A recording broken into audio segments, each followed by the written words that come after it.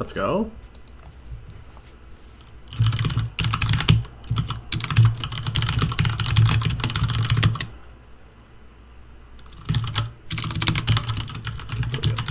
Alright, I need to update my drivers.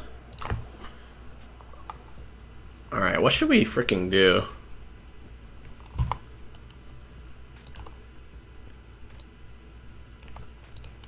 Should we tweet? Should we tweet? The cursed stream start tweet?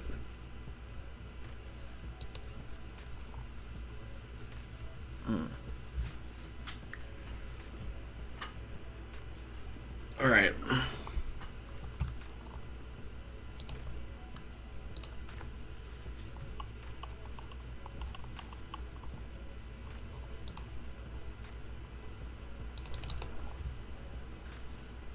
Let's make sure everything's working. Oh, it is. Okay. Hell yeah. I need to get a better camera, y'all. The camera's fucking garbage. Imagine having the, like, $15 Amazon Logitech camera. And streaming and taking real meetings off of it.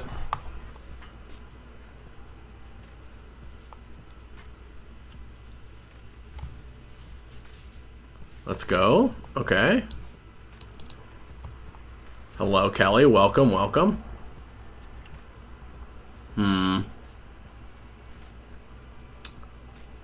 How degenerate is it? See, now that I don't regularly stream on Sunday, I don't know if anybody's gonna show up, but we'll see. What up, Giannis? Let's go. Maybe I should just play some lore to start. Maybe we should go the other way. Camera's really good quality. Let's go. It's a classic. I've had it for forever. Like, I remember I used to stream off this in my house at Pittsburgh. Oh, you like the design of Annie? Nice. Yeah, I worked file design on Annie. Maybe we can talk about that today. Everything that went into that. Annie, Disintegrate, Tibalt, Man of Soul Student.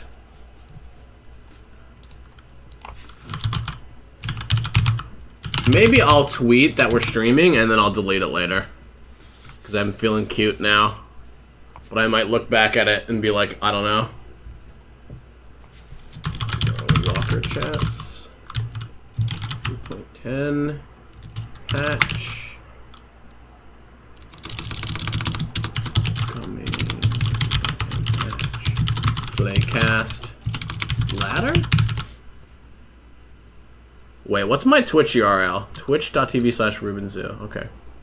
Good job with Annie. What up, Doc? Free hugs.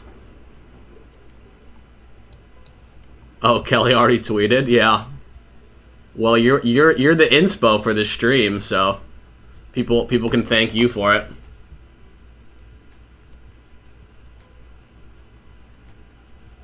Let's go.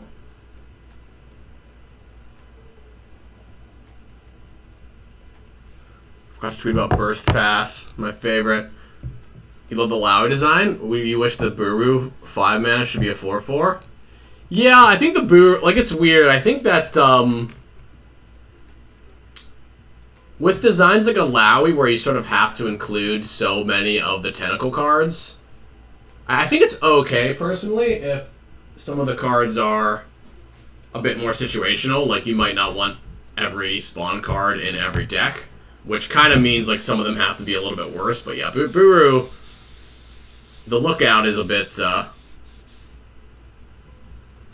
weaker than the rest of the stuff. I think it's fair to say, but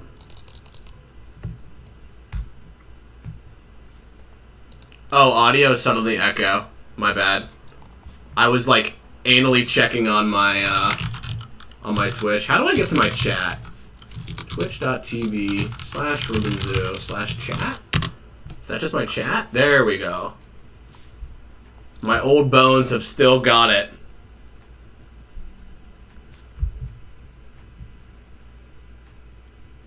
Alright. Nice pompous cavalier. You dig the look? Thanks, Jazz. Let's fucking go.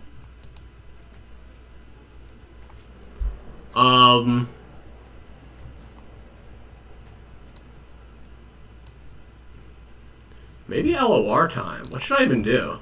Great expansion. Let's go.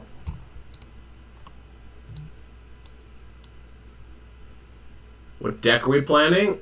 Oh, Rafterra's back. Long time no see, friend. I've been playing Poppy Tarek. Shadow Owl's Freljord Control a little bit. And let's see. Let's see what decks. Oh, looking for game to capture. I should have settled this before. Really?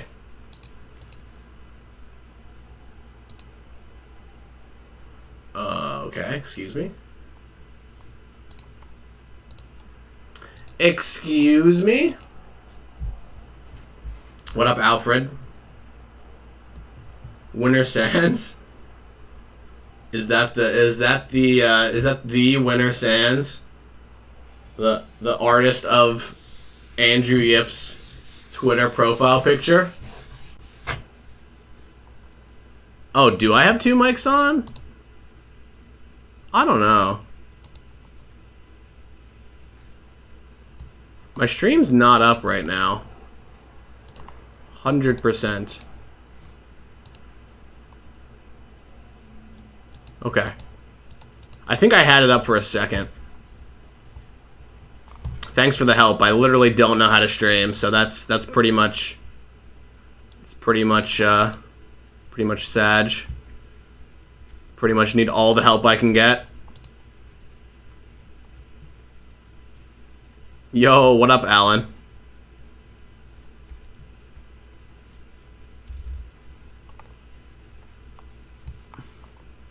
I mean, we can just jam some games if I can.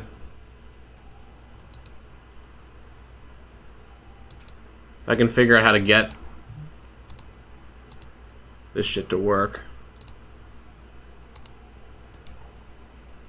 Properties. There we go.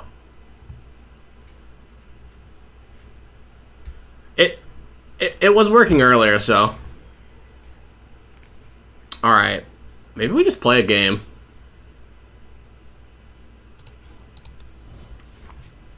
While we chill.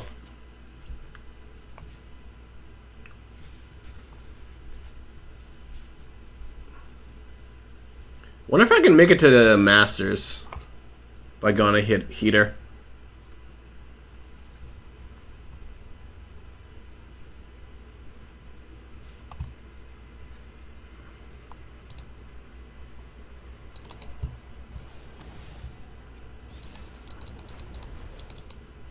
Okay.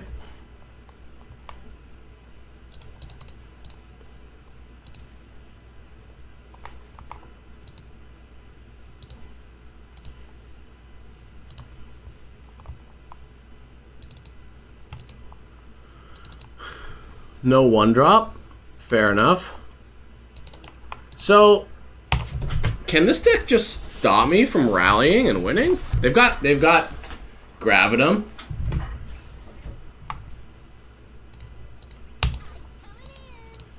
Do we Esmus or Sculptor? I think Esmus is better. Huh. Maybe Sculptor is better, actually. Like, Esmuses are nice because having an elusive blocker is pretty nice. I'm pretty sure they can't stop.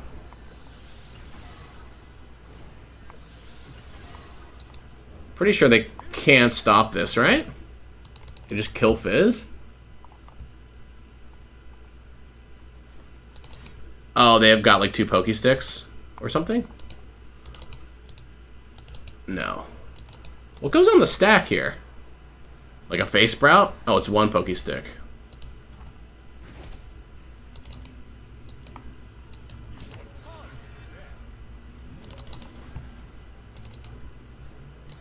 Flame Spitter? Okay, it's fine. I can go 2-2-5 here. Alright, we're kind of going a little bit ham with these. Grandfather Faye. Okay, they don't have a Gleaming Lantern. If we don't win this game, it's pretty sus. But Duran Sculptor should help me here. Oh, the insta attack. Okay. So we don't want to go too low, but I can't make a trade here. I could shield, but I think we just want to develop. So I'm pretty sure they can't Gravitum me. Right, if we just Sojourners. We've got 2 elusive blockers, so I'm not worried about dying ever. I feel like we're kind of missing all of our chimes, but that's okay. This might just be game. They don't have Minimorph. They can't Gravitum.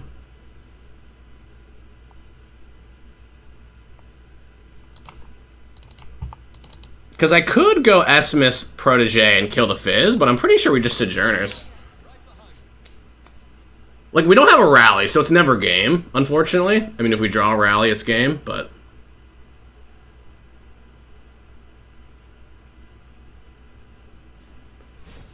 Face Sprout. What can that get them? Like a Swole Squirrel is the biggest thing that can get them? Or, I guess they can make a 5-3. Basically, I'm worried about them being able to block the Sojourners.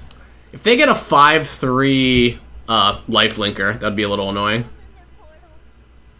Okay, so unfortunately we're losing Sojourners to Pale.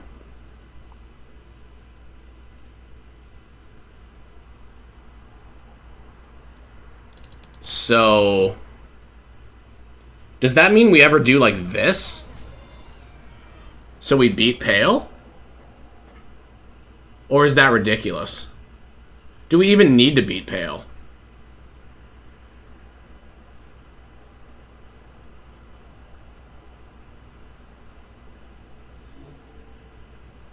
That's why I love this deck, is that you just have so many of these, like, supporty decisions. So I feel like I want to keep the Sojourners alive, and that's worth not giving one of these elusives +2/+2. But they can Pale and block here.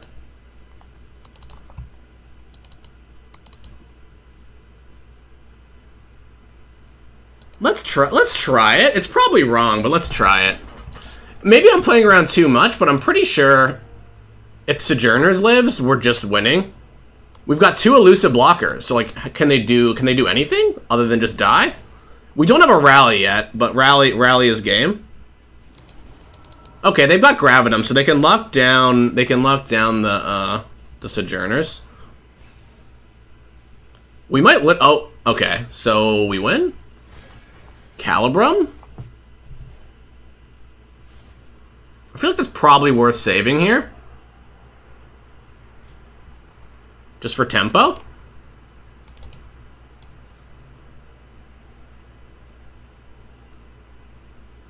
So they can get a Severum here and Severum the Assistant Librarian, and then we just chump. Honestly, this could be just like allow this to happen. Allow this to happen and play 2 supports. Might be better. Then we hold the shield. We play Tarek, hold the shield up.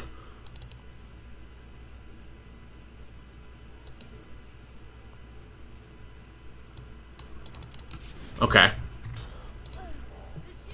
Tarek is like kind of more immune to Gravitum.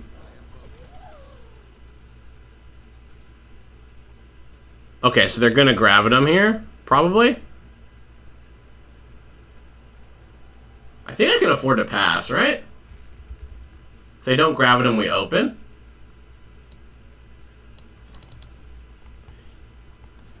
Okay, so now they're off the Gravitum cycle. Echo's back.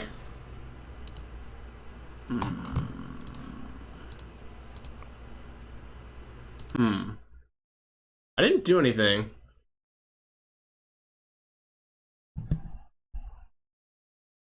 Hello? It's gone. I literally didn't even do anything, so I don't know. Okay, so we play this. We don't have Sojourners, but I don't think we need it.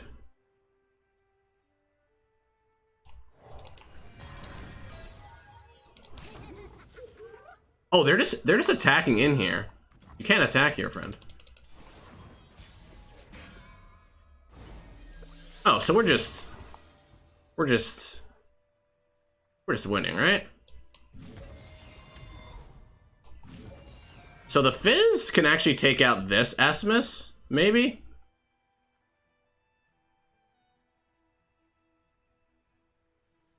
The problem is we're really low on damage here. So maybe we do go Protege so I can take out the Fizz. I actually like that. Because the thing is, as long as we're not dying to some random like double attack Infernum nonsense, I think we're just chilling.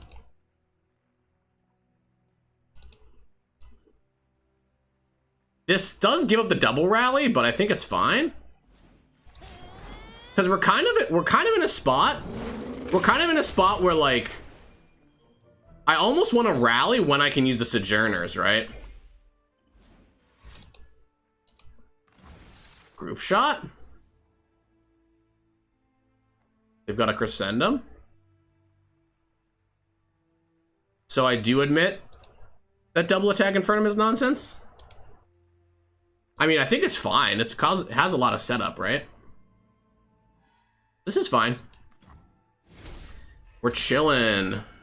So they could have a Pale, so we want to make sure that we specifically buff the Protege, right? That's how this works.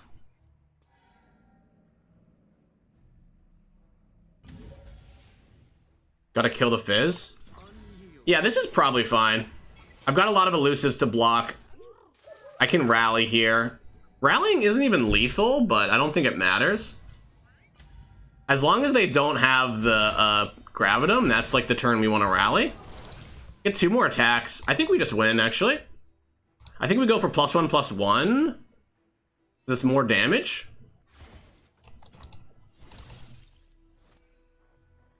So we've got 2 ways to win. +1/+1 is more damage. Or the barrier. Barrier in. This doesn't have a good block, so I think we +1/+1, because I can go Protege on the Aphelios. Yeah. Okay, cool.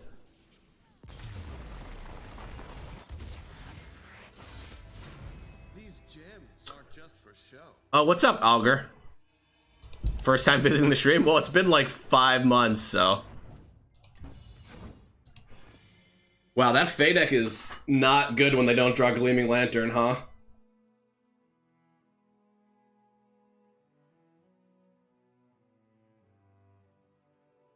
Got a deck list?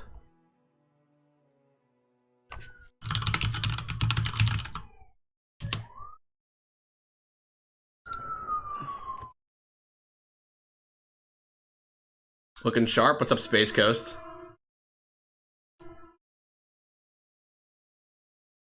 Funsmith as 1/4 would be a lot more fun. That's fair.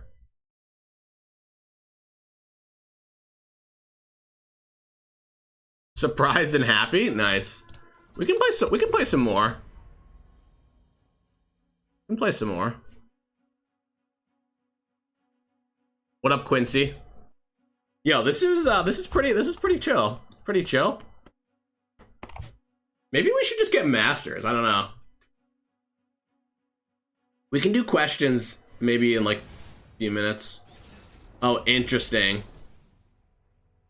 Did you get some good suggestions? So if I'm being honest, do we keep another soldier? If I'm being honest, like I think I got over 600 suggestions from Twitter. And there were definitely some good ones, but a lot of the good ones were like stuff we were already thinking about already. I think I got a few that were interesting to think about. I don't know. Second Solari Sand Soldier against Alawi. God, thank God they're not playing Demacia Alawi. I think that's a lot harder for us. Though they might have like Palms and Wills. A pretty aggressive curve here. Basically, we want to go under. We want to go under them. Oh, this is perfect. Electrocite Broadwing is perfect. Not having to worry about them having Broadwing is like so crazy. So nuts. Are we just... They can't play the Sea's Voice. If we had a rally, we could pass to their pass.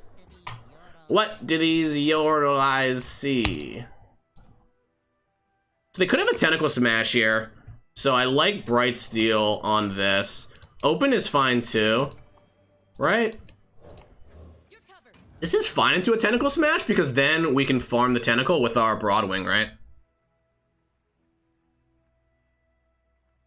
But yeah, no, there were some good ideas. There were definitely some good ideas. It's funny because one of the most popular opinion was Darkodius mentioned putting a tune on Aurelia, and that was actually something that my friend Frank, Riot Vrist, had been like asking for us to try. So here's the thing about this deck, by the way, is that it's kind of like you kind of just get crushed by some stuff, but you literally just murder people. Like I go on like crazy win streaks where I just destroy people. It's a tentacle smash now? Here? But yeah, a tune on Aurelia is weird for a few reasons, to be fair. It's kind of like, you know, I think arguably it's like resonant enough. We have lethal with back-to-back, so we're just gonna press Broadwing here.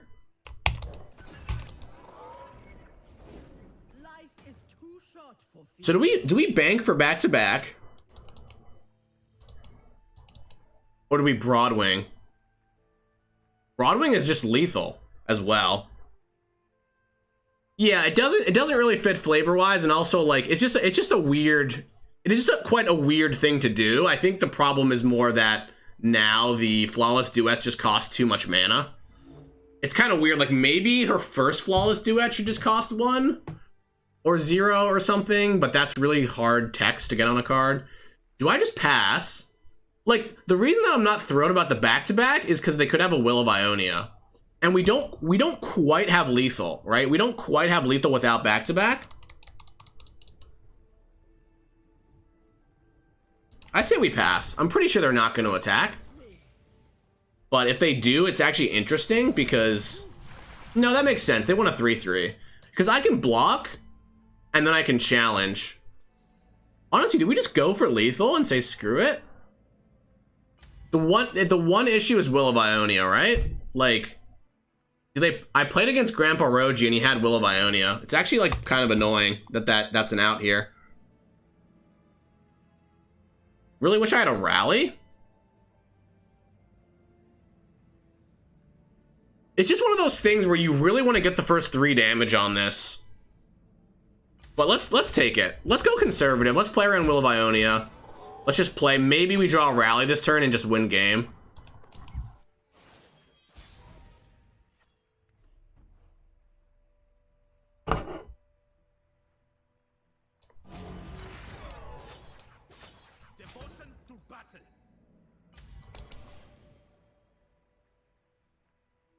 See, if we had 3 damage on this, it would be, I think we're just winning if we played this differently, but that's okay.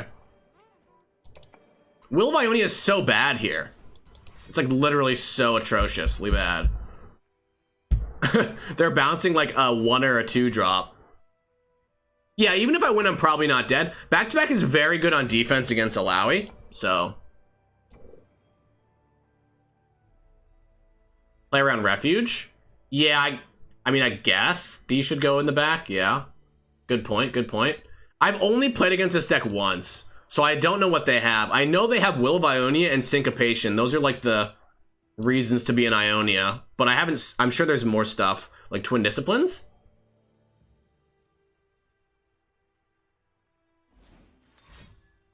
Do I not always challenge units last? Okay, we got the Will. So I don't think we need to play the Poppy. No, it was a mistake. Nice nitpick. Y'all got me. Y'all got me. But see, now the Alawi's just in like dead range from a 3-2. Really could have used a rally this turn because it's just GG. But what up, Hokkaido? Yo, I've been catching all the streams. So it has been too long, Alawi. Maybe we S-miss. GG's yesterday, by the way. Kaido just absolutely destroyed me yesterday.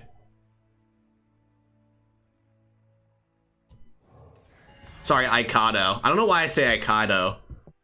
There's something about it. Wait, I think I've got the, I feel like somebody, yeah, look. I'm in the Fox gang. Do I have a LinkedIn? No. I think somebody gifted me a sub. I actually don't like it when people gift me subs, like to all the lore streamers. Y'all can just gift people that actually, you know, gift other people subs, but that's okay. Pretty sure this is just game, right? Like, how are they gonna do anything here? Tentacle Smash? So this back-to-back doesn't do anything, right? We play Poppy and win? Does this level her up? It doesn't. Does Celestial Trifecta invoke? It invokes 3 times, and... yeah, why would we back-to-back now? It invokes 3 times, and part of the... like, it's got a little bit weird wording, but it's kind of card. I know right wording, right? But we actually talk a lot about it, and for that specific card, it's, like, really hard to write out the text, right? Oh, am I trolling here? I can't actually block this. Did I just die? Sorry, I wasn't really paying too much attention.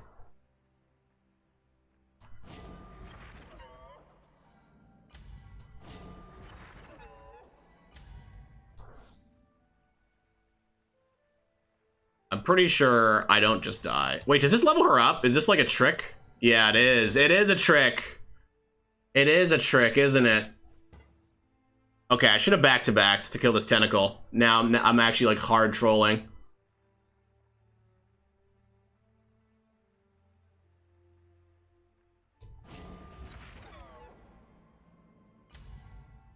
Wow, I'm hard trolling.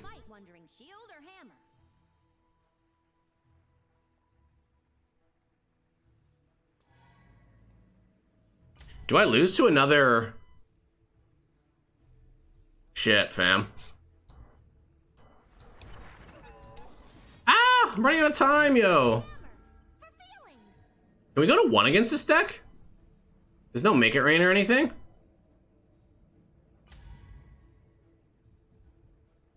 Feels good to me.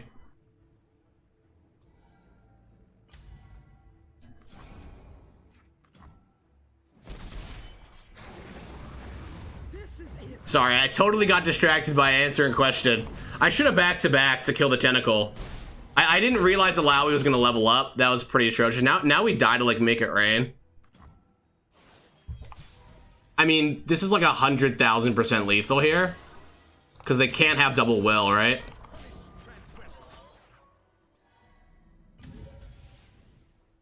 Actually, we don't want to pump the Poppy.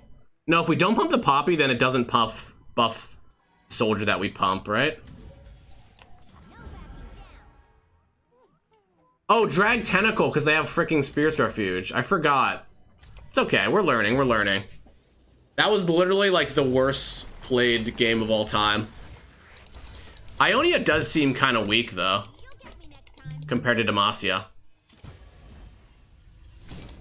GG.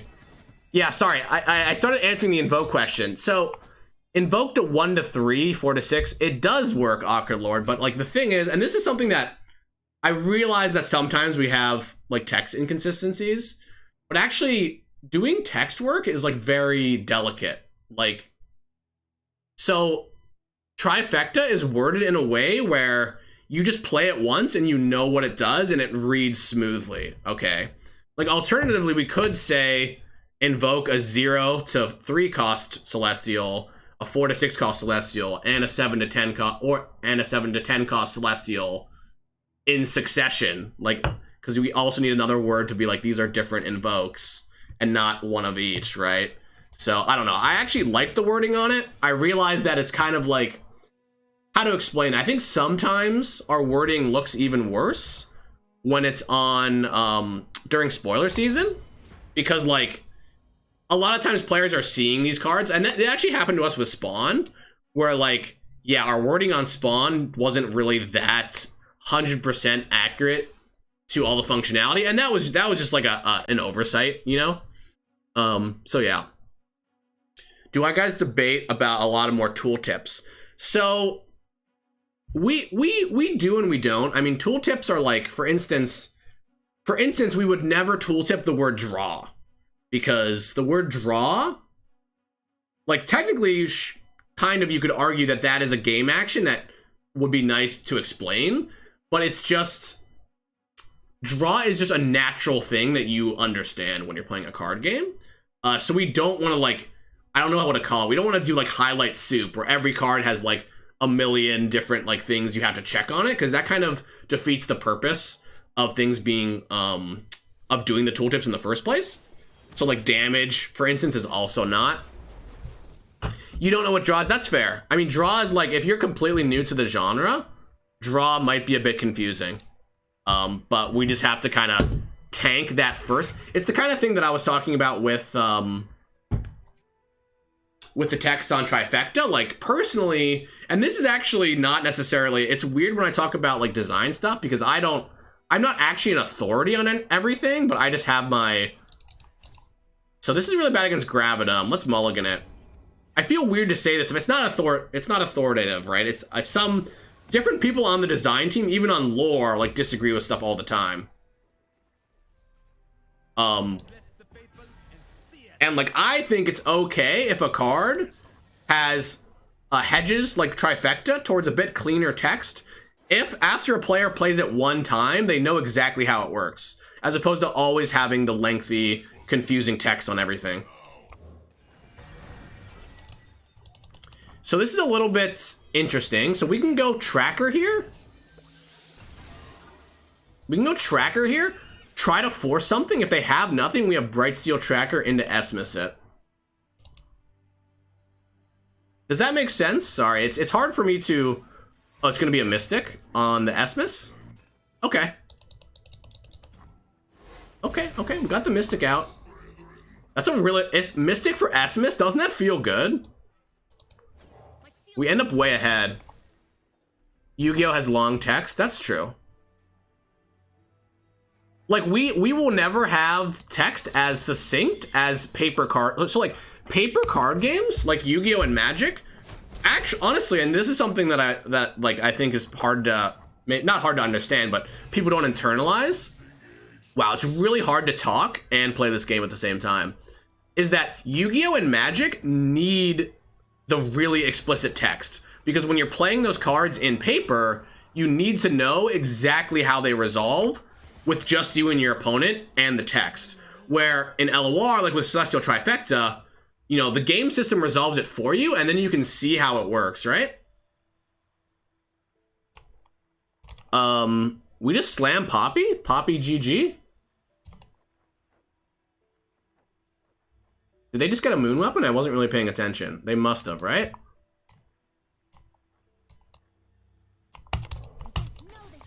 Burst Pass is awesome. Yeah, honestly, Burst Pass is freaking goated. I was watching the seasonal tournament last week, and I was like, man, I was just very happy. I realized that not everybody might be a fan, but it is very, very good for the game. So I can Bright Steel Poppy here into Durand. I have no challengers left, which is really unfortunate.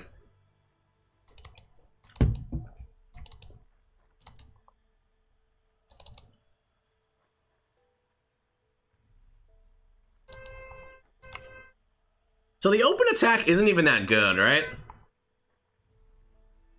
It's Bright Steel. You like the playcast change too? I like it too. We can definitely talk about that later. Like, it's certainly a... Man, it's so awkward that these are the last cards in my hand. It's possible I should have developed one.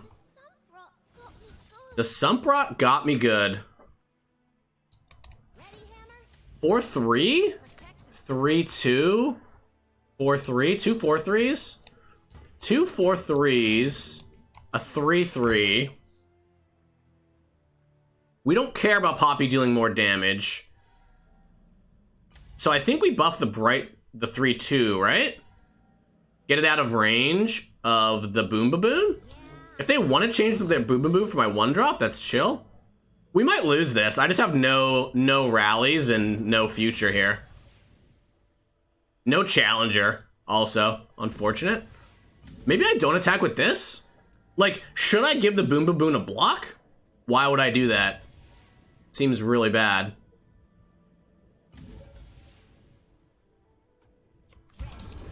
I guess they can block a Felios here. It ends in silence. Yeah, Ockerlord, we're fixing the,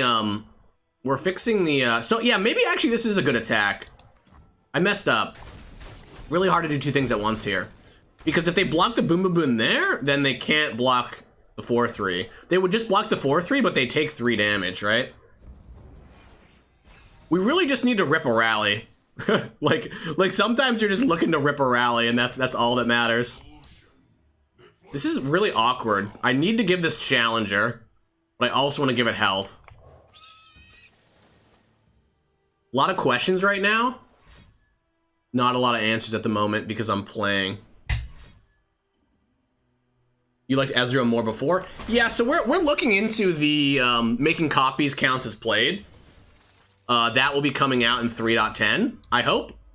We really tried to push to get that into the 6A release, but ultimately, it's a pretty big systematic change.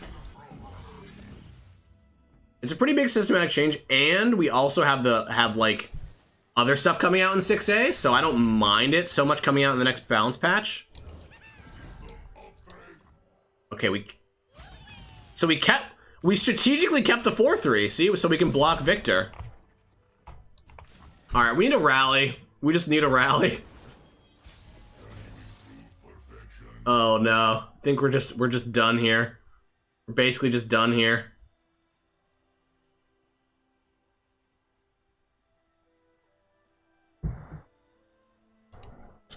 Do the Path of Champions? I feel like people probably don't want me to do the Path of Champions, but if enough people want me to try it, I've done it a lot internally. So basically, I've done Path of Champions a lot internally, so I'm less interested in doing it on stream versus like there's a brand new meta and players are doing crazy shit, and I want to kind of get in there. Do we just scoop them up? Like we lose Poppy to the Victor or the Ballistic bot. Pretty sure we're losing. I don't see a great reason to override stuff in play. Basically, what I'm saying here is if you want to trade with Poppy, you lose the Victor. The best we can do. Well, actually, maybe there's a world where I play Laurent Protege. If they want to do this, I'm actually fine with it because my out this game is Poppy. Kind of surprising. Maybe they have a like thermo beam or something. Yeah, Jace Lux would create 2 lasers again. That's true.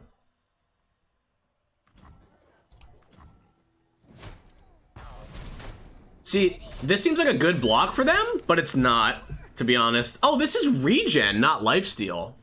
Oh, I see, I see.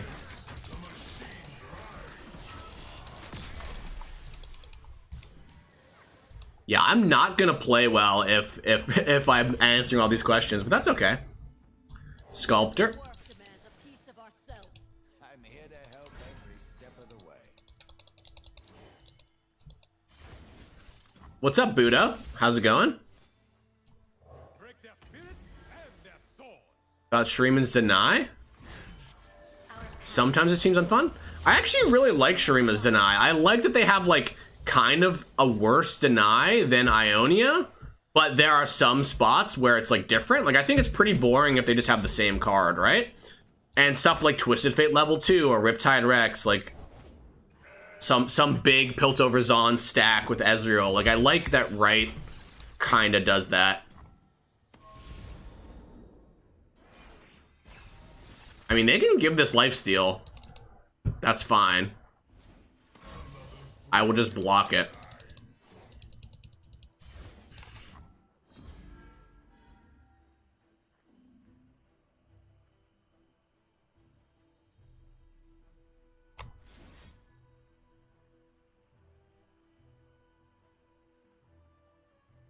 think I don't want to pump the Poppy, because the Poppy should survive, right? She's going to get +3/+3.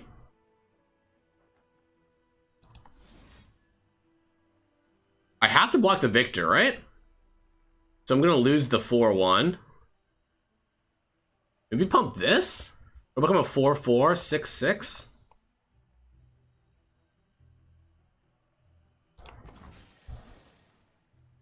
Oh, thanks for doing the balance suggestions. No problem. We got a few good stuff from that, to be honest. I was saying earlier that like we got good suggestions from it. It was just the hit rate, as expected, was pretty low, you know? Like, I think there were like 650 or something posts. Okay, so I can't kill the Victor. This is an overwhelm. Pretty sure we're dead. But the hit rate was real low.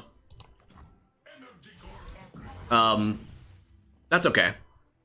I think that in general on lore, I think this is true for a lot of games, but like players are very good at identifying problems, right? Players can feel it out for us, for instance, like the sun like whatever, they can feel that whatever, the sun disc is like clearly, or sorry, is like uninteractive and good against control decks or something, right? They can feel that kind of thing out for us, but solutions aren't always easy, right? And ultimately, as like devs, we kind of have to work through like what's going to be the best for like all of our players right at once. All right. Yo, what up, Hua? Is that how I say it? Hua. All right, we're 2-1. Thank you for the hand counter. Honestly, you gotta thank Riot, the easy target, for that. It's an engineer on my team, and he was just like, he's always on Reddit looking for suggestions, or listening to player feedback, and he's got a lot of player empathy. Okay, so he's very in tune with what players need, and he just, you know, pushed for getting it into the game, and we got it into the game. So what's interesting here is like, if you want 1-drops and challengers, you literally cannot lose this matchup if you have 1-drops and challengers. It's a bit risky to mulligan all my 2-drops away, but we're gonna do it. Because if we find a 1-drop, it's so good. The way they generally beat you, the way this deck beats you is, oh, they're playing this. So they're not really on the Hyperburn version. But the way this deck beats you is generally like stagehand into like big attack. So having a 1-drop to counter their 1-drop, it's actually a good matchup as long as you have a 1-drop. It's the classic, isn't it the classic Demacia versus Burn, right? Like if you have a 1-drop, it's like your favored. If not, their favorite, and it's gonna be like a good back and forth game.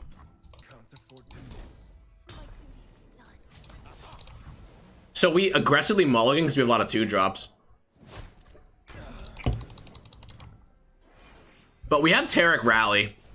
So we basically, as long as we kind of hold steady here, we're chilling. BBG's balance takes on the game are pretty much ubiquitously... What? Okay. Wow, just open pass? My pass isn't so bad here, but I've got a Bright Steel, so let's play our cards. So if anyone's interested in this deck, we've okay, so when this attacks, it's gonna stun the strongest enemy, the weakest enemy, right?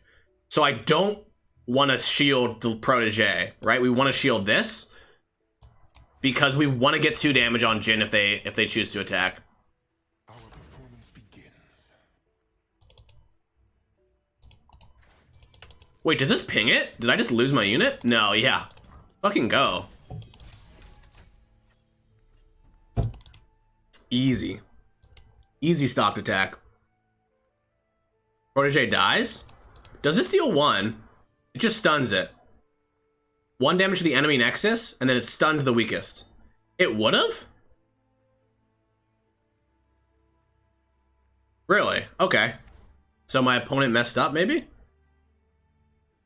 I think think y'all are tripping here. So I can't actually kill the Jhin. If I had one more mana, I could, like, Durand Architect. I think we just S-miss, or do we Taric? Taric blocks really well. But Jin's skill trigger... Oh, this would kill it. Right. That's what I thought. I was like, wait, I want to buff this? That's okay. Maybe S-miss. Maybe we just start with S-miss. So I want to be able to Taric Rally, like, on a turn where they tap out, because you don't want to run into the stage hand. I'm pretty sure, though, that it seems like they're playing... Are they playing more mid-range? They did play Boom Crew Rookie. Okay, we got a stun out of them. Boy, they're stunning this? That is disrespectful. That is the most disrespectful thing I've ever seen. I'm pretty sure I just munched this with the Shield of Durand.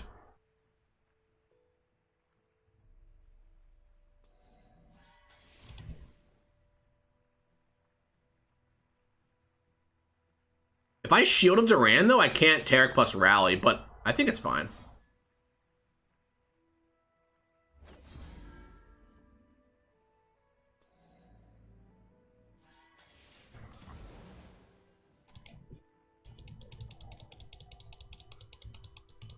Lose to Flock. That's actually a good point. They actually might be on Flock, yeah. Okay, similar. What? Alright, this is a... Yeah, maybe I shouldn't have done that because of Flock. Oh, they just want to get this off. We could be in trouble here. Okay. We're actually just dying a horrible death here. We do have a 4-6, though. So we can block the Jhin. I'm pretty sure I just blocked this. Save. They seem to be on a very control-y version, though the Elixir of Wrath is kind of like telling me it's not. Interesting. Block, Taric, Rally.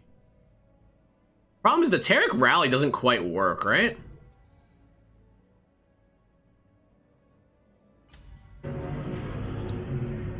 Health is a resource.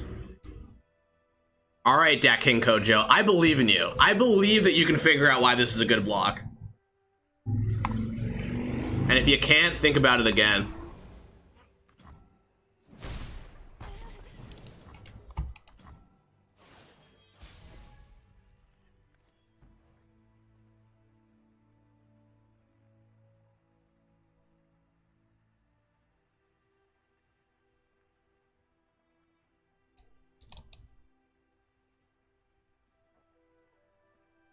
This is looking a little sussy, actually.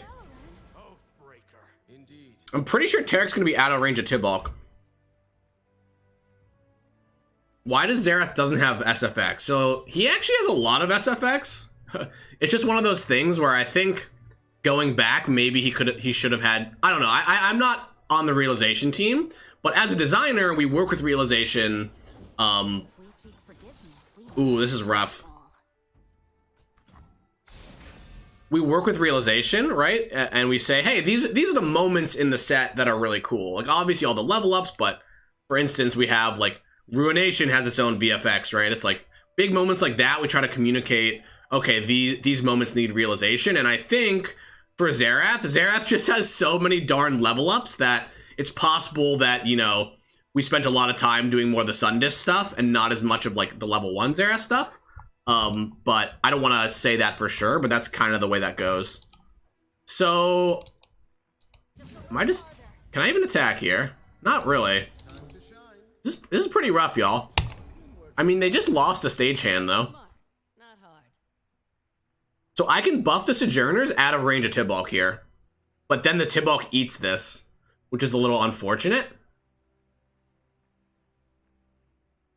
I think we're chilling. Stagehand is underwhelming. I think Stagehand is perfectly fine. I mean, whatever. I know that people take my opinions. The set has not been out that long, so I don't want to, like, say certain things about things, since people seem to take that as a big deal or whatever. So I will just not. I think it is a serviceable card. I'm not gonna say if it's good or bad.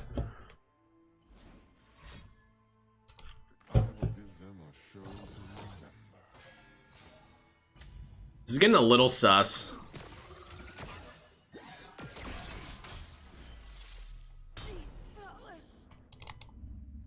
So here's the thing. If I rally with the Tarek and they have a stun, we might literally die. So I think what we do is we just play the Sojourners first. But the barrier is so good against this attack.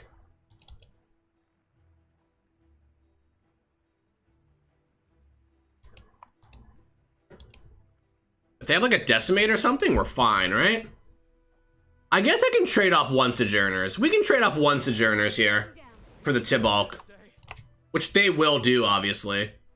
If they develop one more card, though, yeah. Is this wrong? Did I mess up? Wait, the Jin is attacking? It's not gonna level, though. I can block with the 4/6. I have prepared something very special.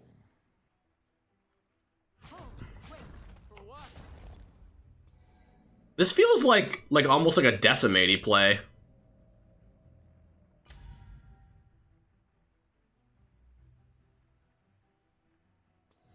Like maybe they have a Decimate. Decimate does 5 though, so we beat a Decimate. We beat a Decimate.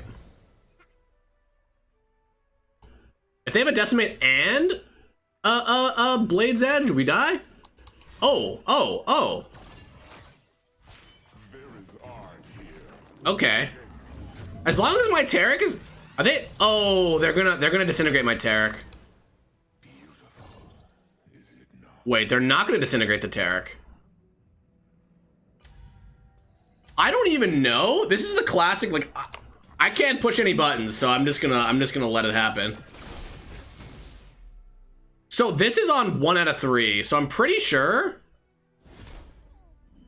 Okay, they got Disintegrate, so I don't think they're playing Decimate. I'm pretty sure we win this turn. Unless they draw, like, a... Oh, we don't win this turn. Wait. Hold up. Oh, this is rough. This is rough. So I want to open attack here. Second bounce. So this is rough. This is rough. So do I open Aegis here? Man, if they drew a skill, I'm in trouble. I kind of need them to draw a unit, but does a unit without a skill exist? Pretty sure we're supposed to just Aegis. People keep saying stare, and I'm confused. Wait, rallying before we attack is also sus, though.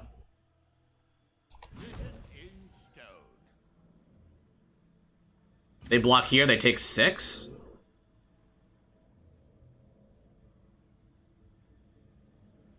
I don't know. I'm feeling like this is right. I can't say why, but I'm feeling like it's right.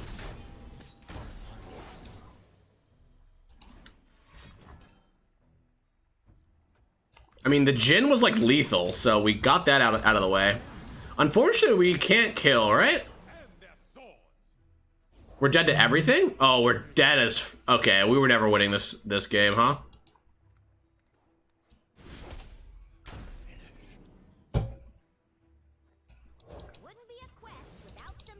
Yeah, we did. Interesting.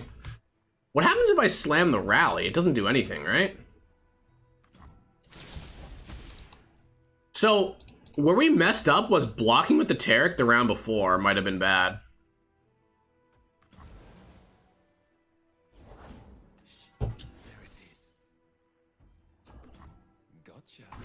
Okay. So I literally have to rally or I die in the open?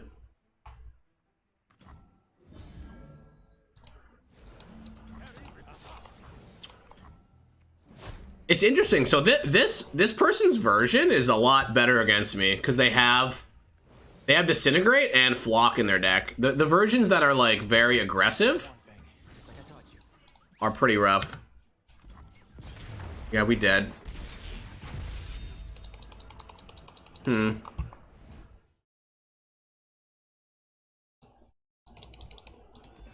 Unfortunate. So we messed up there, right? Like, we could have done more.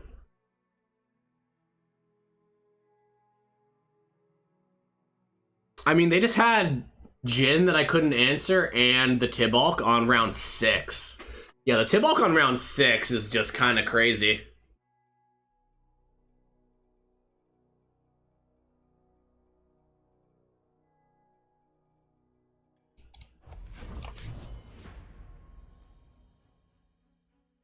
Will Lux be changed? So Lux actually won't be changed, but the rules behind how cards are played will be changed. We got destroyed by this deck last time.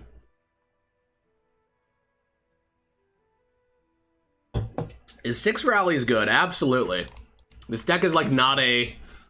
It is not a mid-range deck. It is almost not even an aggro deck. It's more of a combo deck, to be honest. Uh-oh. This is bad. You do get awkward hands, though. But, yeah, Sharpshite is just kind of bad. Is what I learned, so... I sculpt what others only dream of. Not really what this deck wants to be doing. Alright, if we lose this one, we'll have to switch it up, right?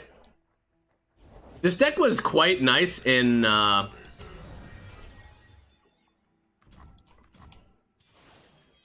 was enjoying this deck in... Ooh.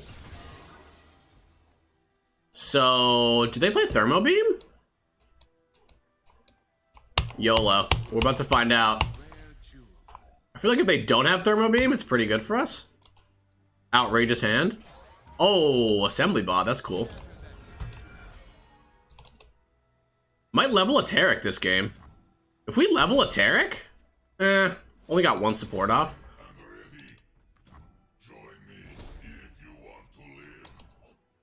Copied spells will count as played. Originally, we decided against that because there are some really weird, like not even weird, it's just like literally if copies count as played, then a single Mystic Shot with Karma is going to create 8 Mystic Shots on the stack, right? Because every copy is played, and the same thing with like Mirror Mage. So it is definitely a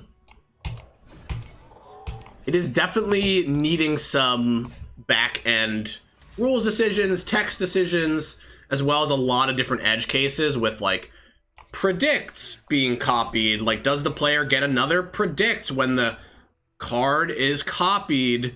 Because it's played, do they make another prediction? And then if they make a second prediction, that shuffles the deck. So actually, we recently had an alignment around, wait, should you get, if you skip a predicts, should the deck still shuffle, right?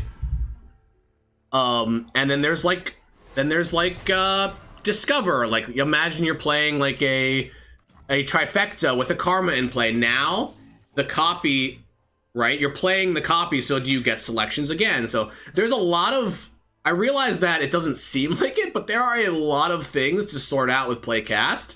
It was literally the biggest change we ever made live. So yeah. Do I just Taric Spell open?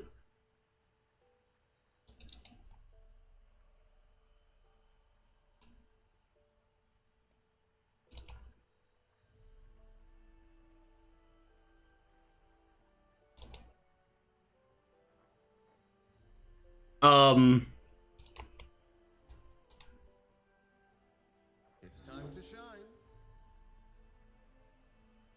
Alright, I think I'm gonna have to chat after this game, since I can't focus on game and do other shit, clearly. I kind of want to be able to rally this turn, so let's start with the Fleet Feather Tracker.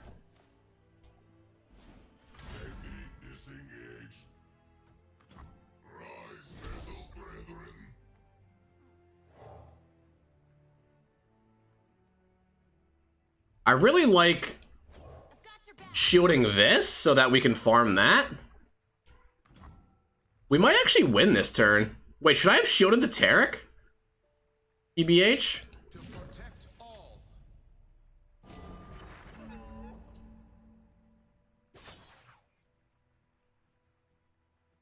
I kind of want to rally.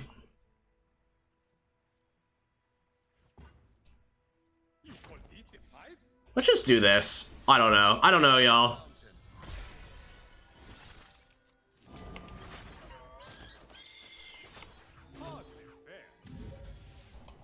Honor guide me. I can put them to 1 if I do this slightly differently. Never submit.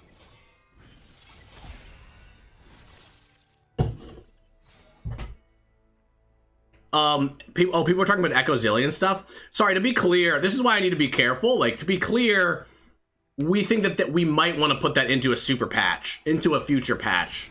But yeah, we have. Yeah, this was not it. I think I should have went for the rally. I don't know, because it seemed like the rally was open that turn. Though I guess this, even if the assembly bot survives, the protege is going to survive. Wait, or did I speak too soon?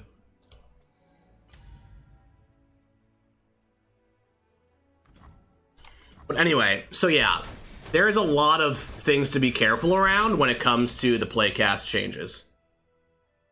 I should have rallied this turn, right? Because I also, it's actually interesting, because if it was a barrier rally, it would be a lot better, right? I'm just going for it. I don't know.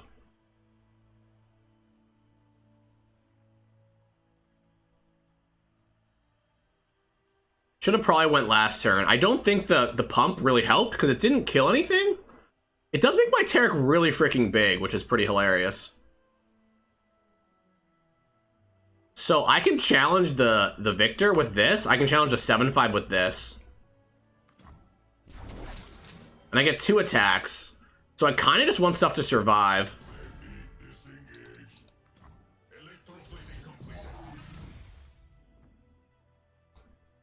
Shatter that.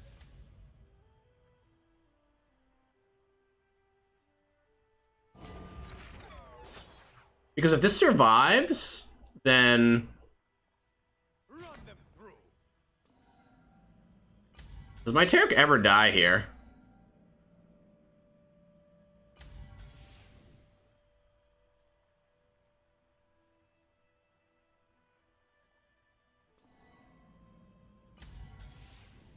This is so complicated. Oh my god. I'm pretty sure we don't attack with the 3-2 this first attack. We just do this. The Taric might die though. This is tough. So Mystic Shot still wrecks me? Yeah, I don't know.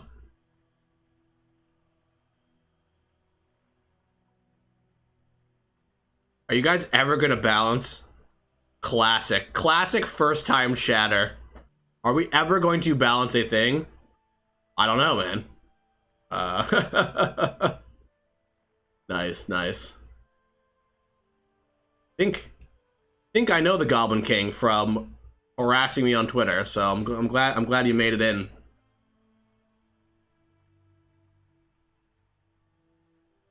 But, you know, we definitely are thinking about it for sure.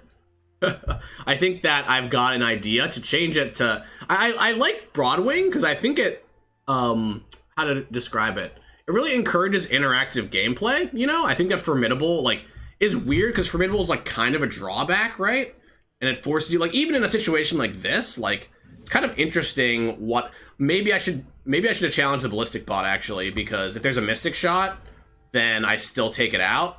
I actually probably should have done that. If my Taric dies so I get excited, I'm gonna be so sad. Yeah. Oh, hush. Okay. Yeah, this is going pretty tragically for me. Going pretty tragically. Pretty sure we're in trouble.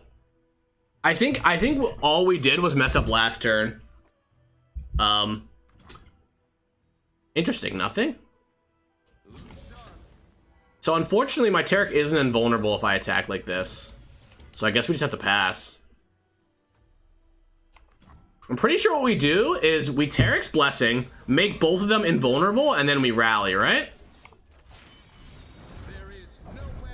They have to block both. Well, they could not block the Bright Seal if they have a heal or something. But yeah, we've got 2 more invulnerable attacks, right? So I think we're probably actually good here.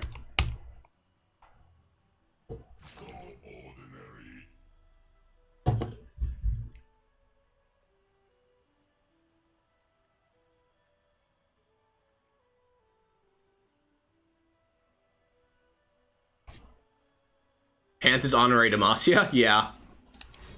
Okay, Star Shaping is good. I was worried about, like, a Hush.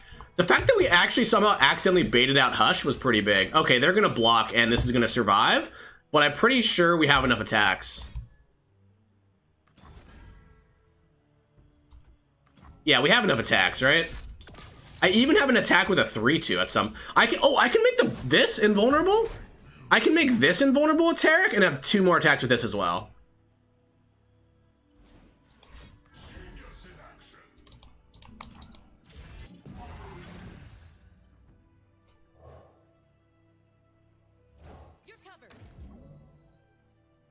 Make this invulnerable next. GG. Rock got me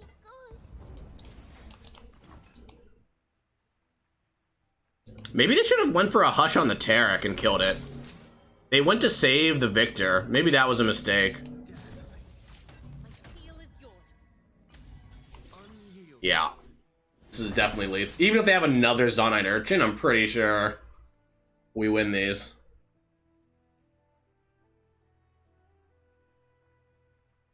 Look at this beautiful fucking Taric. I actually know Zoosh from Magic back in the day. Should Scout be allowed in the random keyword? Oh, I almost passed. Cool, if double attack isn't. I actually, I think that it might not, I think that perhaps that we should revisit that decision, Kingsgrave. There is a lot to unpack there, and I don't think it's that helpful to talk about it now, but I think that it is something we want to visit. Though I agree that it is strange. It is definitely a strange decision. All right, so we're going to chill for a little while. So I feel like we're getting good questions now. And I just won a game that I probably shouldn't have won because I was not paying close attention. See if my chat box works.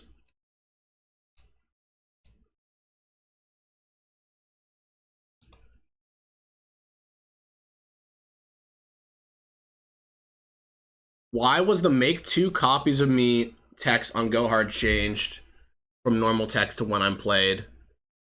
So spoilers here, but there's going to be another slight change on Go Hard when the playcast, when the copies count as played goes live.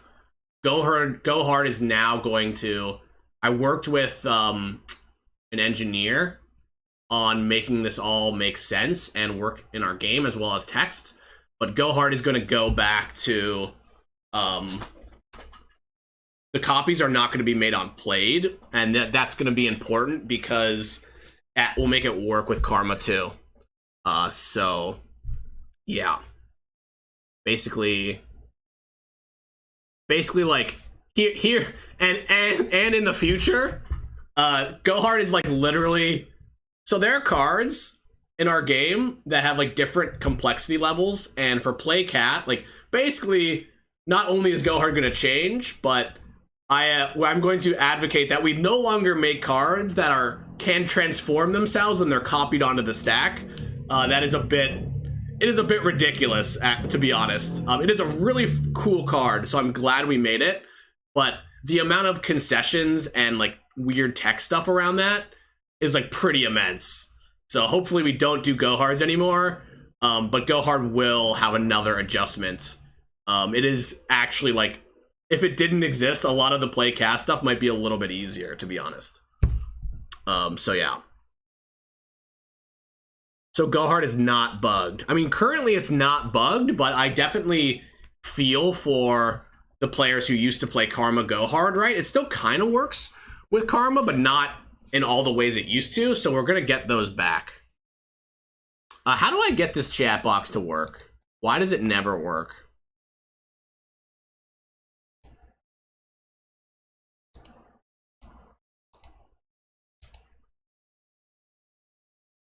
Okay.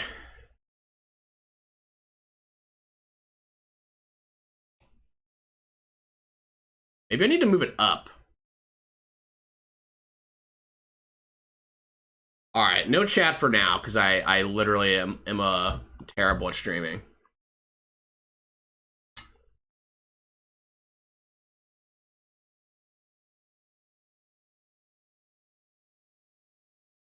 Ezreal's like totally fine. To be honest, Ezreal is totally fine. Like, it was kind of interesting to see the play cast situation play out, because when we made all the changes, we expect, like, I did play tests with the gameplay analysis team to figure out if we needed to change anything, and we were very adamant. We thought that things would have to be balanced, but as we played it, we just really liked it and thought, like, wait, this doesn't need to be balanced. So it, like, sorry, and by balanced I mean like proactively changed. I think that maybe some stuff could still be changed in the future, but like something so broken, like turbo broken, that it can't go out. And y'all, like, players went through the exact loop that we did in dev, being like, we can't just do this. And seeing, like, I remember watching like Majin's like reaction video, because I watched the Runeterra podcast, and he called it a balanced nightmare. He's like, this is a short-term balanced nightmare. I'm like, all right, well, we'll just have to, the proof will have to be in the pudding on this one, I suppose. So yeah, it's kind of one of those things where, like, I'm glad that it's going the same trajectory as it is in dev. That said, there's still potentially some stuff, right? I think that the fact that Ezreal does like burst speed Nexus damage, and you can kind of set it up easier, like, now that you can't deny Ezreal's quest progress, right? So I think Ezreal basically got a huge buff, which we were excited about. Like, players were acting like, oh, this is buffed, Lux is buffed. Like, that was part of the patch. I realized it wasn't like balanced changes, but the rules changes were supposed to also just be exciting for some of those old champion cards. So I do think that the severity of outcome is important. I talked about this on Twitter. Basically, like, Ezreal, like, killing you is much different than like Jace getting to level up, right? Those are two different outcomes. So I think there might be some schmoozing on Ezreal potentially in the future to make it just feel right in the play cast world. Because there's also, for instance, Lux, even though she doesn't do burst damage to the Nexus, giving her beam is, you know, essentially like now less interactable, which means she is getting face damage out of the result. But yeah, so it's actually interesting. So I worked on Annie and Jhin. Those are the two champions I worked on in Bio Design, and at one point they were working on Resolve. So I was very adamant that they should work on play, and I talked to John Mormon, who is Riot I Am Walrus, our rules manager, who was like one of the two set leads, him and Riot Dirtle. And I was like, hey, this really should work on play. Like, I think this will be very satisfying if this works on play. I was already working on the Playcast merger, so pretty much Playcast, not only was Playcast kind of like fixing everything currently, I did a lot of work on future content coming out, which included Annie caring about played, Jhin caring about played, and then also, what's funny, because actually Annie's quest ended up going up. Like, Annie's quest before Playcast was 5, and after Playcast, it was just feeling a bit too strong and a bit too easy, so we moved it to 6, and I really like how Annie landed, honestly. Annie's, like, pretty goated. I think that the reason I like Annie so much is that she's kind of like a Draven that goes in a lot of decks and enables a lot of different decks, but she has more identity, right? She's, like, asking you to play, like, she has a Disintegrate, and she's asking you to play, like, all these damage spells, like Blade's Edge, Whirling Death, or sorry, not Whirling Death, Death Lotus, or going into a region for like Static Shock and stuff to make her really good. But unlike Draven, she actually has weaknesses. Like Draven 3/3 with Whirling Death was so good against aggro, because against aggro, like, you know, your aggro opponent has like Boom Crew rookies cracked like 2/2s. Like you just can't attack into Draven, you know? Draven, all right, I guess I'm both putting pressure on you, creating free cards, and you can't attack me. Where Annie is actually very attackable by aggro. She's attackable by challenger units. She also has the problem of like sometimes Tibbers isn't even relevant in some games. In Final Design, like Tibbers was a 5/5 that stunned things. It moved up to 6. We added the like flock tech. I added the flock text onto it. I do miss Draven too. I like Draven. I to be fair, I don't want to be so like anti Draven, but I think it was definitely his time, if that makes sense. And he still works, but he only really works in decks that care about discarding. Which I think is fine. You know, we go in and out of champions being super hyper meta and stuff. Sorry, is this cool? I was just kind of saying shit randomly, and I hope everybody's having a good time.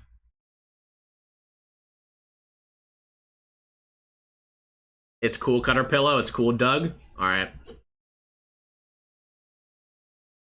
All right, let me try to get chat onto the screen.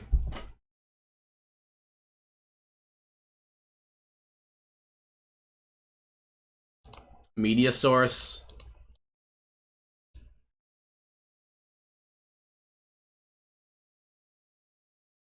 Oh, is chat capture no longer here?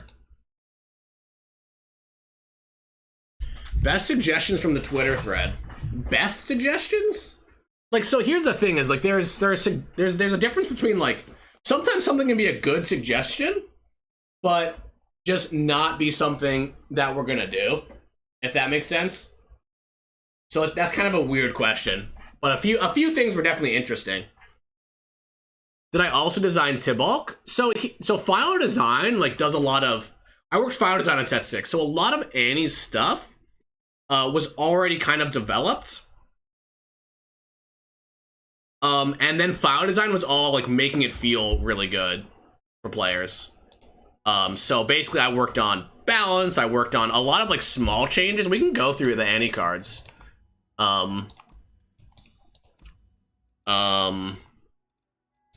Set 6, show unowned. Yeah, so cards that I worked on. So I worked on Annie, but Annie already had a shape. But like for instance, I worked on getting Annie's quest to make sense. Like I moved it over to play from resolve or cast previously, which is now a term we don't actually use.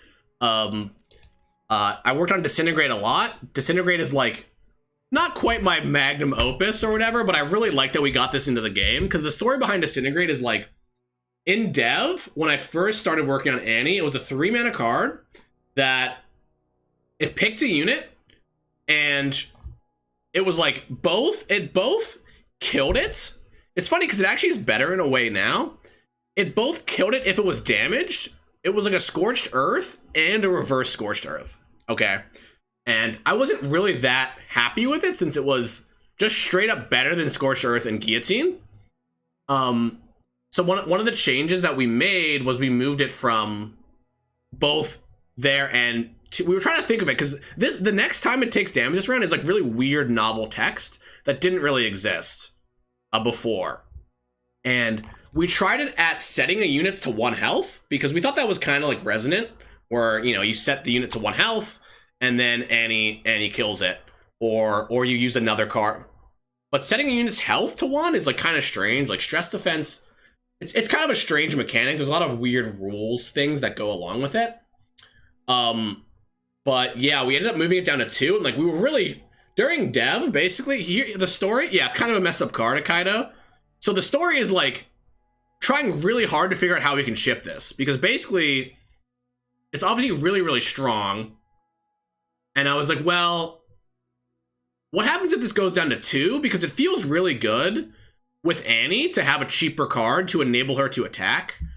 And trying it at 2 was obviously way too good. At one point, we were just like, let's just ship it like busted. And then I realized, wait, what if we did 2 mana and just the retroactive thing, where you're picking a unit, your opponent can like stop. There is some weirdness around barrier that I'm not, maybe we need to talk about, but basically, I don't know. We tried really hard to get this card into the game, especially because Noxus isn't really that great at actually doing the damage spells. So essentially, when we removed the Scorched Earth text on it, yeah, it just started feeling really good, and it was really strong, but also, like, there are counters, you know? Things like Nopify, like, absolutely blow you out. But yeah, sorry, I realized I just went on a tangent there, but pretty much it was super busted at 3 and did everything. It might actually be better in some ways now because it's cheaper, but I really like the idea of, like, kind of spending resources to be able to kill units. And generally, right now, I don't think we're, I mean, I'm pretty sure this is just the way this card is going to be always. Like, maybe at one point this becomes too oppressive, but it's the kind of thing where, like, when we make a call like this, or like Mini Morph or Vengeance at 6, sometimes it's the kind of thing that you just live with, and like the meta almost revolves around this card being 2. Because, like, honestly, if we move it to 3, that would like really hurt Annie and all these new Tibalt decks and stuff. I feel like it will be nerfed to 3 mana. That's a bold claim after I just said that it's probably just gonna stay, but fair enough, fair enough. Yeah, Blade's Edge is really good now, which we kind of actually knew during dev, so that was nice. But yeah, Tibbers like used to be a bit cheaper. Like, Annie was just kind of really early in development, and I helped out with this as well. Like, Annie was super aggressive. Like, she was just a burn card. Like, Tibbers was like, I think Tibbers was like at one point maybe like 2 or 3 mana for a while.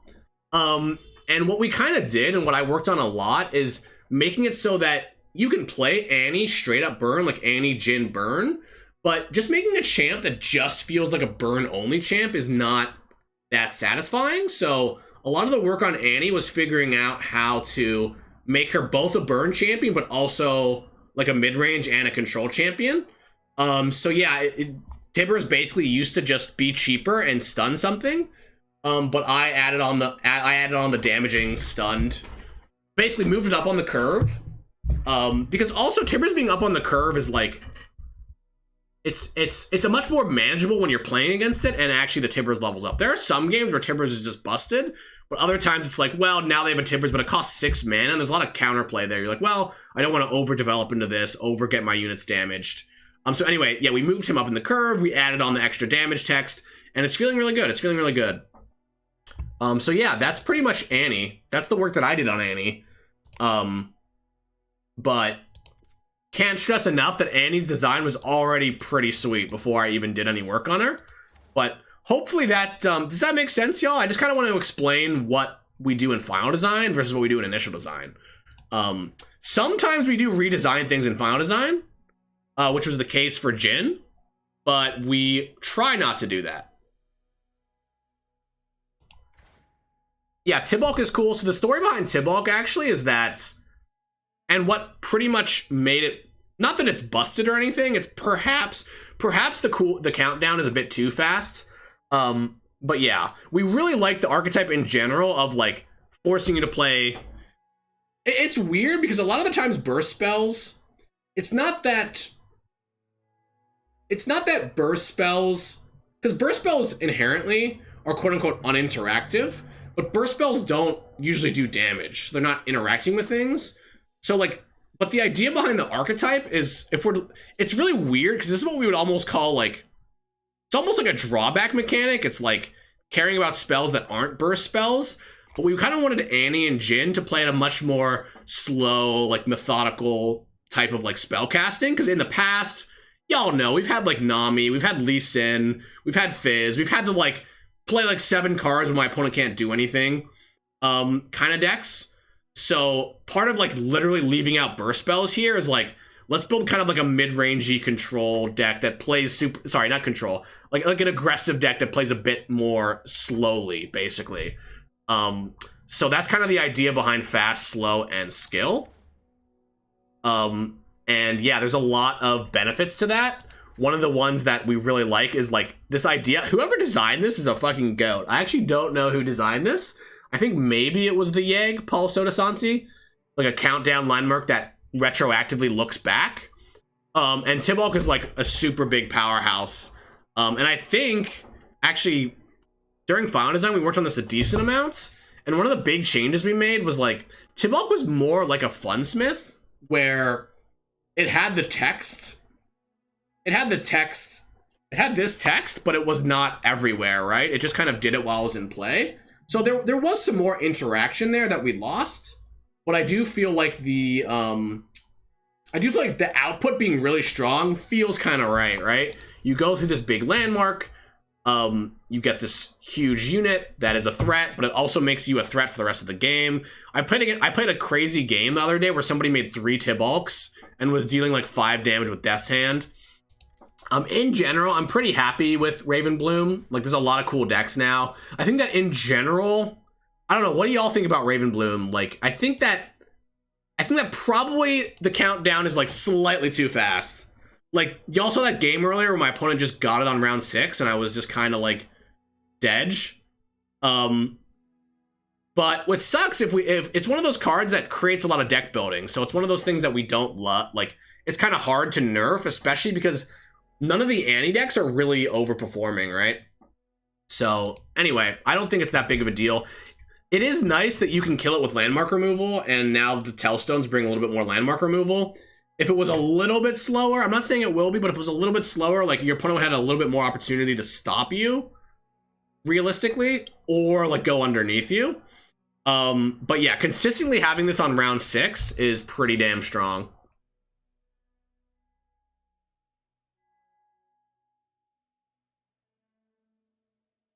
Yeah, we'll take a look at it. It's one of those things where, like, it's not really doing anything disgusting now. Right. Dark Lord of Roses is right. Basically, it's, like, strong. That doesn't mean it needs a nerf.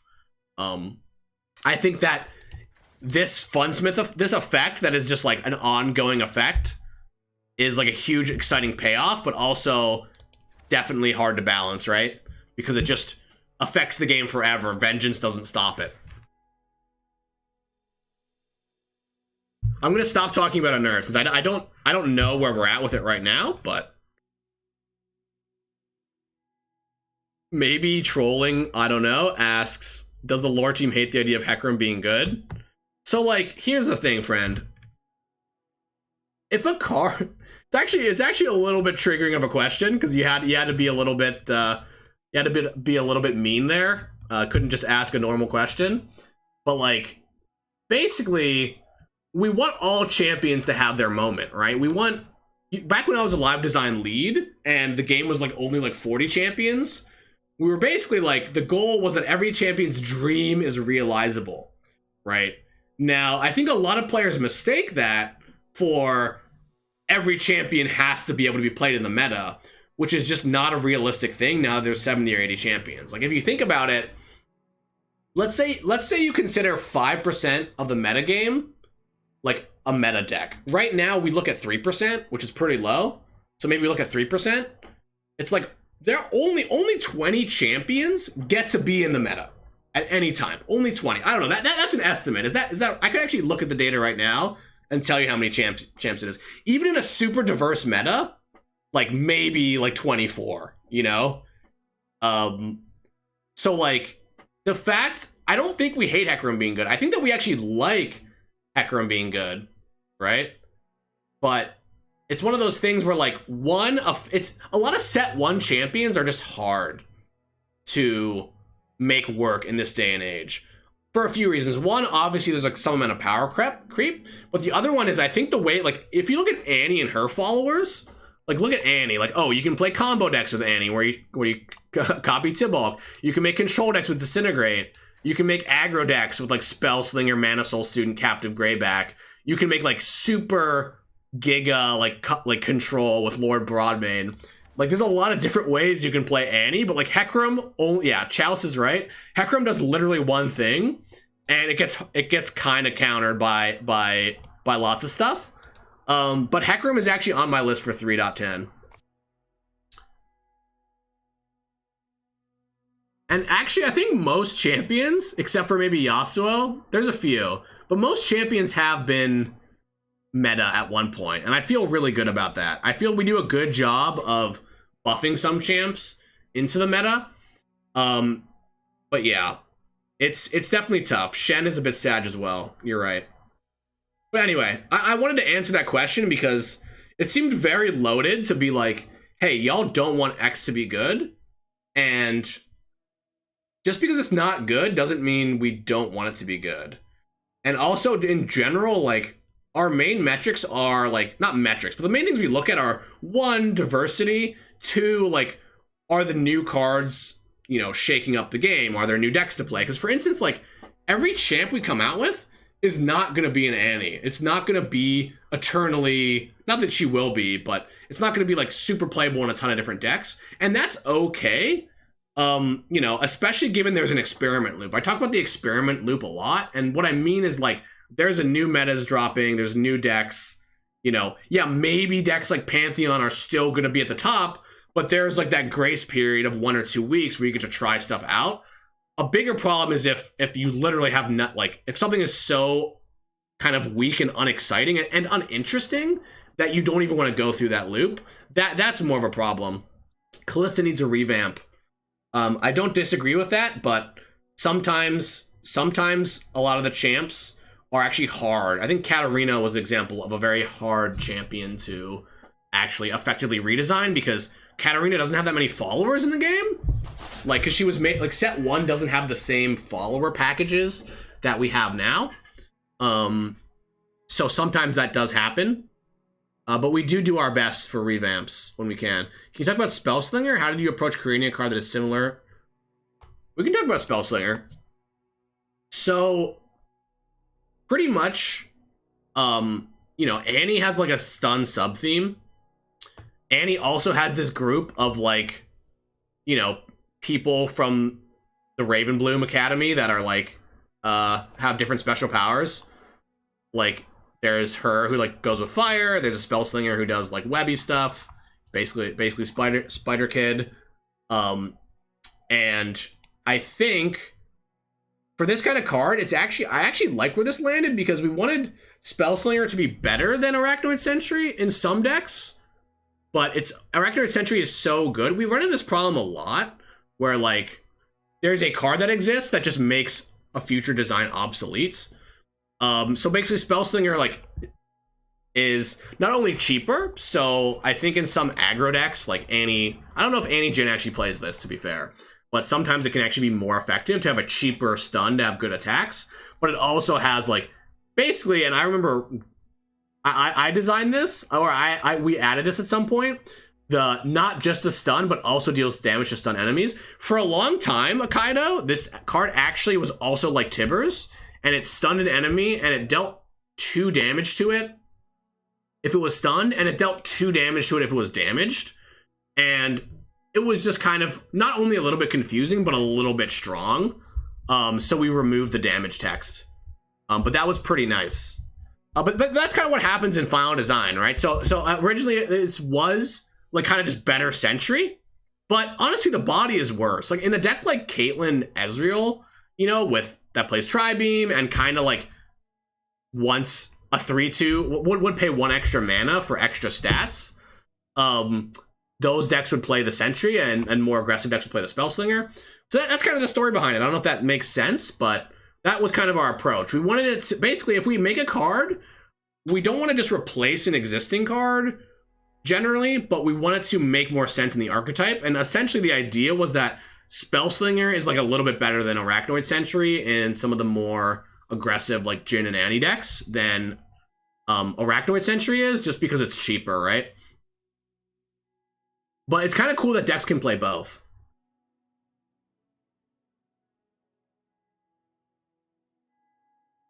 If I'm working on 3.10, are you also working on 3 cards that release?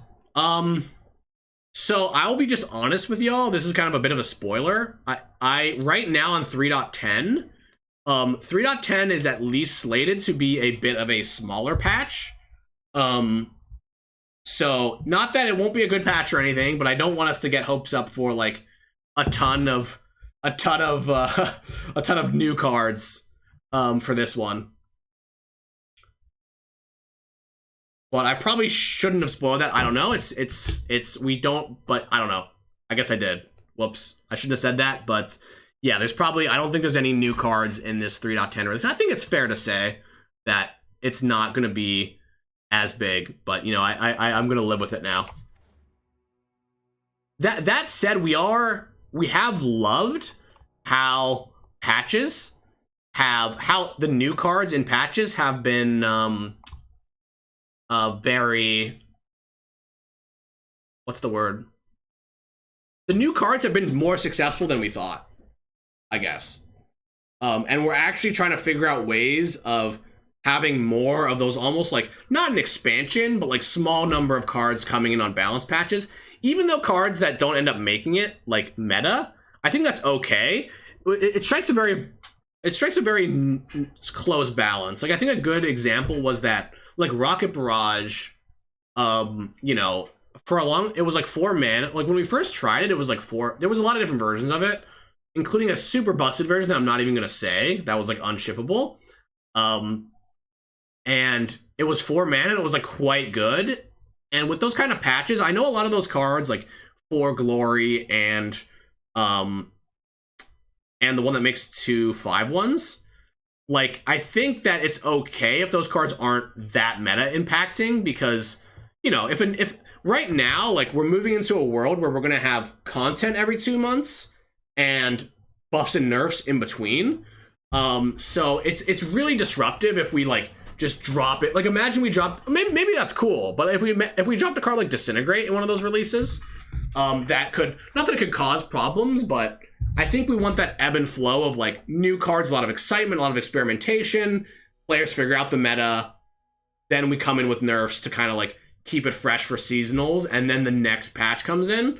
But I guess what I'm saying is, like, we're trying to be careful with the cards. I think that Quicksand was actually the best buff that we did, and we kind of considered that in the, we want Shreema to have some interaction. Might be doing a little bit too much, but... So we're trying for content every 2 months. It sometimes, I realize that sometimes it might be 9 weeks, or 7 weeks, or 10 weeks, but I believe our next expansion comes out in 2 months. So we're gonna have a balance patch. I could tell what time it is, but somebody else probably knows.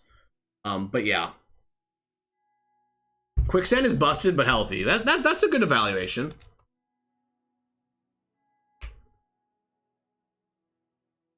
But yeah, so we won't always have content out in 2 months, but I think that is the cadence that we like. I realize, and this is something that we can also talk about, is I realize that, like, some players, especially a lot of the engaged players who are in chat right now, probably would like to see more balance patches. And I think right now our current plan is, right, I feel like I say this every time, but our current plan is to patch in between these releases, so that's every 2 months, as well as the small stuff, like with Crackshot Corsair on release. And I think that's a good mix for us. I realize that it can sometimes be frustrating if decks are in a meta for a while, but it's definitely not always that easy to hit everything, and I don't think that changing super often, like every other week, or like once every month, a huge balance patch is that great, to be honest. Like, I think that there are some players who would really like that, like a brand new meta every month. But I think that we kind of have to rely on new content in addition to balance patches as the heavy lifters for sort of disrupting the meta.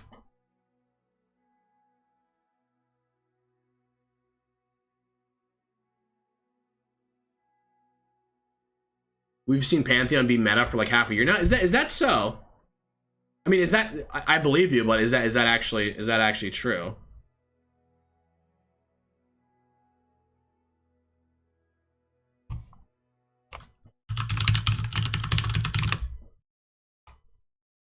I feel like when Pantheon first came out, it wasn't as strong as it is now, no? Maybe I'm wrong. Like, here's the thing, is a deck being meta, like, it is not a sin for a deck to be meta, right? Like, decks can just be meta. Like, I realize that it's frustrating if a deck is meta for that long. Pantheon was everyone on release? Okay, I said the word Pantheon, and everybody's freaking out. I'm currently working on some changes. I don't know what's gonna make it in, but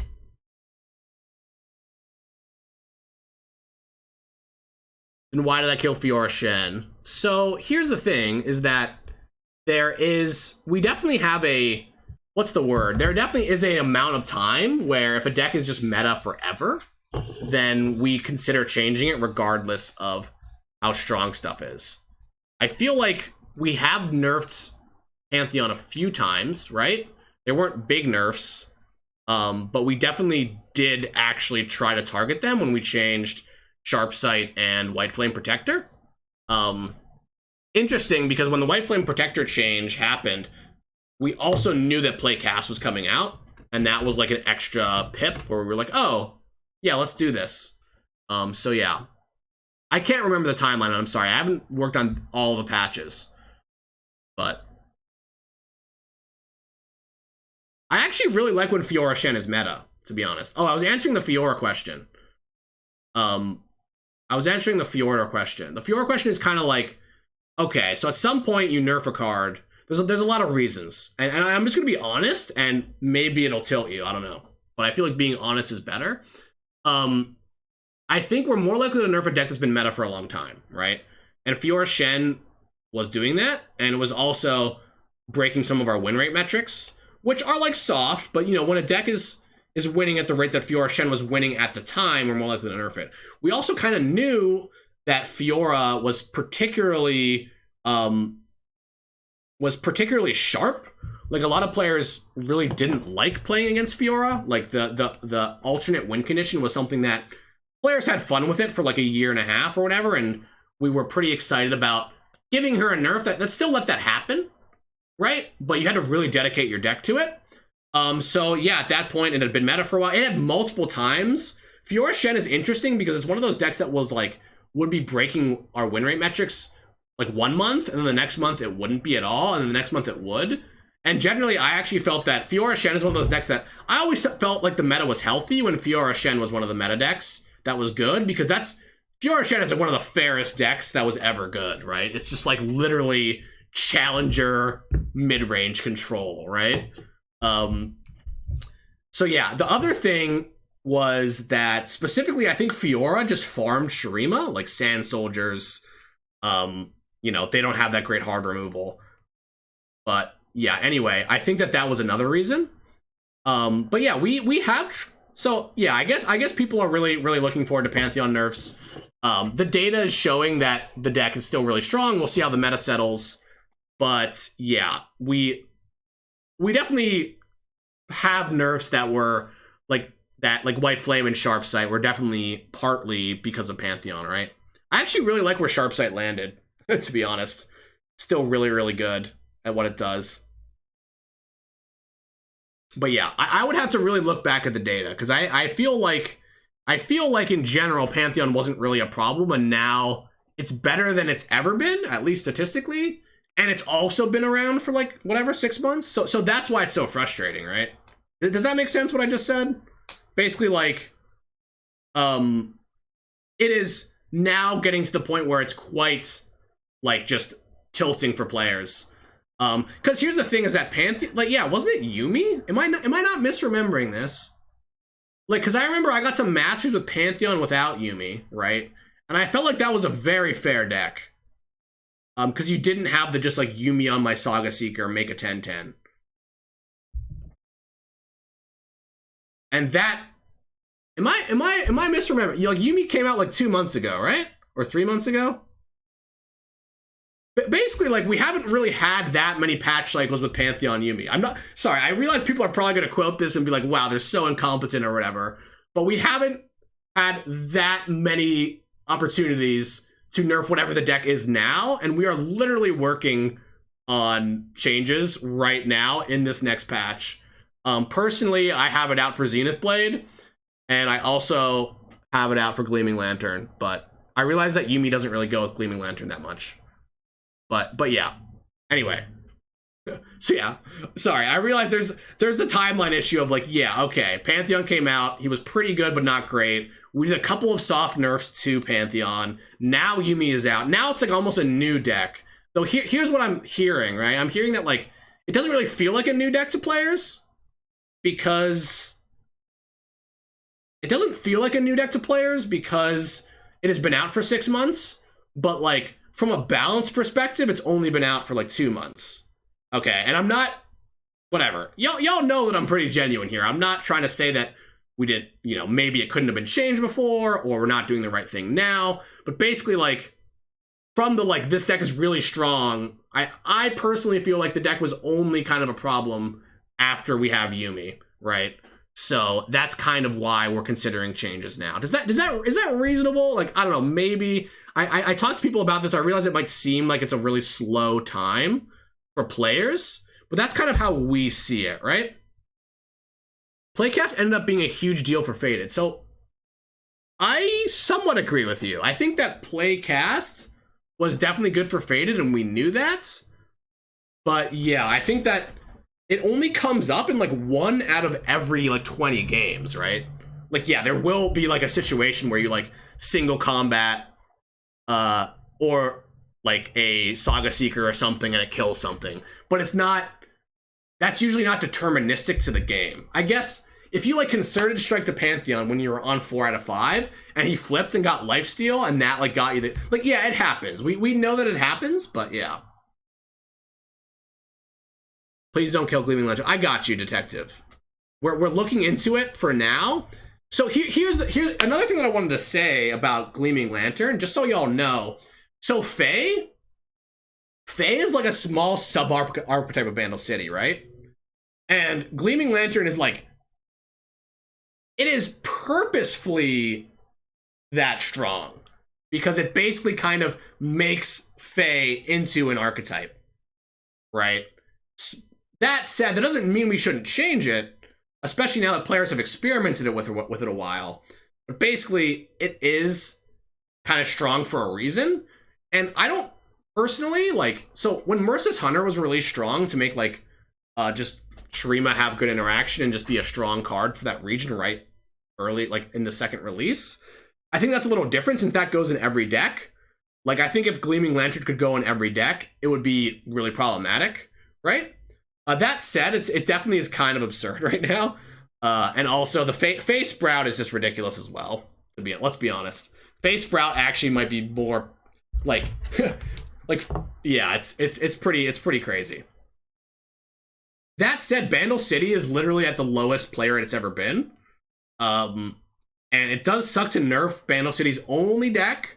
So y'all are just gonna alt F4 probably. No, it's chill. Basically, like, I think it's getting to the point where, you know, if we have to nerf Lantern, we actually have to start looking at buffs for Bandle City, right? And before y'all go off on a crazy tangent, there are a lot of cool Bandle City decks that never really saw play. So if we do buff Bandle City, we will look at those. I think a good example is like Transform, right? Or like the recall portion of Bandle City. Because honestly, Bandle City, I think I was talking to this. Bandle City has 13 nerfs. 13 nerfs, but it's only been out for 6 months, which is pretty nuts. But it also means we've literally basically nerfed, out of their 15 best cards, we've nerfed like 13 of them, right? Wait, do y'all want to name that Bandle City nerf? Do you think we can name all 13? Is that a worthwhile exercise, just for fun? But anyway, we've done a lot of nerfs to it, to the point where, like, it might not be in a long-term healthy spot, so we might look at some stuff, okay? But yeah, I think that it's definitely a lot. It might actually be 14. Though, to be fair, before it sounds like that crazy, a lot of them were small nerfs, right? A lot of them were pretty small.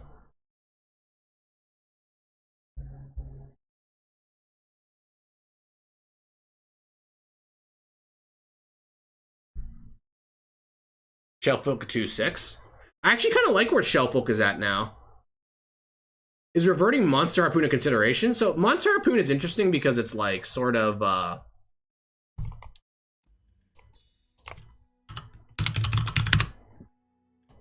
it it was sort of an anomaly in Bilgewater. I didn't mind it too much.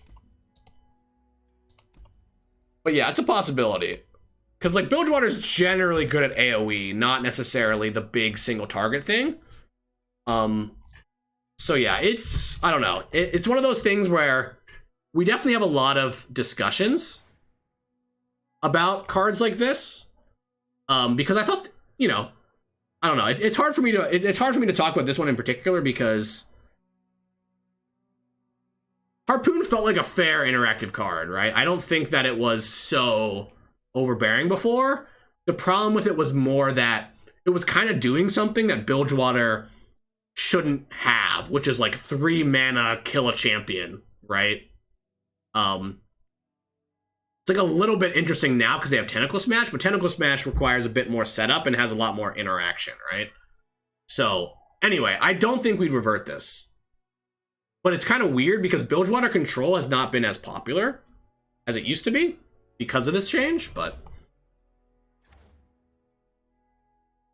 Does Tentacle Smash have interaction? So... Well, like, one... If you don't have a tentacle in play, King's Grave. Is this bait? Like, sometimes I think that the bait statements are always weird, right? Because it's like, I feel like an idiot saying I feel like an idiot being like explaining to you all the things. Like, for instance, like if you have removal, like Tentacle Smash only ever does 3, right? But you can also buff your own units. You can barrier your own units. I really don't think it has interaction. All right, dude. I mean, you'd be wrong, but it's a valid thought. I do think the card is pretty strong. I think that personally, my problem with Tentacle Smash is that there are situations where it's like wrong to play your cards, right? Like for me, it'll be turn 4 when, well, this is more of a problem with this deck because I have very little interaction, but like it'll be like turn 4 in this deck and I can't play one of my champions because they have Tentacle Smash. And that feels pretty bad, right? Yeah, there's somebody mentioned silence. There's definitely like sometimes, you know, if you just have a big unit, you do a lot of damage to the tentacle, and then it's not even like that is interaction. Like if I've got a 5/5, let's say I've got a Mountain Sojourners, and you Tentacle Smash with the 2/2, and then you get a 5/1, right? Tentacle, like that is, there was no interaction there, but like the trade deal is like reasonable to some extent. I can then ping or challenge the smaller tentacle. But yeah, my big problem with the Tentacle Smash is that I think that, especially for decks that are trying to play like mid-range units, it is just like really, really, you run into situations where you can't play cards. Same thing with Petrosite Broadwing, actually. So if it turns out that like spawn is ever a problem, I really think that we probably would look at Tentacle Smash because it seems like the obviously over card. But I don't know. We really don't. It's been a weird release because we haven't really. I was looking at the data this morning. Like none of the new champions. Like everything seems relatively balanced, right? I think the highest performing deck was like Pantheon, and like everything else is just like fine from what I've seen. So I don't know. If you don't have a tentacle, you cannot stop the tentacle. Right, so Kingsbrave, you're basically saying that there should be a tentacle in play, but then it would be way too disruptible, right? Like if I could remove it, if you could only cast tentacle with a tentacle, then if I remove the tentacle, it would fizzle, right? Yeah, that doesn't really make sense to me. I don't know. I'm not buying it. I'm just not buying it that it's not interactive. It seems like a highly interactive card, but I agree, like when you have low mana resources and low interaction, it can be pretty gross. What are we even talking about? I answered the Fiora Shen question, right? So the Fiora Shen question is definitely, so the person that was like, you know, kind of like baiting with like, why did you kill Fiora Shen? I think in the same way that, and we didn't kill the deck, people still play that deck. Sometimes not without Fiora, though. I think in the same way that we just did Fiora, like it makes sense for us to look at Pantheon. Same exact thing with Draven, right? Like there is, to some extent, card being meta is fine, but if it's meta and also like the best deck consistently at different times, then that's definitely something we want to look at. These takes. I'm trying my best to follow up with everything.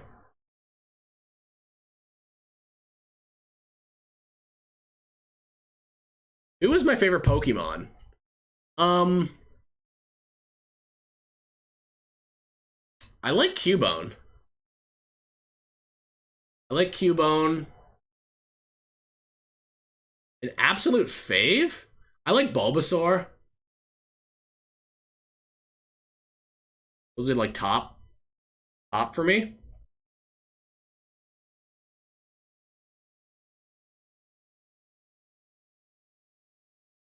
It's weird because Bulbasaur is like, when I was a kid, I obviously went Charmander when I was like literally 5 years old. But yeah. There's another one, wait, there's another Gen 1 Pokemon that I used to love, like the non-evolved form of. Who was it? Maybe it was Cubone. Nah, Eevee's whatever. Pikachu's whatever. Pikachu's like so whatever. I can't. It's weird that I can't think of it now, because if it was my favorite, I would remember. So yeah, I think those are, you got my answers. Did I ever play Pokemon TCG? Somebody taught me at the card shop once.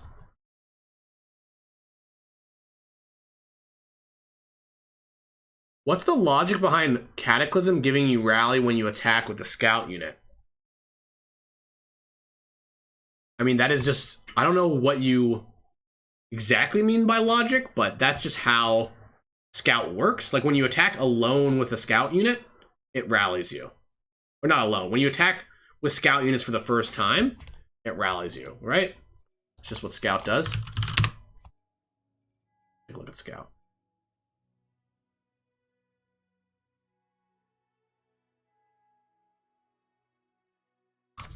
Yeah, it's just what it does. I mean, I guess if you're looking for logic, it's because that plays really... Demacia, okay, Demacia, like, it can have cool things, right? Like, this scout is one of their coolest things, so you're telling me that it just should, like, be... not have any interesting interactions at all? I don't know. I'm not... Am I just fed up today or something? Because I'm just not buying it. Yeah.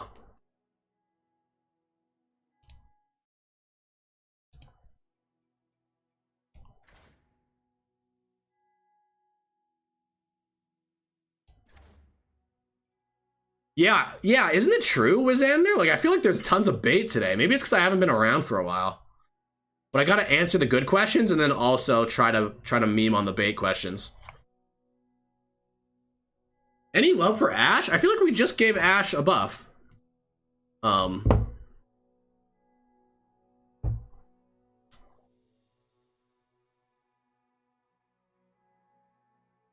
Oh, so there aren't really good questions or bad questions, to be fair. Like, I think the classic, like, all questions are okay, but there's definitely a lot of filters, right?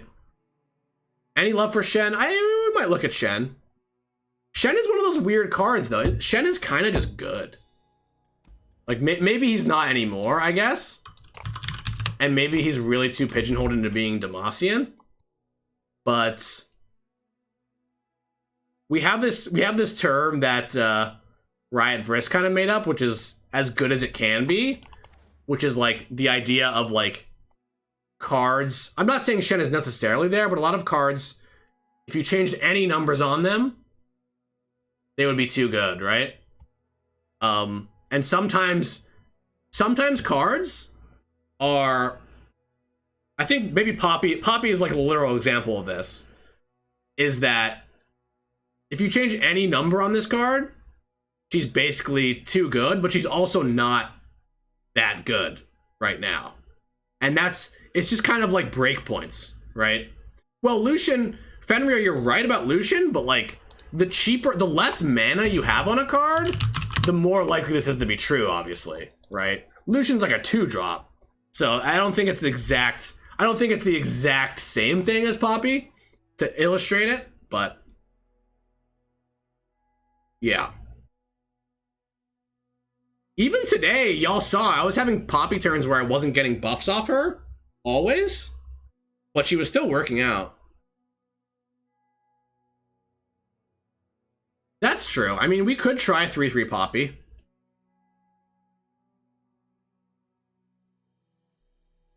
I got a few suggestions, yeah.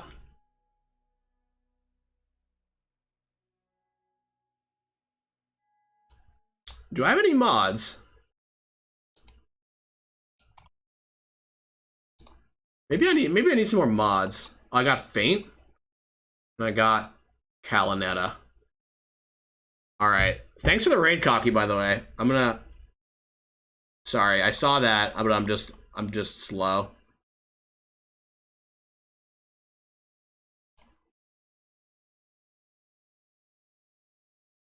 Oh, nothing. I just had a message I had to allow. I just kind of chilling. Let's go. Shen is a 2-region champ. Yeah, I think Shen is mostly kind of sad because... Wait, should we look at every champion in the game? Do y'all want to look at every champion in the game?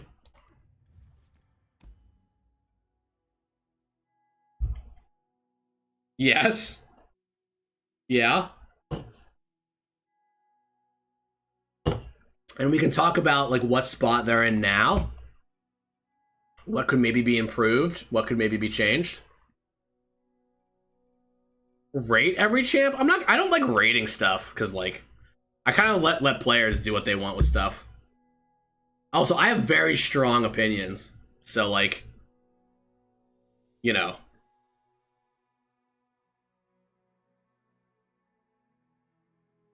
Like recently and I also do weird shit, right? Like, do I not do weird shit when I'm building decks?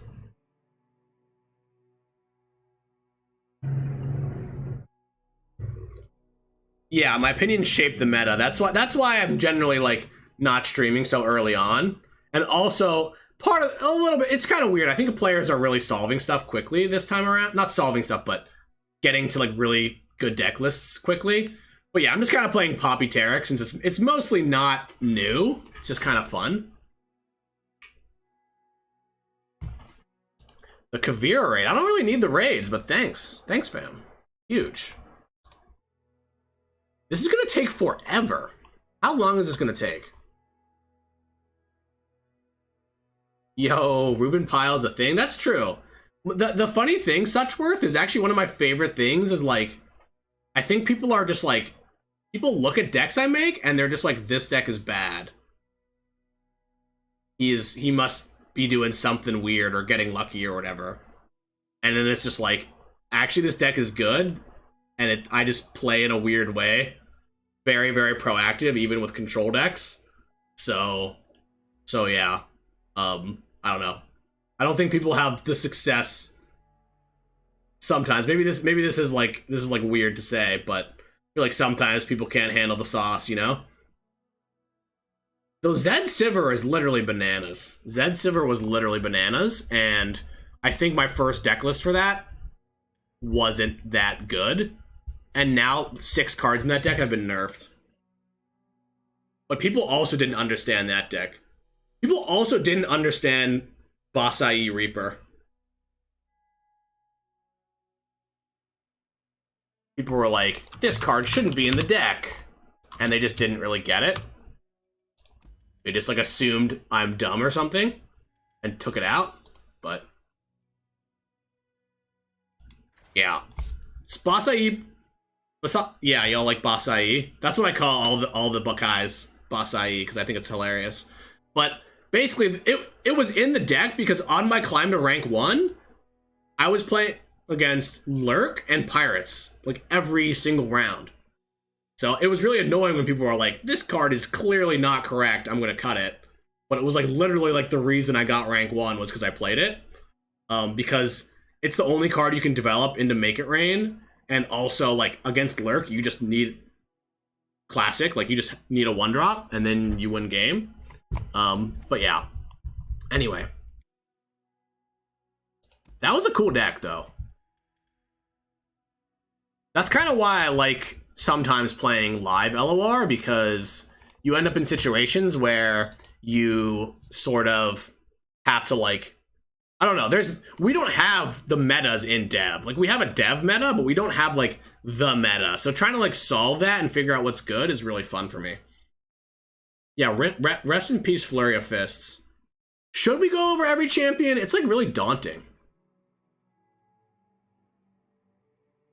Maybe I'll try to do, like, 2 minutes on each. How long could that take? Could we do that in, like, an hour and a half? Yes. Okay. Alright, so let's start with Annie. I really need to go to the bathroom. I mean, I worked on final design on Annie. I really like her. I think she's pretty balanced. I think I like her as, like, a generic Noxus champion a lot more than Draven, because she can be challenged, she can be pinged. She isn't as good on defense, especially, which makes her pretty fair. I really like the kind of mind games with Annie and her champ spell. Her champ spell adds a lot to the game and, like, really almost does a thing that we've never had, which is, like, really efficient kill removal that can be disrupted. It's kind of not that disruptible, but there are things you can do. But if it does not work out for you, it's a huge blowout in their favor. Pretty flavorful. And then Tibbers, obviously, we talked about this already. Like, I really like that Annie is sort of an aggro champ.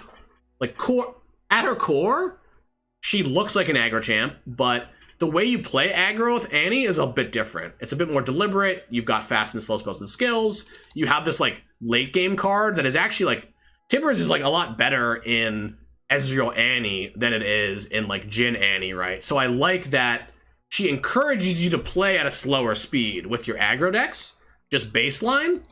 And honestly, because she's, like, kind of weak on defense and kind of weak if you draw her later in the game, especially if she's unleveled, because you don't have the stun, she feels pretty good. So I really like where she's at.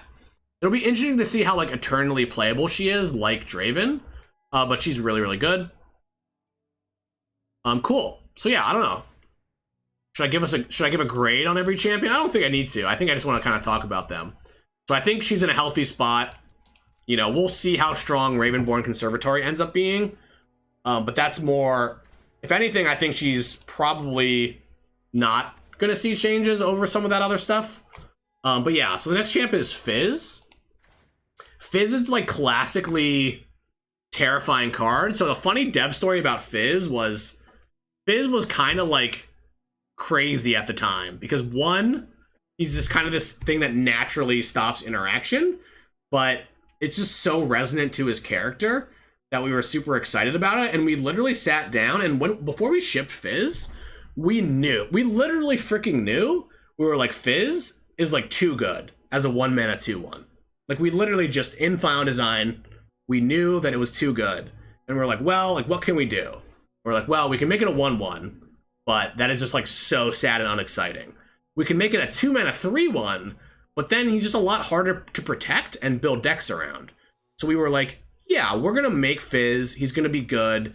We're gonna give him, like, this sort of bad elusive. Like, he's got elusive with a drawback. Like, unlike Teemo, who just has it, you kind of have to enable it. So give you that deck building cost.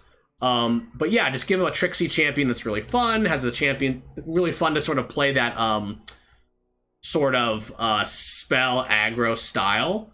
And over time, I think this is the classic, like, you know, not that playcast really affect it, but having a generic champion spell like this, over time, Fizz just gets better, right? It's much different than a champion like, let's see. Caitlyn doesn't really count. I guess there's, maybe like Lissandra, right? Maybe like Riven, where we don't print that many cards that do the thing. Like, eventually Fizz is just going to be strong, and that's kind of what's happening now with Attach, right? Like, Attach is really nuts on Fizz. But it's interesting because Attach isn't really that good anywhere else. So in general, I actually like that Fizz enables these kind of decks, right? I think in general, the core problem is we know that he's uninteractable and elusive. He's basically like a double whammy. It's kind of one of those cards that, yeah, Fizz is the GOAT. Yeah, I think that it's hard for me to say because I don't think that Fizz is OP. I just think that it's like a bit too good, especially because it's elusive plus interactive. I do like that it always costs you. I think that the addition of Bandle City has made it so it's much easier to give him like reasonable burst elusive. In general, I like that elusives are very good against Fizz. Like I like that there are some decks. Like earlier today when I was playing against the Fae deck, I don't know if y'all are watching, but I had 3 Esmuses out and I'm like, I'm literally never gonna lose. Like I just have elusive units to block their elusive units. And there's like nothing they can do about that. And also like challengers, it's also weak too. So in general, I'd say I like Fizz. I think it is one of those cards that is scary in the long term, since stuff like Attach will come out, or stuff like new buffs, or just new spells, like Bandle City spells will come out. So yeah, in general, he's got another region too, and multi-region cards are just baseline more powerful, because right now the deck of choice does play Bandle City. So yeah, I don't know. I like Fizz. I think that Fizz is a super... I think that adding a champion that requires a lot of like hoops to go through for like a medium output, like this isn't like an Aurelia 2 that just wins you the freaking game, right? It's more of a like, oh, your whole game plan is to have this sort of elusive unit that you protect a lot, but it's kind of hard to do that. So I like where Fizz is at. I do think the level 2, like, it's kind of weird. I like the Chum the Waters thing, though it's not really that relevant that often, since it's just like a slow spell that comes late in the game. That's my only gripe with him. I realize that, yeah, there's definitely some interactability issues there, but, you know, Hush, elusives, challengers, there's a way of dealing with him. So yeah, I like Fizz. Okay. Cool. I just spent 5 minutes saying I like Fizz. That's gonna be the biggest meme on the subreddit when I wake up tomorrow and somebody does a recap. But yeah, I think there are definitely interactability problems there, but I think that Fizz doesn't... There are ways of getting around it, and Fizz isn't just like that... What's the word? The payoff isn't that strong, right? Like, we're not... Yeah, basically the payoff isn't so strong that countering the interaction actually is unbearable to play against. Yeah, it's basically, yeah, Dark Lord of Roses is right. It's not like oppressive because Fizz level 2 isn't that good, right? Obviously Attach now makes him a lot better. Like, yeah, whatever. This is a pet peeve of mine. Like, yeah, I understand LOR, okay? I know most things about it, right?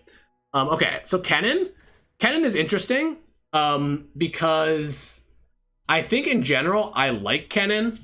I think specifically there's like weird stuff going on with like the marks, and like as a new player I kind of want to just play this on round 1, but it's not actually like correct because you want to mark things. I think Kennen was really cool with Kennen Ezreal. Like, I think that some of the issue around that was Kinku Wayfinder just being way too strong with Kennen. And then even when we changed Kennen, the Wayfinder once, like there was problems with Dancing Droplet and stuff like that. Right now, it's kind of weird because I feel like without... I don't want to say Kennen is unplayable, but now without Wayfinder being good, Kennen is not really anything, which makes me a little bit sad. Like, champions themselves should be able to make decks work around them. They shouldn't have to rely on like a follower, right? Like Annie and Fizz are like that. You can build a deck around Annie or Fizz, but Kennen is kind of in a weird spot. I think the main failing point of Kennen, not that it's a failure, but I think the Bandle City half of Recall is pretty bad. But we didn't want to make Bandle we didn't want Recall and Bandle to be better than it was in Ionia. We wanted Ionia's Recalls to be better. Okay, so Kennen kind of ended up in a weird spot where, like, now that the Ionia half is nerfed, like the Wayfinder and and stuff like that, Kennen doesn't really have that great of a home. So maybe in a world where we can buff some of the Kennen's Bandle City support, he might feel right.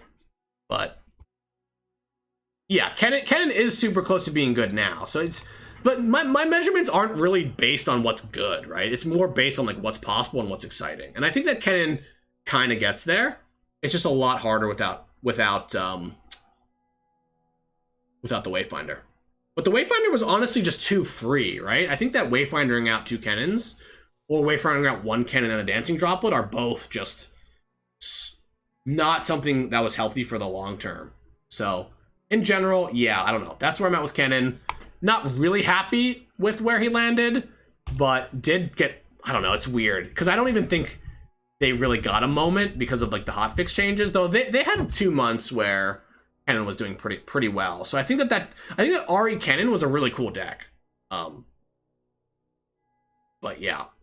Okay, so Teemo. I mean, Teemo's just goated. Like, you basically can never, I don't know. Teemo is like one of the best designed champions in LOR. Like, very cheap, very interactable, right? Elusives, damage, everything deals with this motherfucker. But he's still annoying as hell, and also has like the doubling dream, right? Like the Dawn and Dusk Teemo like thing is just so exciting. He's also a deck quest, which means like you can level him up in your deck and draw him later. Mushroom Cloud, I actually kind of like that Teemo has a bad champion spell. It's kind of like if you're playing the Teemo thing, it helps you kind of go all in and double up. Like, I think recently we've been working a lot more. You can tell with, like, Disintegrate and Tentacle Smash that we're paying more attention to champion spells than we used to.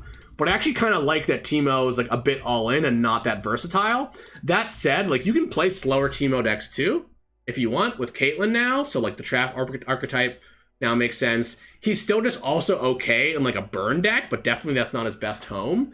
And, yeah, just the double... Like, this text, double...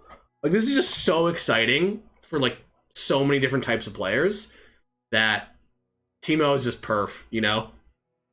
And I remember people saying Teemo is bad and just always being wrong. He's always good, but never too good, because he self-balances himself as just having a really weak and vulnerable level 1. Who made Teemo? I don't know, but the idea... So, Unconquerable and Noah Seltzer... I don't know if y'all know Unconquerable, but they were the set 1 lead designers. So Poison Puffcaps was always in LOR ever since I worked on them, since it was just kind of like Teemo's thing from back in the day, and one of the really cool digital mechanics. I remember back in the day, this was like so freaking toxic, but Shrooms used to deal 2 damage, okay? But you shuffled in like half as many.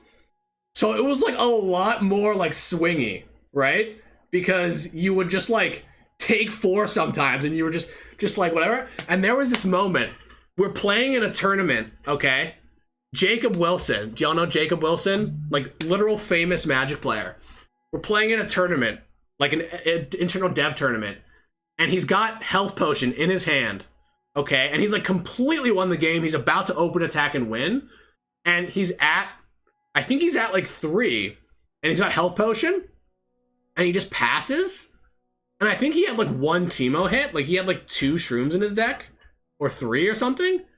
And with the Health Potion in hand, he just drew 2 Shrooms and died. And it was just like, dude, this man's career was fucking over. Like, it was all over for him then. It was just rough. But yeah. That might have not been in the tournament. But it was literally hilarious. So anyway, there were also cards that like moved Shrooms up in the deck, which we thought was not...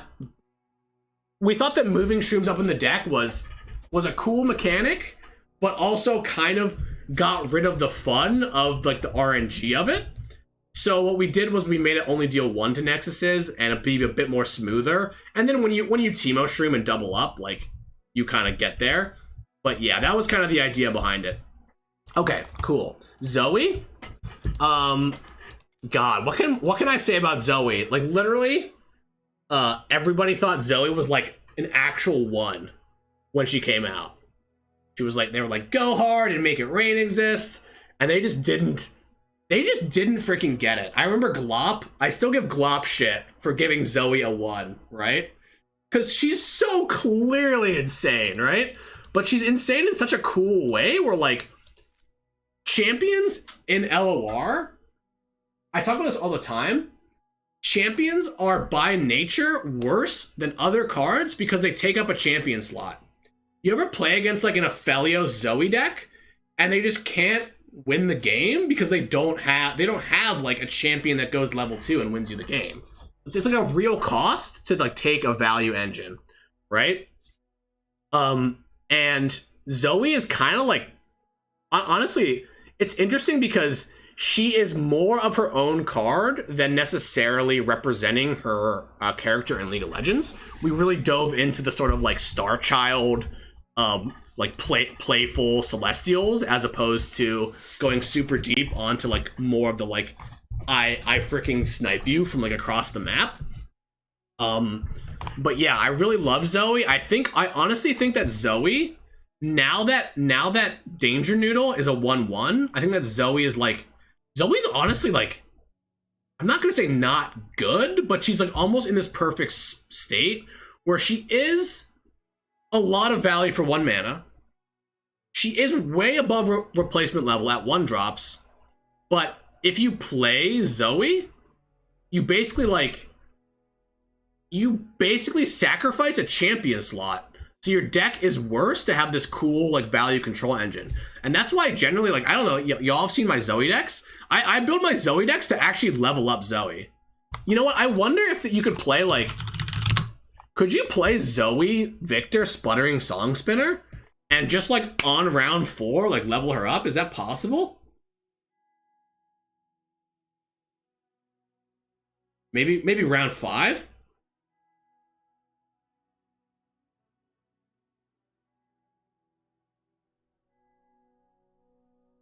Is that possible? That's a lot of mana, but you get the tempo back because you get 3 new cards, so cards that you are not in your deck or that you have not played.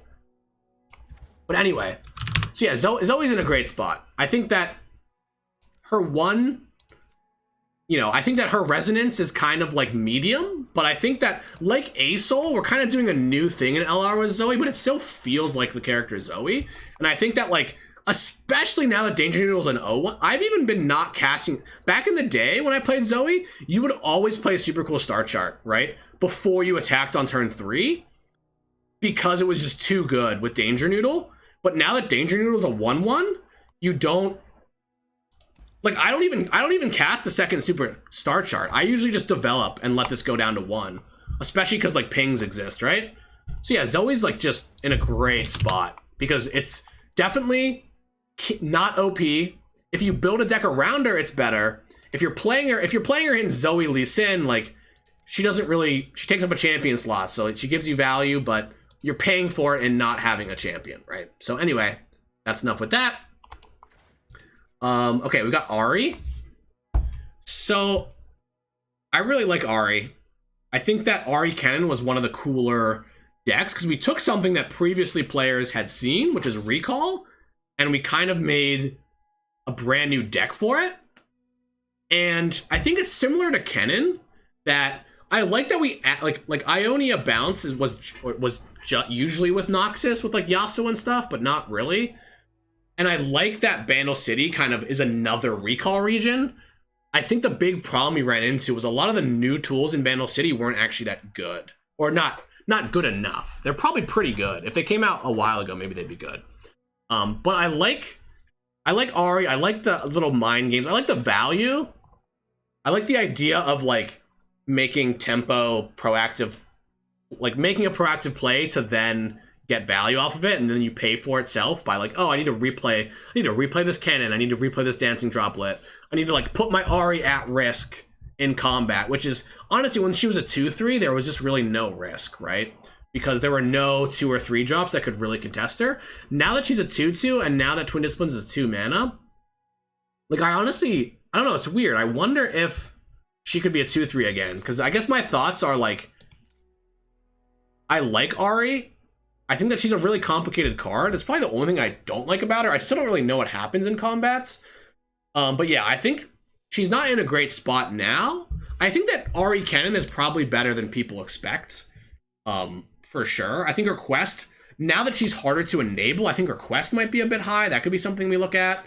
But in general, like, she was so good for a while that I'm kind of chill on, like, if we need to buff her right away. Players kind of just saw her. She's still probably better than players expect, which normally happens. Like, stuff falls out of the meta, and then people don't really experiment with it. I bet that you could do pretty well with Ari Cannon if you still played it. But one of the problem is it just kind of feels bad. That happened to me with Sivir Zed. Was like, that deck's a cool deck. I could go back and play it, but literally 6 cards are nerfed. Like, Flurry of Fists, Twin Disciplines, Merciless Hunter, Ruin Runner. That's 4. Twin Disciplines, Shapestone. I don't know. There's, like, and it just kind of feels bad to go back, even if it would be good. So it's Young Witch. That's the 6th one.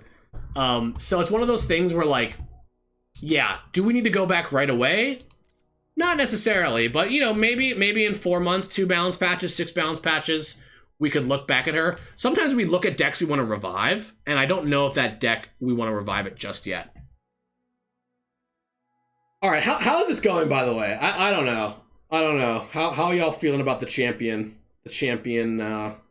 eval? It's good? Okay. Great. Wow, this is good. Okay. All right. I feel like I always want to go back, and I'm saying a lot of stuff here, and I'm being very genuine with my thoughts, like I always am. Can I ask something of y'all though? Basically, like, I am mostly not talking balance, but I'm taking that into consideration, if that makes sense. It's like, if this card was a meta dominant card like Ari, like, that obviously makes me, like, recently, I think that it's okay that she's a bit under now, right? Is that reasonable? So when we go through these, I might have similar thoughts. And I'm going to try my best not to make it about balance, but part of the evaluation is going to include what this champion's best deck was, were there any meme decks, like what were the alternate builds, how do, like, new players think about these champions? Because honestly, my big complaint of Ari is literally that she's complicated as hell. Which, for champions, we actually let champions be really complicated, but every time I play against them, it's like, what the heck is what is happening? Like, when I look at the Oracle Eye, I'm just like, I don't know what the heck is happening, and I don't get it. So yeah. And she has her own vocab term just to explain that, which is kind of cool. Akshan. Akshan makes me literally want to cry. He's just fucking beautiful. He's just freaking beautiful. Wait. Does he have a new skin? It's free?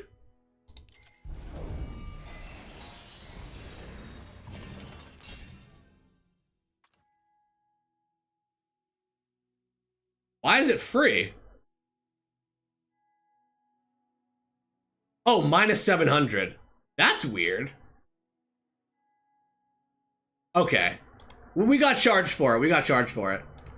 Undo. Yeah, okay. It took out 700. Oh my fucking god, look at this man. Look at this fucking man, let's go.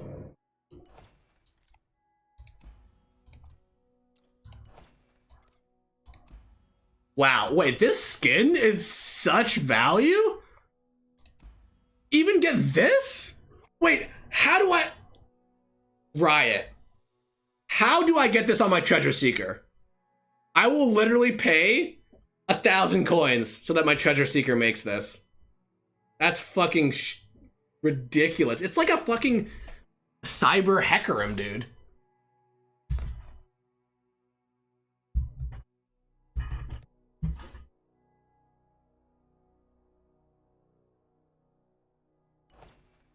Treasure Seeker skin when? Or Azir 3, you know? Wow. I would love... It would be my honor to challenge an Alawi with this.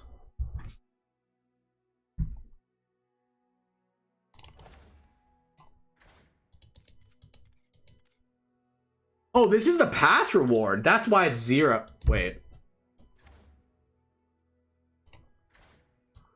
Anyway, Auction literally makes me want to cry because I'm just so proud of the team's work on this thing. Like me and Plink, Dave Smith worked on the Viego Auction expansion together, and it is like, I don't know. It was one of the few products that was like I got to own fully, like as the design lead. So he's very dear to my heart, and it's also the first time this is the first time we ever released a champion at the same time as League of Legends. So I got to work with League of Legends on like figuring out his character and figuring out what designs fit the League of Legends designs, like stuff like the Absolver's Resurrection, obviously. But yeah, his gun being like this anti-murder weapon is pretty cool and stuff like that. But yeah, what's there to say about Auction? Like, honestly, I just have nothing good to say about Auction. Sorry, I have nothing bad to say about Auction. He's basically like in so many different decks, but really does have decks that work with him better. Like if you play like Auction Sivir, that's obviously really strong. Absolver was a really cool addition to Shurima to make it worth like leveling up your champs and giving Shurima more outputs that care about leveling up champions. He's got a really fun active design where there's a lot of like bluffing. Now that Shapestone is nerfed too, I feel like he is in just such a good spot.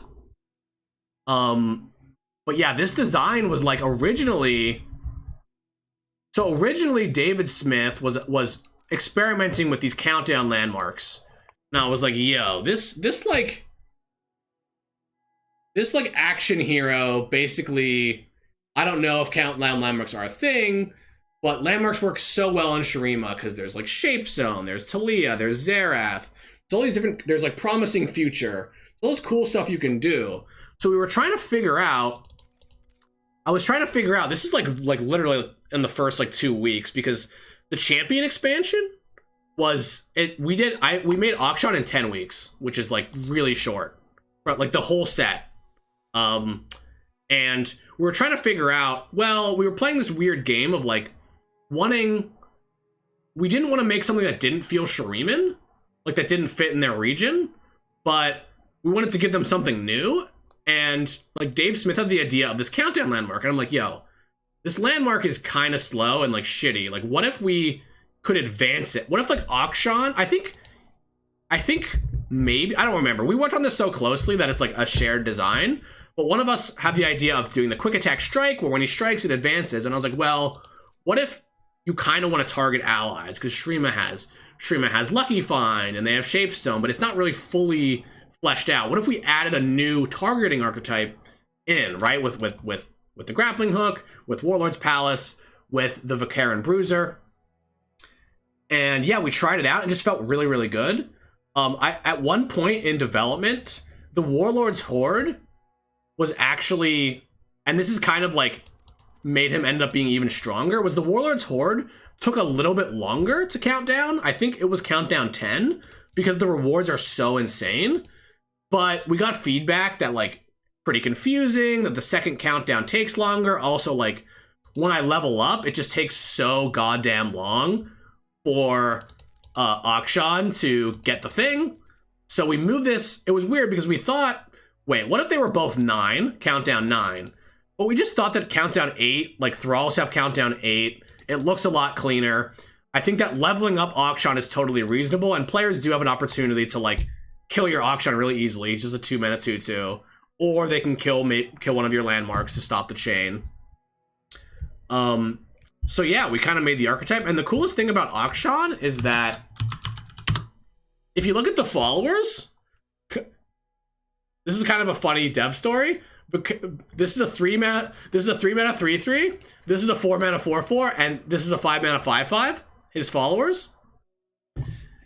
And the reason that is because when we made these followers, Dave Smith worked on these, but I remember, the Vagabond was something I worked on too, was that these are the same numbers that we put into the very first spreadsheet when we designed these. And you can literally tell because it's a 3-mana 3/3, a 4-mana 4/4, and a 5-mana 5/5.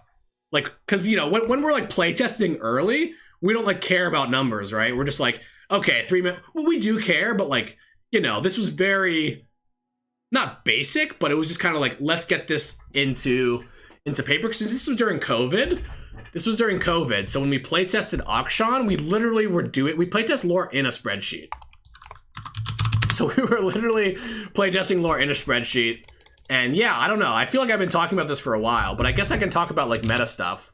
I specifically like that, and people are going to probably hate this, but we specifically made the call at the end of design. Our gameplay analysis team was like, this is going to be like, they're going to be infinite combos. And we were like, yeah, we have literally not really served that type of player who really wants to do infinite combo stuff. And if you want to go promising future Talia Auction, like Auction is kind of a jack of all trades, and we wanted to serve that sort of Johnny Jenny type player who really wants to build wacky stuff and do crazy things. Like each one of the different items off the Sentinels Horde does different powerful stuff that you can kind of build around. And then Auction is just a general value champ. So yeah, really good. Really happy with him. I think Auction is probably better than his meta representation shows. I know that people played Udyr Auction and Sivir Auction. Yeah, and it's totally meme to go infinite too. I agree with that. So yeah, I don't know. I just literally, I could look at this guy all day. Like, look at this shit. How do I get this? Am I wrong saying that this is just sick? Should we just do token skins? Like, I don't know. Like, would y'all buy this just like if it was cheaper, but went on some of your other cards? Like a Azir? Like if this just got made by your Azir level 3? Yeah. I mean, I can talk to the team about it. I don't know how, to be honest, I think part of the thing is it's a lot of work to actually get the systems of skins working. So it's not just like a button that we would click. So it would probably be a lot of work for us to do something like that, where we add like followers in to like skins and stuff like that. I don't know for sure though. Please don't be like, can't believe this didn't come out or whatever, but I think that's pretty sick. Is this just not sick? This is so sick. All right, so anyway, I like where Auction is now. I think that, you know, Auction Sivir will forever be like a tournament deck. I'm positive. All right, Diana. So Diana's interesting. I think that Diana's a cool card. I think that Nightfall, and I like that Diana is like, you get paid for being in a Nightfall deck. Like she's really, really good in Diana Nocturne. She really makes that deck work. She gives you more pails. She just absolutely farms people.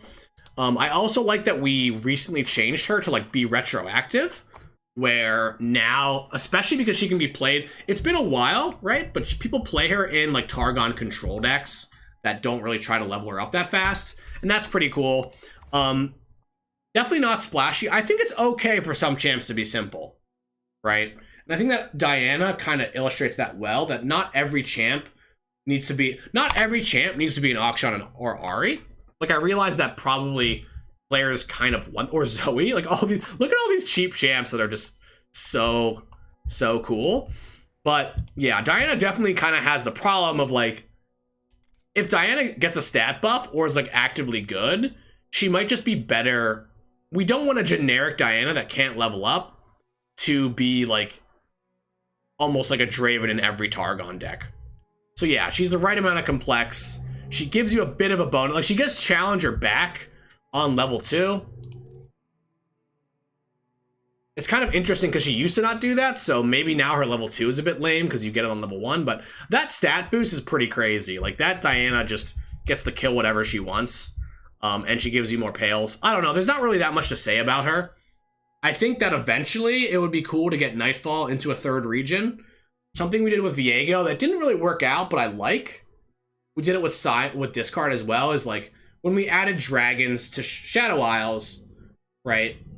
Dragons had all of a sudden like 2 different decks, right? I don't think any of those decks are good, but you could play, you know, Demacia Shadow Owls Dragons or Targon Shadow. You can't really play Targon Shadow Owls Dragons, but you could maybe.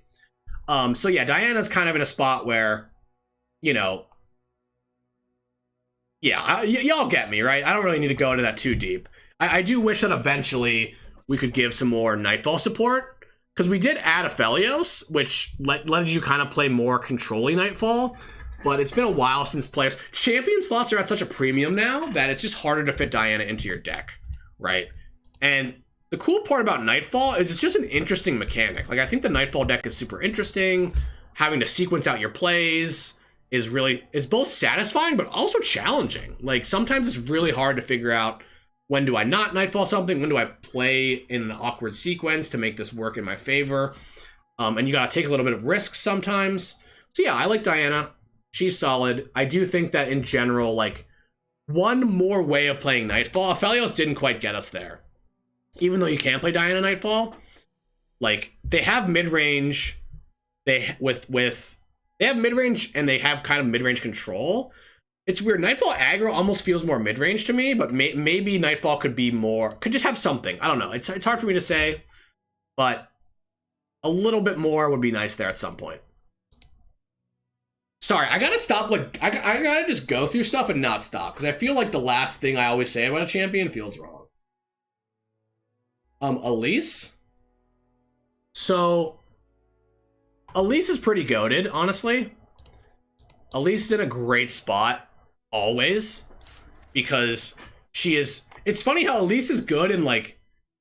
Elise is uniquely good in aggro and control, but not in mid-range. Like, it's actually crazy to think. Is this the only card in... No. I was gonna say, but this is maybe the only card in LOR that is somehow good in control and aggro, but not mid-range at the same time. Right? It's just kind of weird that that's how that works out. But yeah, I like that Elise is, like, really good in aggro when you play extra spiders. Like, literally, if you go into the spider thing, she's actually crazy good. In control, she's more kind of like a follower, but in Freljord control, I really like her. In, like, Vi decks, Piltover control, I really like her, because she just is hard to be blocked, gives you value, gives you blockers, softens up enemy units, and just trades.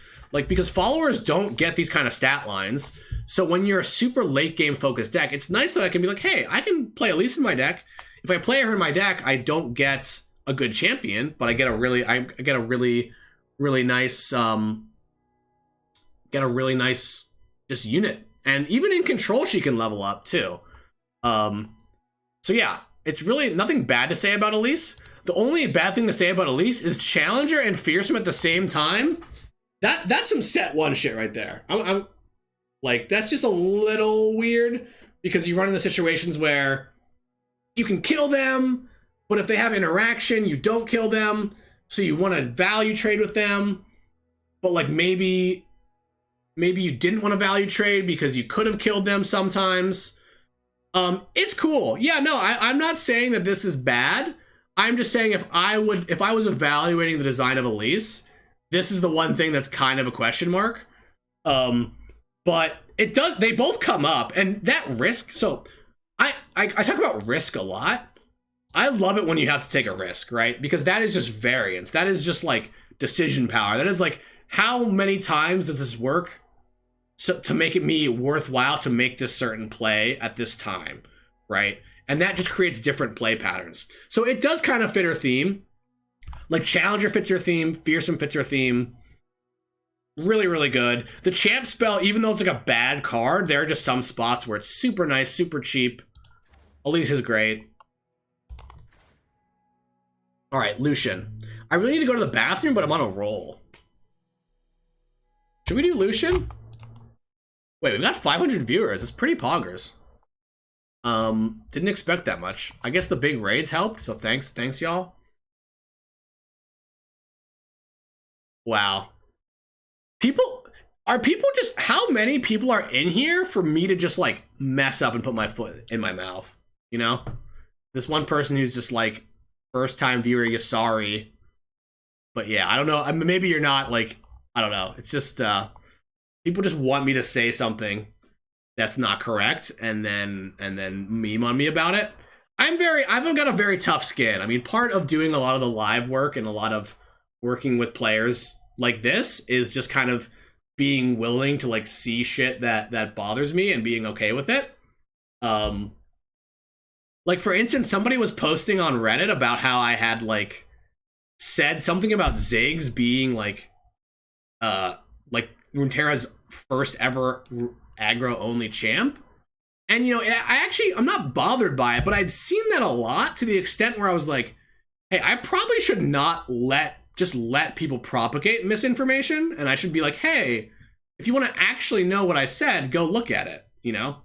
And yeah, I mean, I don't know, like, I think I will, during this stream, I will probably slip up. I probably will say something that doesn't end up being completely true or completely like accurate to how we think about design. But I guess the one thing that I will disclaim is that like these are all my thoughts on things and we all design in our own ways. Like every designer on our team has strengths and weaknesses and thinks about things differently, right? Yeah, okay. So Lucian is I really like Lucian. Like set 1, you'll notice a lot of the set 1 champions are just literally like not Garen anymore, but are literally just a keyword on level 1. And when we develop set 1, you know, it's kind of like what you do in a card game, but your first set is just pretty simple.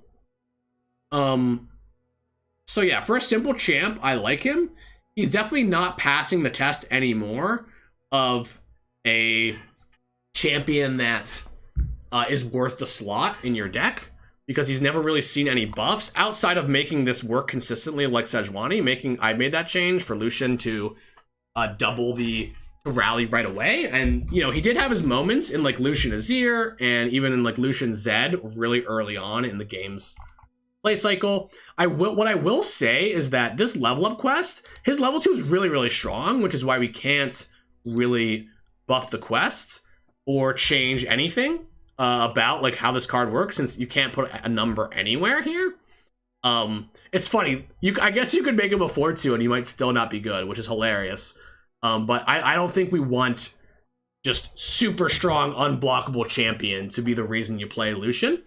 But this level up quest is one of those quests that at some point in time might become a lot easier to do. Like, you know, we've added Wings in the Wave.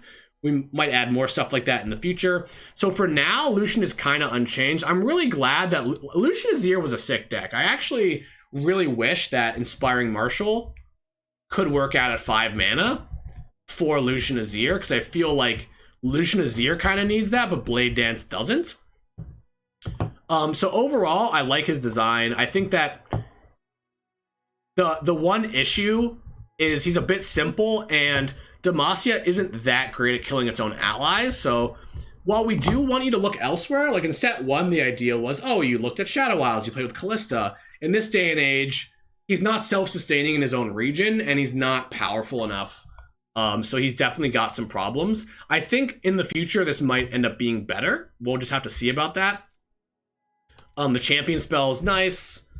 Honestly, maybe Senna kind of sucks.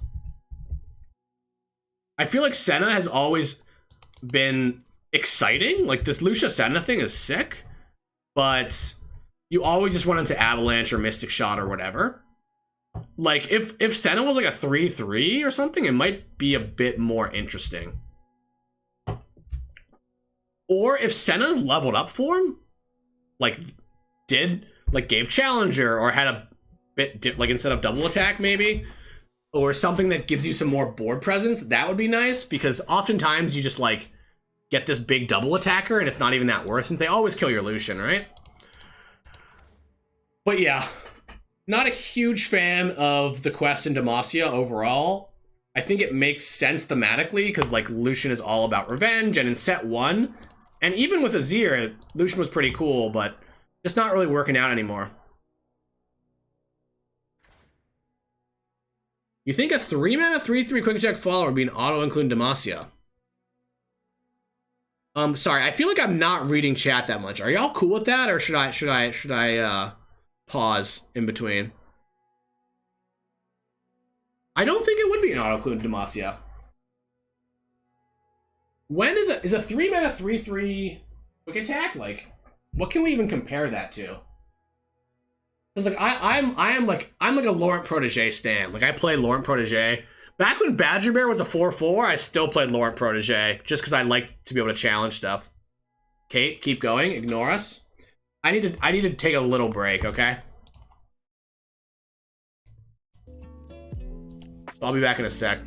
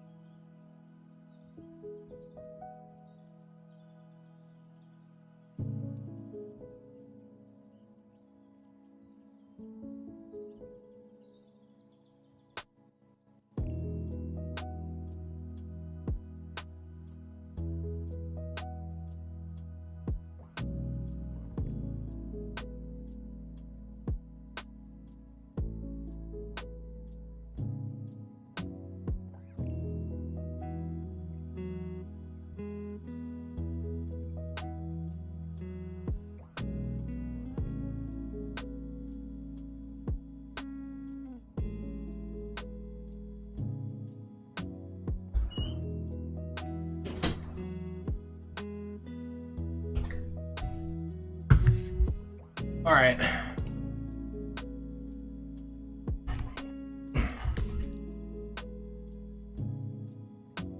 All right, I'm back. Damn, it is so hot in my room. Turn up the AC. I think I've got these big windows in my room, so in the middle of the day when it's hot in LA, it gets really hot, even when the AC is cranking. I don't know.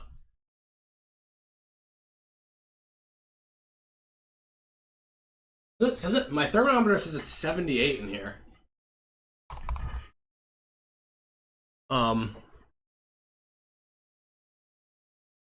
right, what should we? Are we ever gonna get through? I had one more thought on Lucian, by the way, if y'all wanted it. Basically, like, I was talking about the quest not really fitting in Demacia, but sometimes, like, we do want you to go other places for stuff, right? I think that the very topical thing that comes to mind is like Bard. It's like, well, Bard like kind of sucks, and his slice is small, and he doesn't have like card draw in his slice, and all these perfect cards in his slice, and that's kind of, sorry, when I say slice, I mean his Runeterra slice. Sorry. And sometimes we're okay with letting players figure that out, right? It's like, so for Lucian, is kind of like that. Obviously, Shadow Isles is one, but Azir was a really cool way of like figuring out how to level him up. So we don't want to give you everything you need in your region, because then you won't necessarily even experiment, right? All right, Zillion? Is everyone back? Is everyone else back?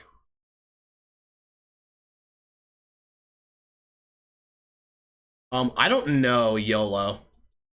I have no idea. I don't even know what you're talking about, so I'm not sure, sorry. Zillion? Man, do I just like all of our champions? Because I like Zillion. I think my big problem with Zillion is really, I feel like Zillion can be a weird card to curve out with. But, like, I feel like you want to get the time bombs in your deck right away, so that feels pretty good. But I feel like time bombs are strange because Zillion 2 is really, really strong and, like, must be answered. And it's, like, it's kind of sharp. But that's kind of what Predict is supposed to be like, right? Like, some games, everything is going well. Other games, you're digging. But that early leveled up Zillion can be pretty gross. What am I saying? I don't know. I kind of want to skip Zillion, honestly. Like, Zillion is in a weird spot where I think in design, like, Zillion definitely was kind of had revs that were more revolved around counting down. Since you can even see some of the advanced cards are like Zillion themed, but time bombs ended up just kind of popping themselves. So yeah, I think Zillion is okay. I like that Zillion lets you play these sort of both. You can play predict combo with like Echo, or you can play like Zillion Nasus control, right, where you're like slaying stuff with time bombs. I don't really have that much to say. He's not my favorite champ, mostly just because he's not the most proactive thing, and he doesn't have that. I feel like he doesn't have that many fits. Like, he fits with Echo, which is like obvious, and then beyond that, he's got landmark synergy. But I feel like, I guess my critique here is like not even a critique, but I kind of wish that he worked more in landmark decks. I know that people played Zillion Zerath, but I feel like, I guess the problem is you can't be both a predict deck and a landmark deck, right? I think his level 2 is so fucking cool though. Like, the sort of like rewinding time idea is really cool. And actually Zillion 2 is like weirdly beatable. Like given you can tempo them out or like sometimes kill them later. But yeah, I like Zillion. I think the champion spell, I've talked about this a lot. It's a bit awkward for him. It's really expensive, and sometimes you literally lose because you have champion spells that don't do anything, right? Like, if this did anything, there would be some nice spots to where you end up with like 2 Zillions in your hand. But yeah, anyway, I like Zillion, though he's not my favorite just because in general he's like a little bit confused. But I feel like his best use case is just in Echo Zillion, where he's great. So overall, like, it's cool that he says meta play. I generally think that Echo Zillion is like, I don't know. I don't talk about strength of decks too much, but like, it's clearly an underrated deck. Like, you know, every day people are saying how bad like Echo is or whatever. And I think that Echo more has the like, there aren't enough predicts in PZ or in other regions. So similar to Diana, it would be really cool if we extended it to a different region or added more countdown time bombs or something. But yeah, Echo Zillion is good. Of course I know. To King Kojo, just pretend like if there is something about lore to know. I know that this is like, I don't know, this is gonna sound weird, but if there's something to know about lore, I probably know it. I feel like my useless skill is like knowing things about lore, right? You got me. Thanks.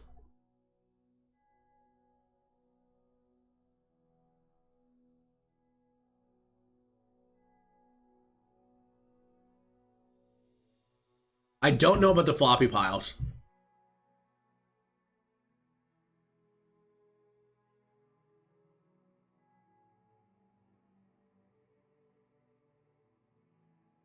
So sorry. When I say something about lore, I mean like just in the game, the cards, like interaction, stuff like that.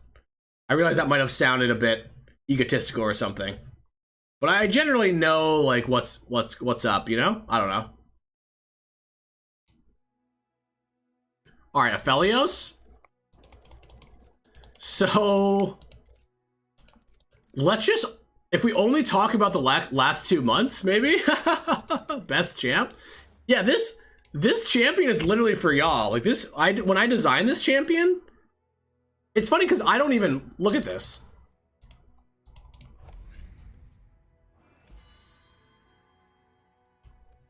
I designed this fucking champion, and he's like literally, oh, he's no longer 0 because I tried the Fey deck.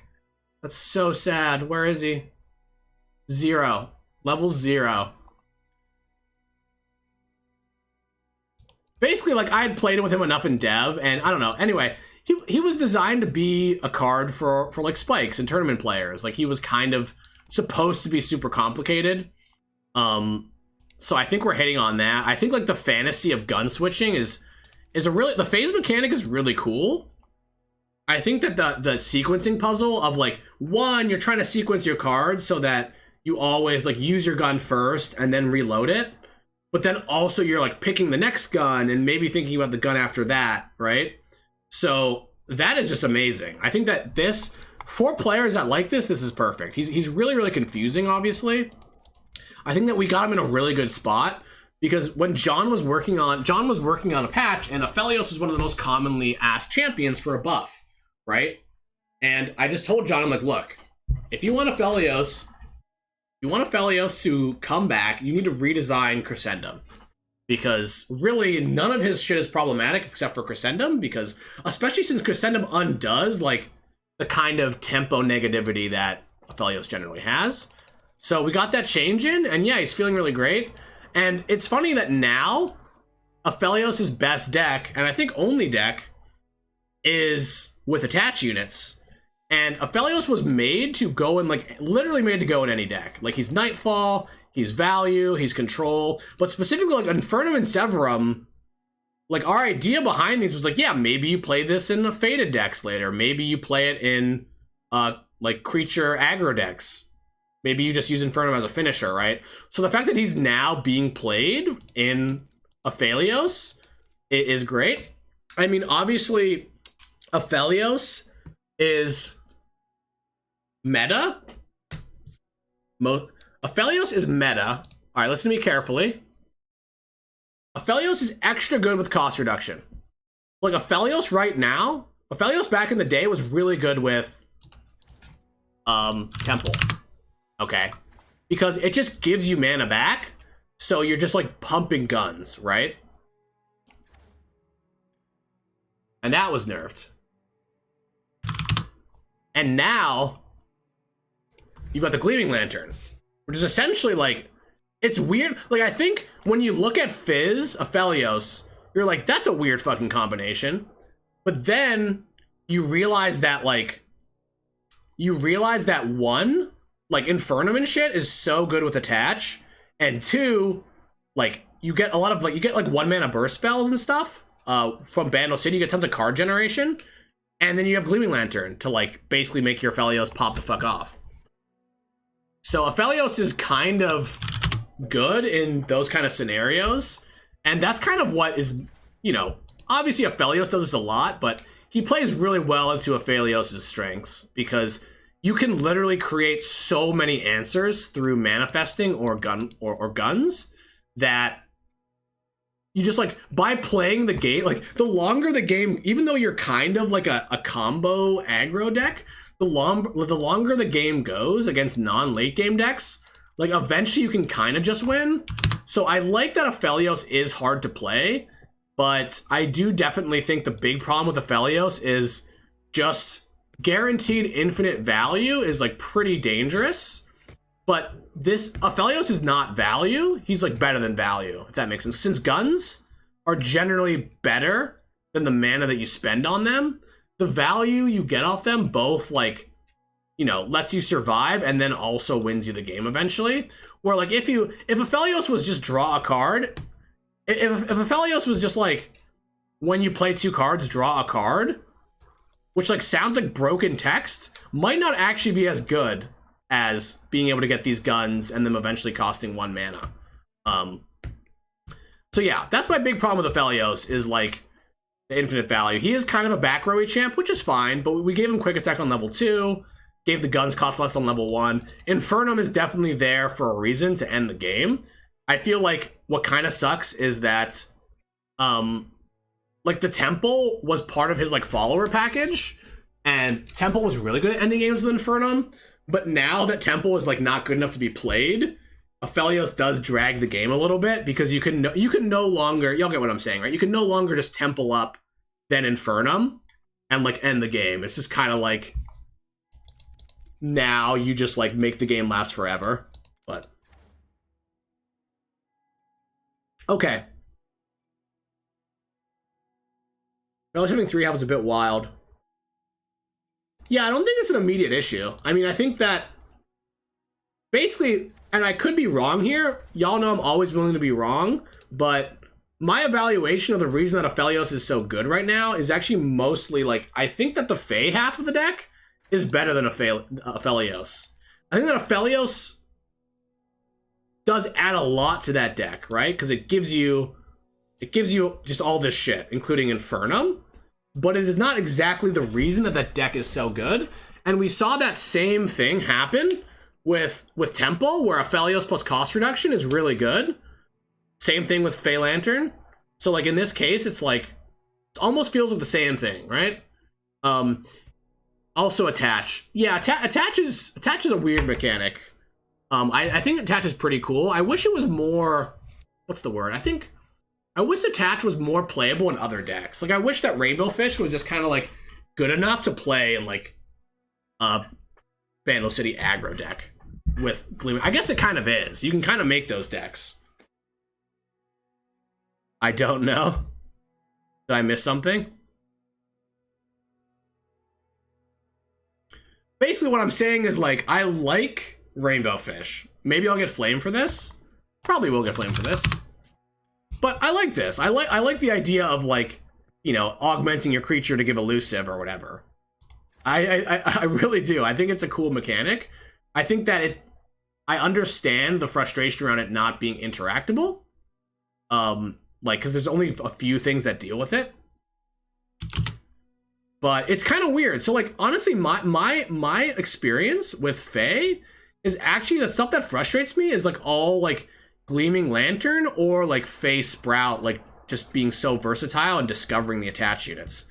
Because the attached decks sometimes only play, like, sometimes the Fizz decks only play, like, 2 Rainbow Fish and 1 Papercraft, and they just rely on Fae Sprouts and Manifesting. So I just feel like you get too much versatility. Anyway, sorry, I guess we're over it. Yeah, I don't know if this is going well, to be honest. I gotta avoid talking too much about stuff outside the champion itself, to be honest. I'm not really, to be honest, I'm not interested in having a discussion about attach. Because it's just not for today. Alright, Azir. Yo, are we gonna make it through? Jesus Christ. It never fucking ends, bro. Because it's problematic? Is it problematic, though? See, that's the thing, is I'm gonna get baited so hard. Like, I'm not convinced that attach is problematic. I think it might be problematic in a way where, like, you can't...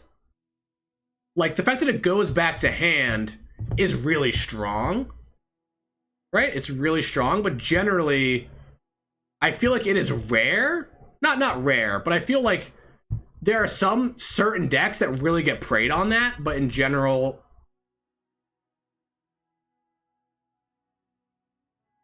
What is happening? Yeah, it's frustrating, but not necessarily unfair. I basically agree with Optimus Prime. I think it's frustrating that you don't get rid of the buff, but I think that is kind of a cool part about building a Rainbow Fish deck, is I know I can repeatedly use Rainbow Fish to give what I need elusive, but it's like pretty mana inefficient. And the problem of the puzzle is actually that Fey Lantern is so strong that it's not mana inefficient. Did I make any sense there? Basically, like, yeah.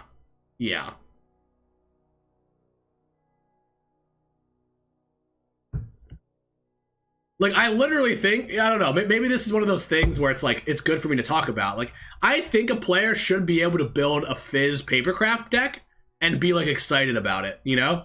Like, that's kind of why. I'm not saying that it should, or, like, I'm not saying that it's balanced or it's perfectly fine by or it's not problematic, but that's kind of the point of the mechanic, okay? So it's really hard for me to be like, yeah, that shouldn't be a thing. But yeah, anyway.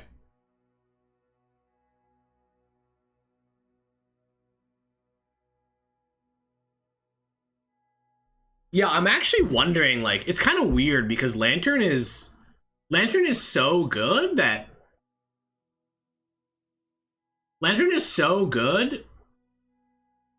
I wonder if even, like, I don't know. Maybe I'll try to work on it some more. I'll try to work on it some more for 3.10, but, like, you know, I think pushing it down to have less health is probably a pretty good change. All right, I'm just done with attach. Maybe I should ban the word attach because I'm not ready to just talk about attach forever, especially since it's a mechanic that, like, you know, I didn't necessarily design, so I'm not like the one to have to talk about it forever. But yeah, hearing a lot of attached saltiness, which is fair. I can you know, I can take that to the team and talk to them about it. All right, Azir. Azir is really cool. Azir was one of those champs. Azir was like an Annie of Azir's release, right? He's just like, Shurima's coming out. He works in a lot of different Shurima decks. He's got the Ascension mechanic, and the Sun Disc is really, really cool design. I think that we finally got there on somewhere. We almost got there too hard with the Sun Disc recently. I'm a little bit sad that I liked it back when you could play Azir in aggro decks. I think he was kind of meant to be overstated in a way that was like just good enough to make Sand Soldiers a thing. And now that his level up quest is like higher, you can't really do that because of Azir Aurelia. I definitely think that here is where Azir is kind of messed up. Okay? And where we maybe messed up.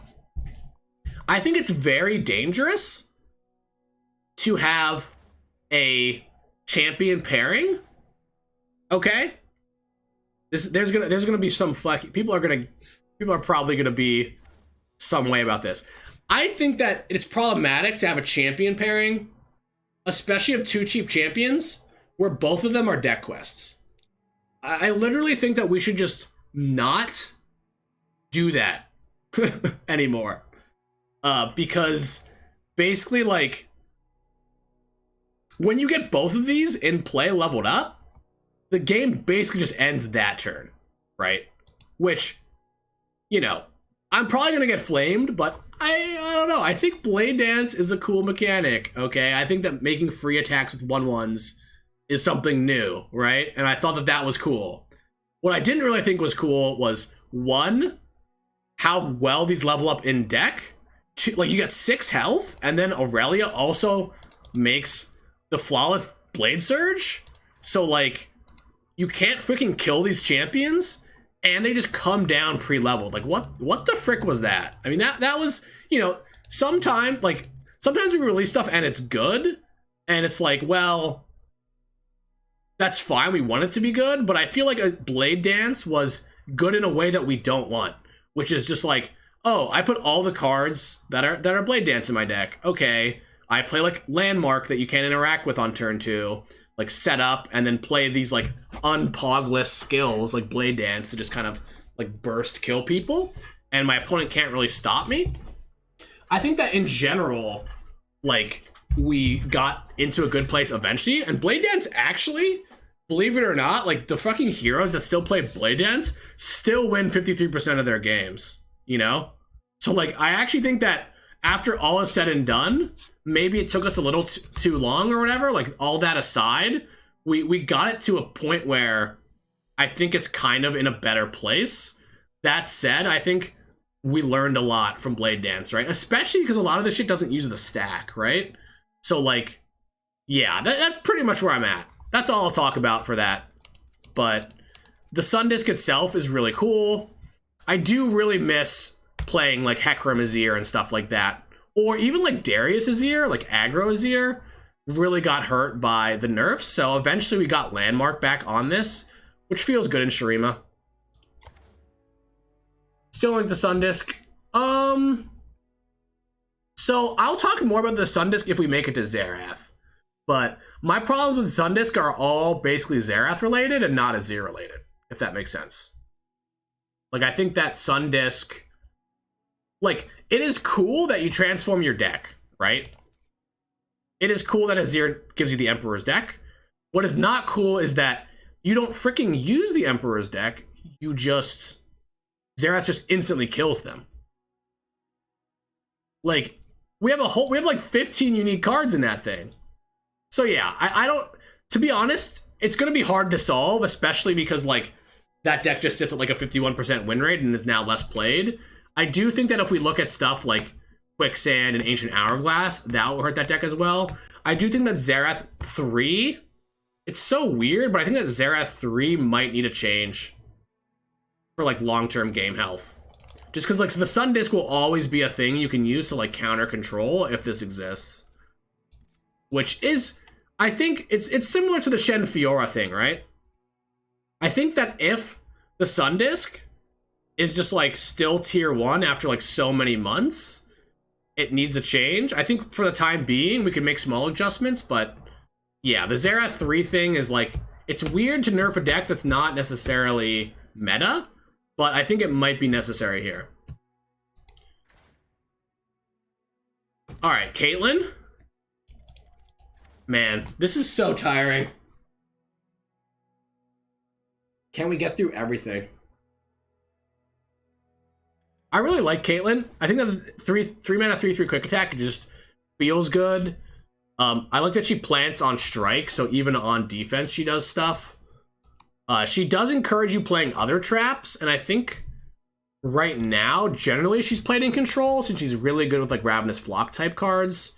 I like that she is, you know, she is like better if you build around her, but also her base scenario where you just kind of put her and Caitlyn's Peacemaker into your deck and build around that. It's nice that you don't have that much of a commitment, because then you can build your deck towards other things. Like, we talk about champions that have really cool and flashy level 2s, and we talk about how champions take a slot. But it's nice that Caitlyn's package lives on a spectrum. You can play Caitlyn plus Karina, or you can just play Caitlyn. Like, and I like that she is more synergistic than a card like the old Draven, where she's still like, no matter, you can't just put her in any deck. She doesn't make, like, she wouldn't make sense in like, I don't know, she wouldn't make sense in like a generic Piltover aggro deck, really. Or like a generic, like a Piltover deck without flocks and stuff. You know, so I like her a lot. I think that she's very, I think that Flash Bomb traps are a little bit RNG. Like, I think my main, and I don't mind RNG, but sometimes, here's the thing, I don't think the Flash Bomb trap RNG is deciding games, but when it does blow you out, it does it in a way that feels really bad.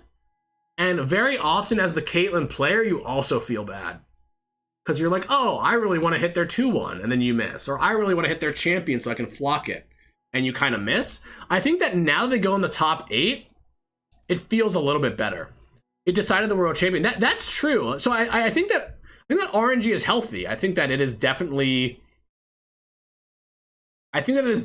good that it creates some interesting gameplay patterns where, like, sometimes you might want to play out units to protect your other ones. The anticipation is a really, yeah, YOLO Kappa swag is right. Like, the whole, like, am I going to hit these traps this turn? Or a lot of the times when you're playing Caitlyn, especially in, like, the Karina Mastermind decks, you're like, shit, I need them to draw traps, like, now or I'm going to die, right? And I think that level of variance where you can kind of see what happens and plan around it is pretty good. So yeah, I like Caitlyn overall. I think the only thing I dislike about her is the level 2 is sort of like, not that we did a bad job here, by any means. I think it's really cool to pay off the, like, one, planting 4 flash bomb traps feels good enough on its own with her. 2, like, her sort of being this, able to finish the game. The thing I don't like about this is, like, on defense, like, I've already drawn a bunch of traps, and now I can't attack you because Caitlyn just kills me. It's definitely, I don't know, it's maybe this should be attack strike or something, but it's a level 2 champ. It should be good. I just think I don't think it's the coolest finish, right? You compare this to a finish from, like, Jin, it's like, oh, if you attack me, you just take 5. Like, yeah, okay, whatever. It's just like, I don't know. It's not my favorite level 2. But she is really cool. And yeah, flash bomb traps, the tension is awesome. I don't think we're gonna make it through today, y'all. I'm supposed to be somewhere at 3 and it's already 3.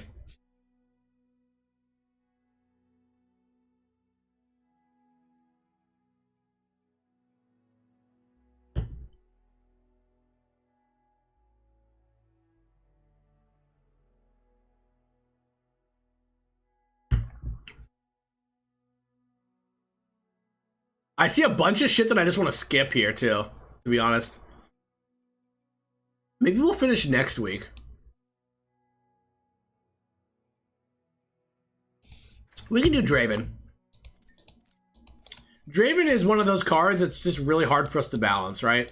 I think that Draven is actively still quite... what's the word? He's more on the powerful side in specifically like Scion or Jinx, right? It does kind of suck that we tried a lot of different changes to him. Like, we tried making the axe discard when he dies. We tried making him make a axe on attack, but not strike. And ultimately, I think the 3-2 was just like the answer we had to do. But that aside, spinning axes are pretty cool. I think in general, him enabling degenerate discard aggro is cool.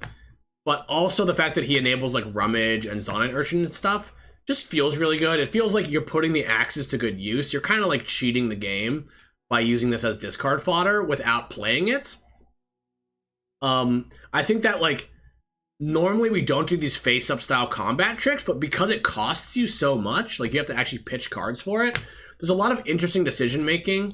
I think that with his champion spell, like, people say that, like, Draven doesn't level up often, but I actually think that he's, like, a good level up because you have situations where you want to kind of use axes proactively to Whirling Death, give him Overwhelm and stuff mid-combat. He's got a lot of tricks, but isn't doing anything that is, like, his level 2 is just, he just makes you more axes, I guess. Like, his level 2 is not fundamentally changing the game, but he doesn't level up often, but it's also easy to level up if you care. Maybe if the level 2 was better, you would care more. But in general, I like Draven. I think that he's, you know, just over at 3-3, and we have a lot of ramifications of him being a 3-3. Like, he's just very good. Like, Caitlyn Draven, like, when Caitlyn Draven, I feel like Caitlyn Ezreal is good at, like, Tri-Beam decks are already good against aggro, but when you play Draven Caitlyn instead of Draven Ezreal, or instead of Caitlyn Ezreal, dear God, you just literally dumpster every creature deck, right? And like him not being susceptible to removal means, you know, in Twin Blade Revenant decks, it's just really hard to deal with him as well. But yeah, he's where he's supposed to be now, but it does make me a little bit sad because I think that Draven is a good design. I'm gonna have to end the stream soon. Does anybody have any recommendations? I do want to go through them all, though.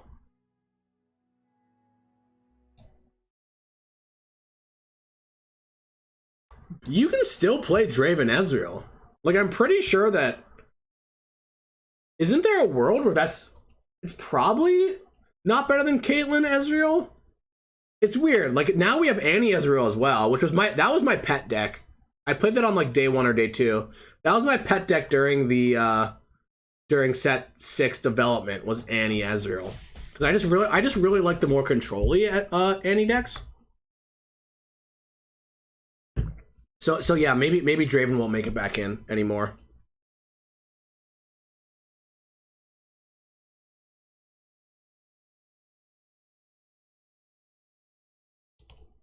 Old Callista had text. I feel attacked. Well, yeah, I mean, you're gonna run into problems where like there are just better options. Like a lot of the champions that aren't good are not necessarily. It's not that they aren't playable at all. It's that like you're better off doing something else.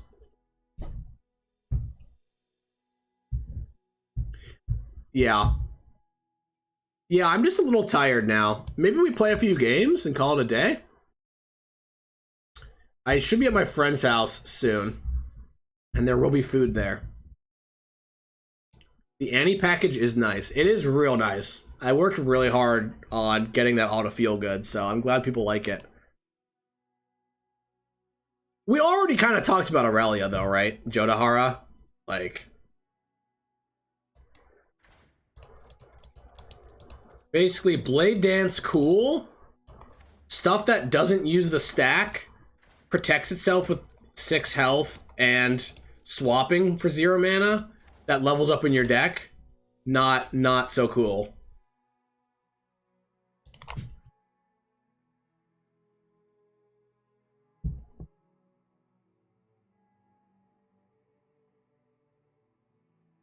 What are the champions that I designed? So it's kind of weird. I've touched a lot of champs in my day, but a lot of design is like a team effort, right? So like I don't feel comfortable saying that I designed Annie because I didn't. Like Annie had a total shape when I started working on her. But I definitely made a bunch of contributions to her. Like I designed Disintegrate. I basically designed this iteration of Tibbers. I worked on her quest. But yeah, the champions that I fully designed are Aphelios, Akshan, though it's a tag team with another designer, Dave Smith, Viego. But yeah.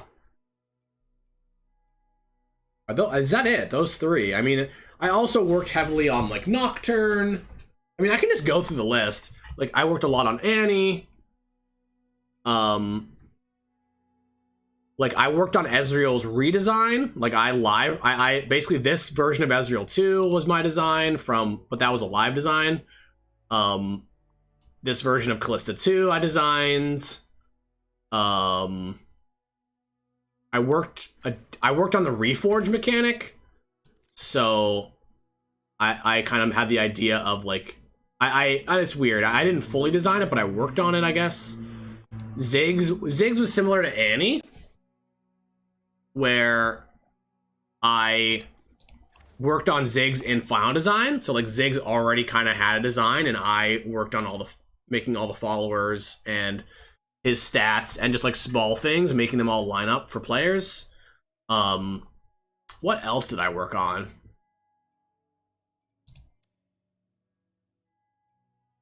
Keep going. Let's keep going.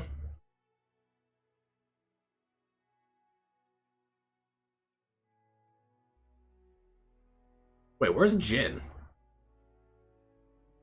I worked on Jin during final design. There he is. Is that it? Like, a lot of these champions I kind of touched in development. Like, I worked on Targon. I worked on set 3 stuff. So I worked a bit on Trundle. I designed Viego.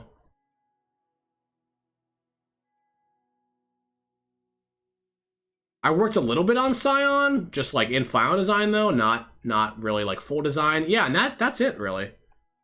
That's what I've worked on, though I've touched a lot of stuff in small ways. But yeah, actually not that many champs, to be honest. Since for the first year or so on lore, like I was working only on live for a while, so I didn't really design that much stuff. But those are all the ones that click in my head. But pretty much it's usually a team effort. Like, there are solo designs, like even like Aphelios, like I worked with Umbridge a little. Well, it's weird. I guess that one might be like a full design, but we had a design team of more than one person, so it's very rare that a champion had no ideas that were like mixed and matched. And we also don't really care where ideas come from generally. We're pretty good about that. Oh, what's up, Shermie? What up? Make sure you get the mod. Easy. There we go. What triggered move from live to design? So it's a good question. Maybe I'll answer questions for a while. So nothing really triggered it, but to be honest, like being a live designer, I don't know if this is the case on all of Riot products, but being a live designer wasn't that great just career-wise for me. Like it's really, to be honest, this is, and I don't want to sound like too, I'm not salty about it or anything. Like really, I actually really liked working on live, but it's just not, how do I put it? It's kind of a thankless job. Like, you know, basically your job is sort of like, you know, make sure you serve players who complain a lot and you know, which is fine. But like, also you're not doing, like, I'm not designing new champions. I'm just like making numbers changes or making small tweaks to things. So it's not really good for like a long-term like design path, if that makes sense. So like I started taking on more responsibilities, like doing the champion expansion and doing, like I did 2 champion expansions, which I liked a lot more than live, like working on new cards. Well, you do have a portfolio to show. Like it's weird because out of all the designers, probably, no, that's not true. We still have Deadbolt Doris. But out of most of the designers, like I probably have the most changes like in the game in general just from working on live outside of like Alex. So there is, and so I have a pretty big direct, that's the thing about live design is you get a big direct impact on players, right? You get to buff cards, you get to do cool reworks of things, you get to kind of solve like puzzles, like, you know, like, oh, whatever, Pantheon is really good, like what do we do about that? So yeah, that's really fun, and I actually liked it. And when I started in design, and that's kind of where I got trapped a little bit, was when I started doing design, I thought that's what I wanted to do. I was like, yeah, I want to be a live designer because that is what I'm good at. So here's what it comes down to. I wanted to do live design since that's what I was good at, right? I'm like, it's actually fucked up, where I wish I was better at other things, but that's exactly it, where you don't necessarily always want to be doing the thing that you're good at.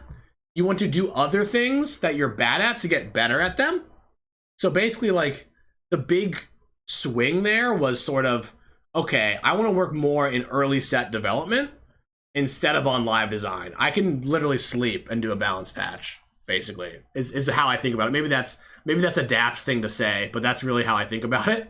So like, and I still like doing them. Like I'm doing 3.10, but it's not the only thing that I'm doing, right?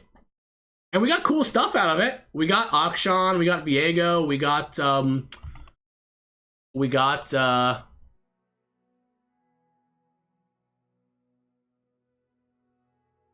you know, whatever, Aphelios, get his name.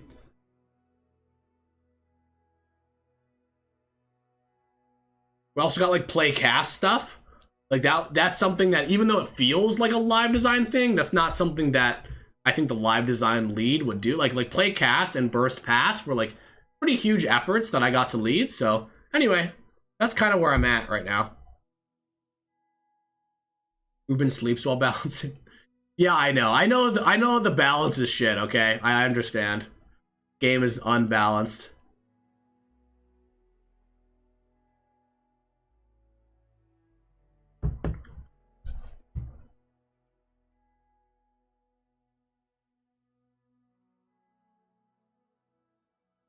How about making J4 better? Yeah, J4's quest is a little bit weird. I think that J4 is actually pretty good, though. Like, he's actually seeing play now with Alawi. Yeah, I generally think that J4 has been underrated for a while since we basically just like mega buffed him.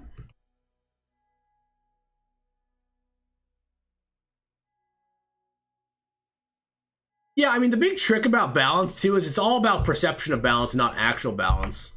And I think we have the biggest issue with balance in LOR is the game is so skill intensive that you get into these weird situations where you have like a Phalios, which is like not even, I don't know, somebody's probably gonna look it up and then flame me or whatever. But you get decks like a Phalios that give you an infinite decisions, and like those decks are clearly, you know, really, really good in the right player's hands, but only in the right player's hands. And this is like literally I feel like I could do a TED talk around like agency in live balance, because it all boils down to like the OG, which in my head is like the Grim Patron stuff in Hearthstone, where like it was like basically just a deck where only players that were good with it, like a very small percentage of players, it was actually kind of broken for, but it was absolutely nuts for those players.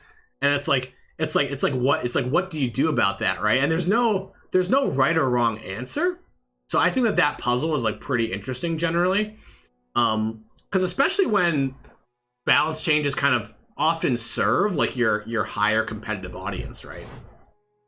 I think currently, you know, we balance a lot around ladder, and y'all know this hopefully. Like I do watch every seasonal tournament, right? I watch like some fight nights and stuff, so I kind of know what the tournament meta decks are, but we are much more likely to make a change based on like direct data we get from ladder, but we're kind of more data informed but not data driven around like tournament stuff. We definitely are planning on having, you know, live balance patches before seasonals. Like part of the reason is just want to make sure the seasonals are fair and they're fresh, you know? So it's one of those things where it's just a tough question to answer, like whether you actually nerf things that are only good for good players, because I feel like it's weird because good players often want that, but the best players often want a lot of agency. So if you consistently nerf the decks that they can do well with, that feels pretty bad too, right? So I don't know. Hopefully that made sense. There's no data on Lee.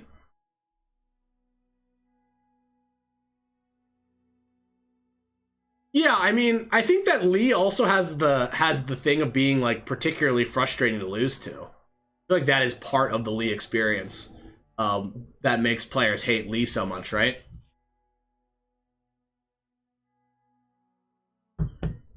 I think that even now Crescendum is adjusted, so I don't know. I'm surprised people are so much salty about Lee Sin. I don't hate Lee. Yeah, Lee is interesting. Lee's interesting for sure.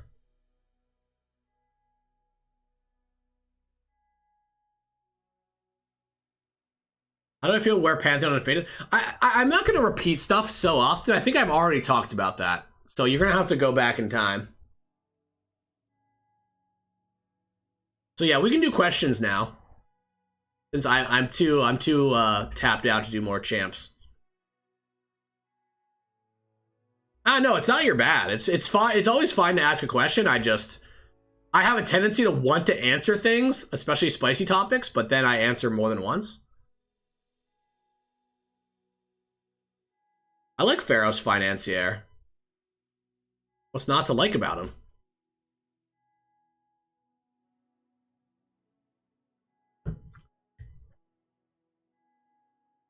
Yeah, getting 20 to 0 really sucks with Lee Sin. It's actually interesting. I wonder what happens to Lee Sin if there's like Zenith Blade changes.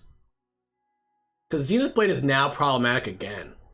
And I wonder if that actually kills Lee. That would suck. I think you can still probably play Lee with like a Phelios and Infernum, maybe? I don't know. Or Absolver. Yeah, that's a good point. What's my best meme deck? I don't really meme deck. Like, I think people think that I meme deck based on the decks that I play, but every season I try to find a deck. Like, I don't know. I'll build decks until something just clicks, and then I just start crushing people with it. But I actually build decks to win generally. If you see me playing a deck, I'm playing it to win pretty much. Even though Poppy Terra kind of sucks, I've just been blasting people with it, so it has been winning. Like, it got me all the way to Diamond 3 or whatever.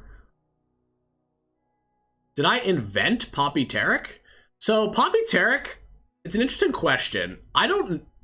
Inventing decks, I don't know. I don't buy into the whole, like, this person played a deck at a certain time, this person did these changes to it, and like, fuck that. Nobody cares. There's, like, people can have collectively, independently come to the same idea in card games.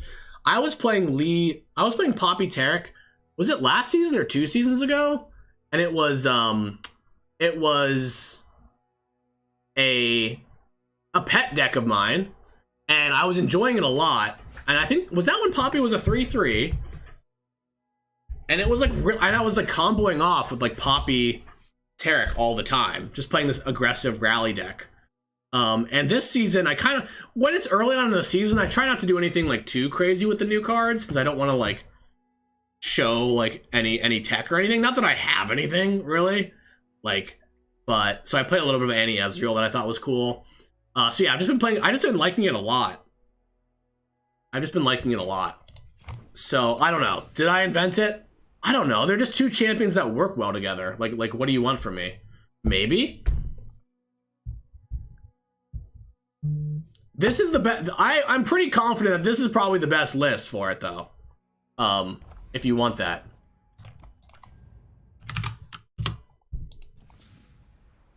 Though, it's got no interaction. It's got this is a very all-in deck, so it's not for everybody. Okay. Oh, I can't even link it. Rough. Because I'm not logged in, apparently.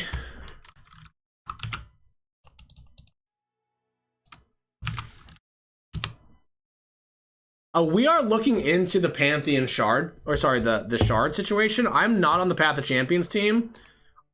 I know that some Path of Champions designers are working on figuring out more ways to get shards, though that is not, I don't know. I can't answer that question. I can't know when exactly that will happen. But we're taking all of your feedback into account. So there might be adjustments to that in the future, but I don't know if it will be hotfix. I really don't. Also, we've got like Memorial Day tomorrow, so I'm kind of on a break, so I don't know, but I will talk to Path of Champions people about the shard situation, since more than one person has asked about it.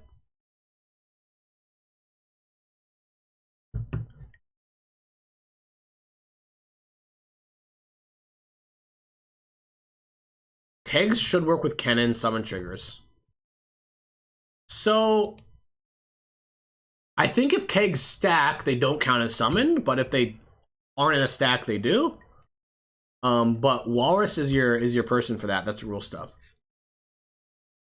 Why did Hunting Boar get can't block? Seems like a weird design choice.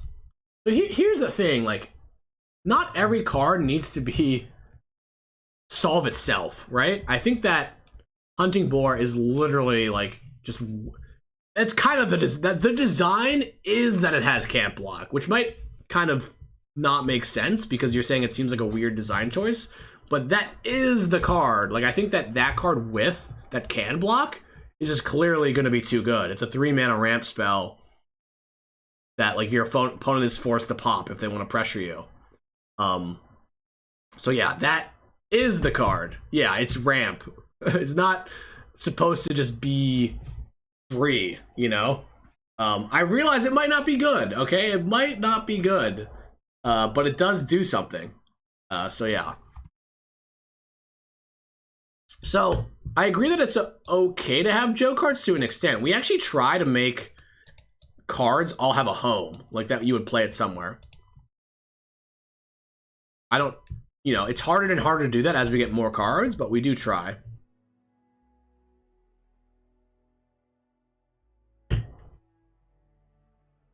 What are my thoughts on alt win cons? I think that alt win cons are some of the most exciting things a player can achieve, right? So I think that Starspring and Fiora are quite are quite it's gonna be weird to say this, but I think they're actually serving a lot of players, since that level of excitement and like oh, I just want to build my deck around this so I can win the game. Like, a lot of players don't want to necessarily just win by decimating their opponent out, right? Or killing all their opponent's units. There's a lot of different player archetypes that want different things in the game, and some sort of like combo or alternate win con really serves a certain subset of players, right? Or like the Watcher. Yeah, sure.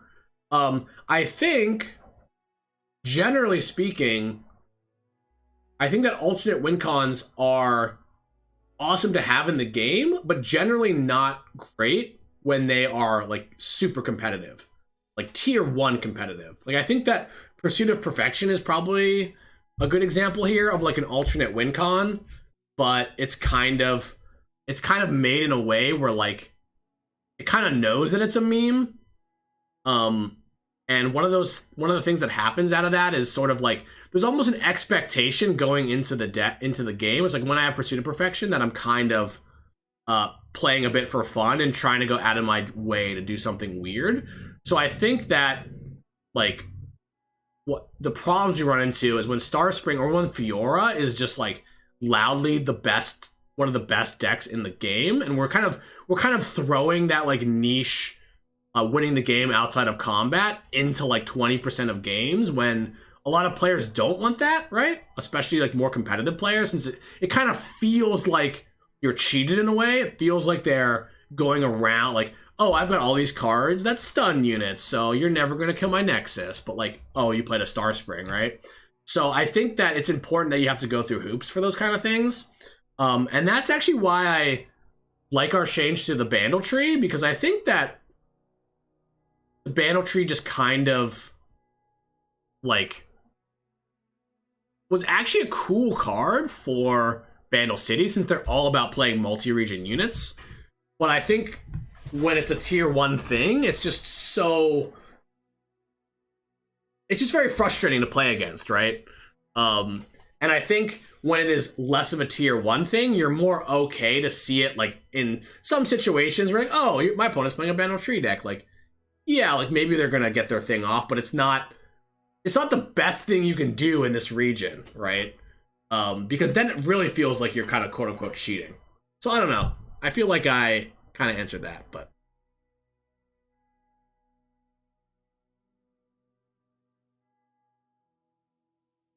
yeah, I like where Bandle Tree is at now. It's actually interesting that in the right situation, the Bandle Tree is actually better than it used to be. If you like curve out and play it on 4, but like even so, it's still like much more fair, right? Passive landmarks. I don't know. I don't really want to answer, Emu. Sorry, I don't really have anything great to say. I think that landmarks are kind of supposed to be passive, though. Like, I think that like the Howling Abyss, right, is like kind of what a base landmark is kind of supposed to be doing.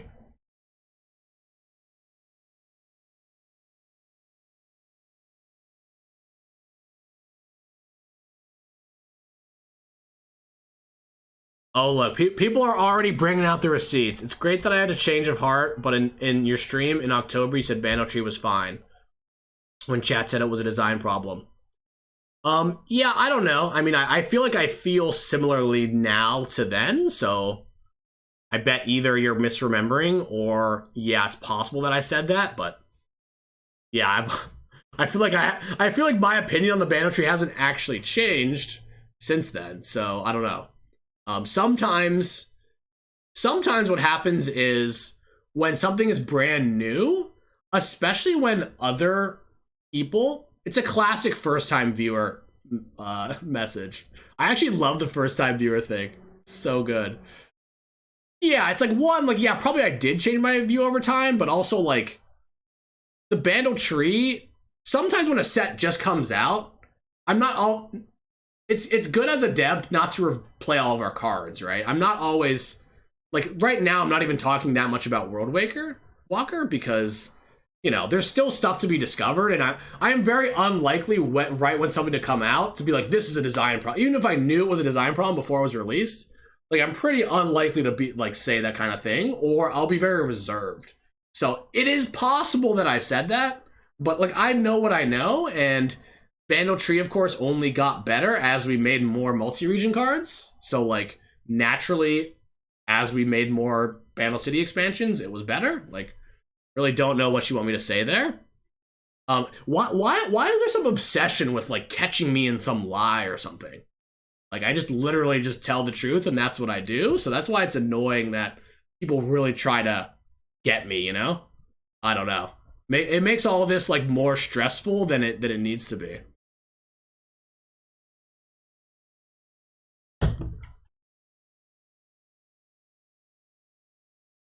They want to feel smarter. Well, here's the thing is like players often know more about the game than devs, you know?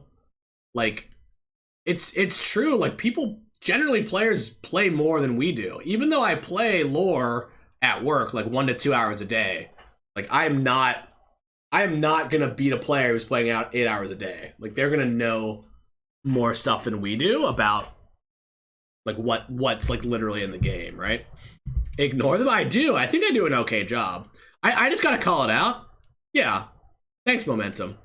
I feel like, yeah, I guess to me, this is kind of, I actually don't mind like all like people saying like, oh, this is broken, or this is wrong, or this needs to be hotfixed. I don't mind that because all of that comes from a place of passion. Like players play so much, and a lot of players like identities are like, I'm a lore player, like I play this every day, you know, I know, you know, I'm so tired of playing against like Bandle Tree or whatever, this like needs to be changed. And like we're trying our best to like serve all of our players at once, but what upsets me is people routinely will say things that I said that I didn't say, right? Which is kind of why that guy triggered me, because it's just like, yeah, like possibly I sent that, but I really, if I meant it, I'm like, and sometimes maybe I did, but I don't know. The misquoting thing is really common and really gross, yeah. So anyway.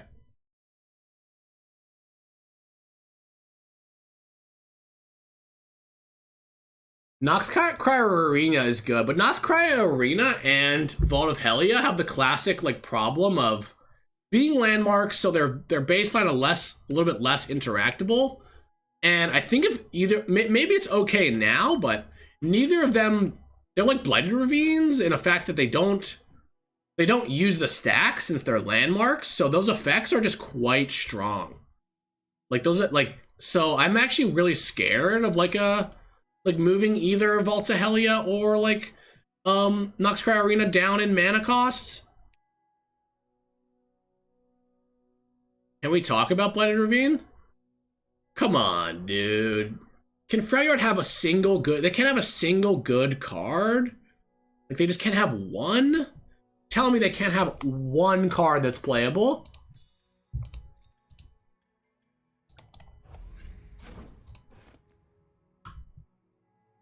Like, all the cards people think are good, I actually think are bad. Like, I recently went 4-1 with this deck, and I just cut all the bad cards out of Freljord. Like, I didn't play Tryndamere or Feel the Rush, basically. I was like, what if we just cut all the bad cards? And I did pretty well with it. There are definitely some problems with this deck. But anyway, what's the matter with Blighted Ravine? Wait, do people actually have a problem with this? Fucking beautiful. Look at those little frosty shards. So, I guess Blighted Ravine, my main problem with it is that it's sort of, here's my problem with Blighted Ravine, okay? I'll be really quick. And it's not even a problem. Here are my thoughts on it. There are certain situations where the delayed trigger is just backbreaking because you can't really develop much.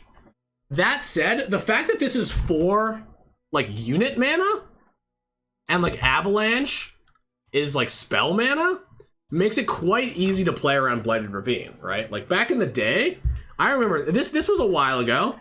I don't know, is Precipic here? Maybe not. A while ago, I was playing Pirate Aggro, as I do, and I was playing against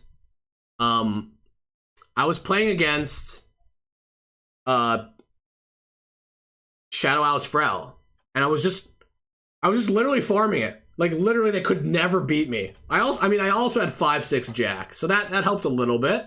That helped more than a little bit. But basically, like I think that even aggro can play around this because it costs so much unit mana. One of the reasons that cards like Rearguard are so good is because like even you can action jockey even with a bunch of 1-mana cards. So I actually like Blighted Ravine. It's a little weird that it hits the opponent's Nexus. I will admit that like during development we flipped. Like for set 2 for Sejuani, we wanted Freljord. Like originally Avalanche went Nexus, and it was like really bad since you didn't want to hit your own Nexus. But a lot of our AoE, like, yeah, I think the fact that it gives Freljord a little bit of face damage is it's like a weird problem to have, but yeah. I actually like Blighted Ravine. I think it's, if anything, it's too load bearing. Like if Blighted Ravine was like 5 mana, then you just wouldn't be able to play SI Frel. I think. Like, it actually boils down to... It actually kind of boils down to, like... Also, if landmark removal was just a little bit better, which it should be, I know that it should be, we're working on it, then that would be nice, because there'd be more counterplay.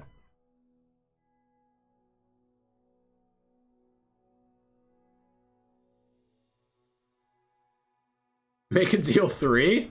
Yeah, Ravine is amazing. Okay, most people like Ravine. Yeah, it's a weird card to have a complaint around. It feels like pretty necessary, but also fair.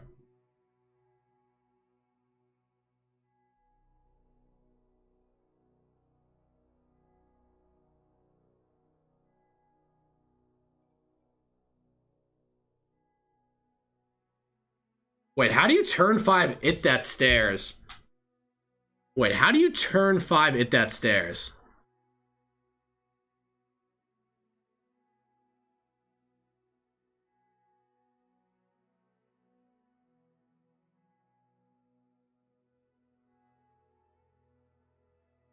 And also play a Blighted Ravine. Is that possible? I don't know. Whatever. I mean, It That Stairs is fucked up. I actually, yeah, I think I see a lot of people asking about this, and like who, like I think even maybe I saw Kaido is like who at Riot loves ramp, and I think in general just like Freljord just hasn't really had that many nice things, and the one thing that they should do well is have the biggest, best units that you can ramp into. So it actually is intentional that we buffed It That Stairs, and She Who Wanders, because like these cards just were unplayable before we buffed them, and it feels weird that like the ramp region doesn't have some fatty boom booms that are good. Does that make sense? I'm not saying that that's gonna that answer might not appease everybody, but that's kind of where we're at with it. And I think we're in a good spot where like we nerfed Catalyst, we nerfed Weirding Stones. We're pretty much aware of like we don't want the ramp itself to be too good, right? So we're pretty careful about that. Please talk about Thralls. I saw that Thralls had a 10% play rate and a 53% win rate yesterday. I mean, the new Thralls card gives you a lot of consistency.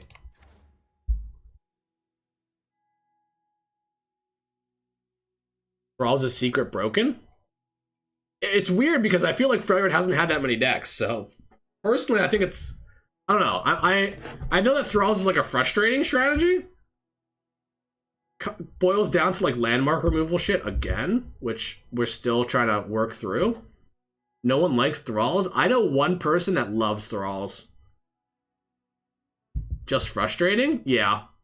That's fair. They can make a lot of Thralls now.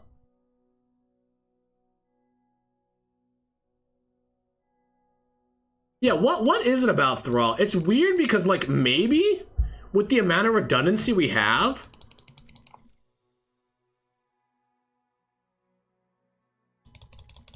this is like so sad. But if we ever had to, I guess we could change the stats on Thrall. Even though 8 mana 8/8 is just so clean, like Overwhelm is just ridiculous, right? Especially on big units that you don't have to pay that much mana for. I think that like since the deck revolves so much around this token, it would be a live design change because we do actually like clean numbers. Like there is a decent amount of value in aesthetically pleasing numbers, right?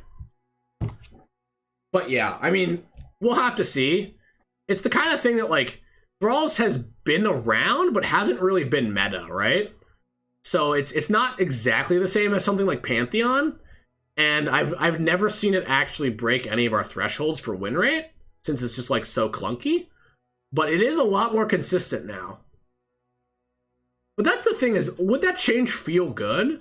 Like if a Thrall was the 7/7, that doesn't change the fact that like the games they get a bunch of them, but it would it would be nice for games to be more winnable when your opponent like for instance promising futures and makes a really fast double Thrall. Like I don't mind like 5 Thralls coming out like on round like 7 or something. Maybe not 5, but you know what I mean. Like I think that there's definitely different levels of acceptability in terms of like when an 8/8 comes online, because I'm pretty sure you can always make like one 8/8 Thrall on turn 5, but that doesn't really matter. But yeah.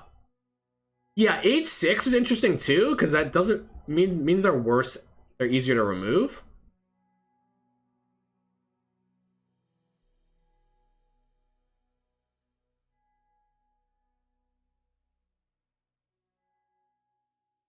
Oh yeah, we wouldn't change the keyword. We wouldn't change the keyword. I don't know.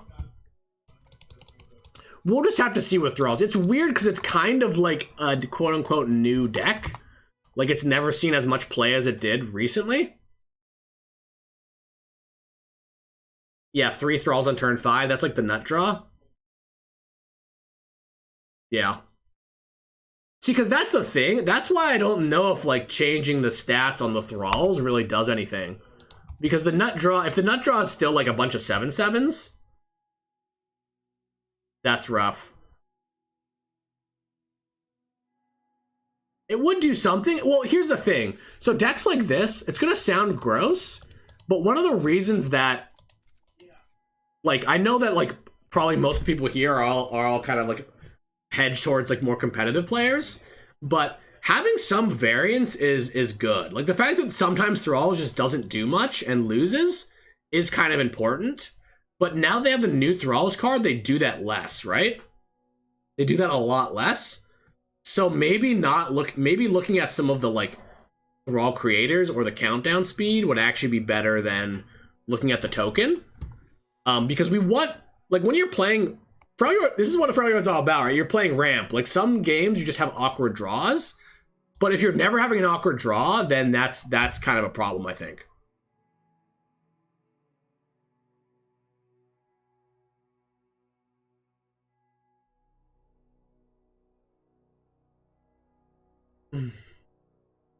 All right. I really got to make it to my friend's house. Oh, we did 4 hours. We did my 4 hours. We did my due diligence Sunday stream, 4 hours.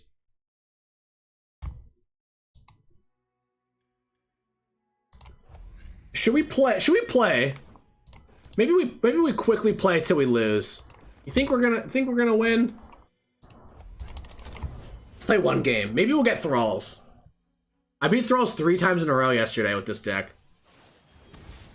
Oh no. Okay, so here's the deal. Here is the deal, friends. This matchup, so like Annie Ezreal is actually like fine. It's just a normal matchup. They're a little bit favored, but your challengers are really good against them because they have like Spellslinger and they have and they don't have Tri-Beam. They don't have Tri-Beam and they have Annie instead of Caitlyn. And actually, you'd rather play against Annie than Caitlyn because My dad, look at all these challengers. Like, your plan is to just challenge the Annie. But since they have Tribeam and Caitlyn, it's not that easy. So this is really tough. And Tribeam's rough. Because they just say, kill your champ, put a thing into play. Oh yeah. Play a Thermo Beam. See what happens. Oh? Okay.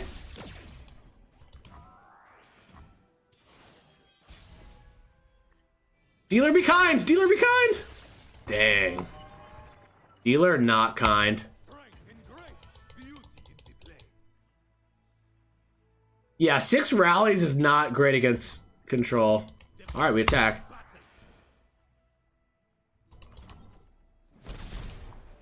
Never lucky.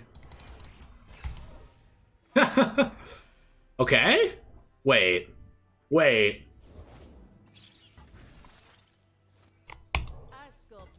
Kind of awkward we have to sequence this way. Okay. Okay. Oh god. Here we go.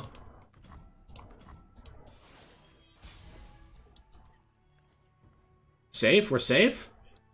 I just slam. We just slam. It's not even good. We have no other supports.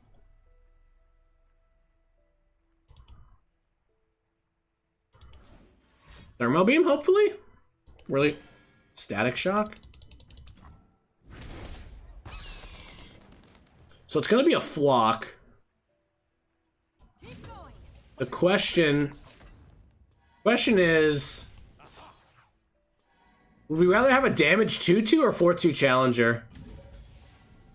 Let's do it this way. Let's push more damage and also spread out the damagedness of things. Block. Ooh, it's a Scorched Earth. Let's go. That's 3 more mana.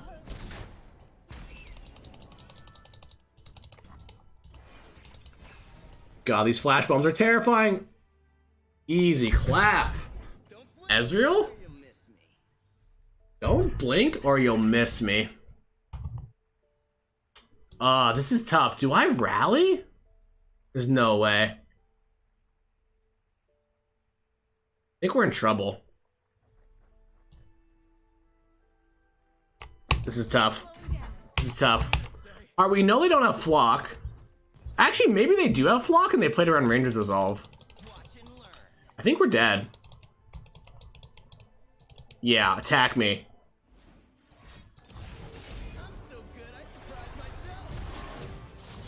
Alright, we tank here to bluff Sharpsight?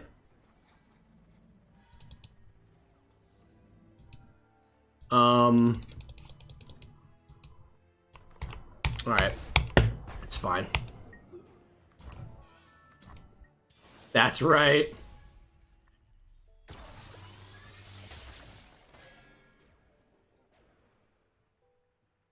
Wait, we have lethal maybe?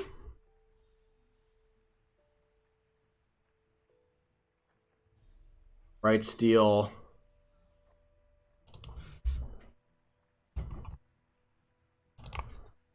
Open attack? Wait, we've got more spell mana than them. Not sniping my deck with 0 sharp sights. Unlucky. Do we really want to get wrecked by Sentry here?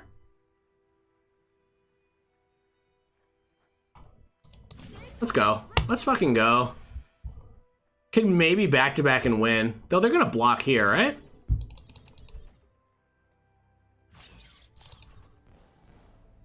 No Tri-Beam, no Flock. They might have a Flock. They might have a Tri-Beam.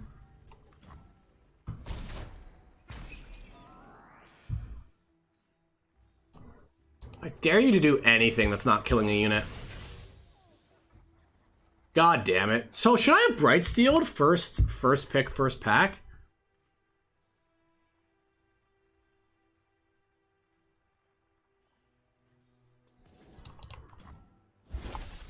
Go without me.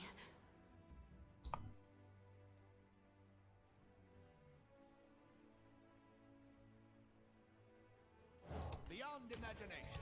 That is the Durand way. Yeah, I think I should have Duranded. Duranded into back-to-back?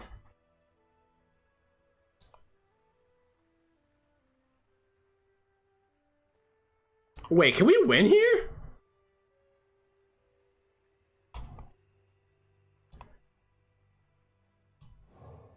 Wait, do we win if they have nothing? Pump this, 6/6, have to block. Oh, but they could have a flock, but we got the read they don't have a flock.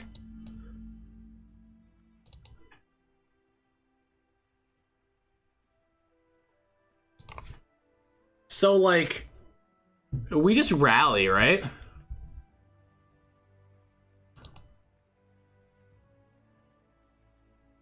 Make both of these lethal?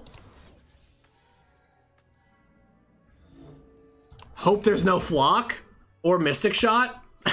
Which, yeah, it's tough. Okay. So it goes.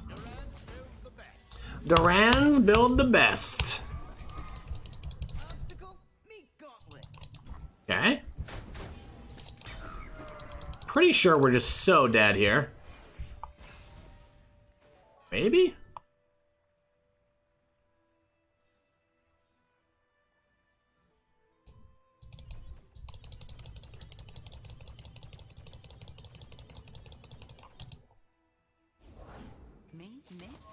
Not by a long shot.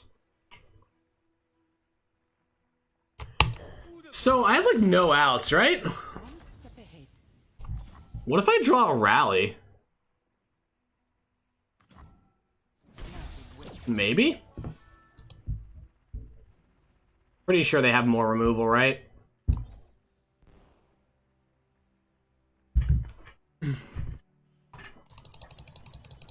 Yeah, that tri-beam is rough, fam.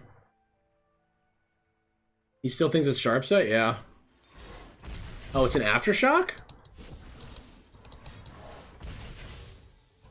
To be honest, if we draw... Is there anything we can draw? Another pump spell? Our legacy lives on. Our legacy lives... So we don't challenge, right? That's the play? We might win here.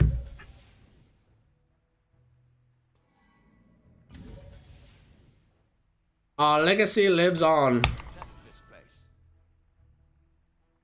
No challenge. Okay. You're between me Yeah. and glory. You got it. Wait, do we win if there's no spider?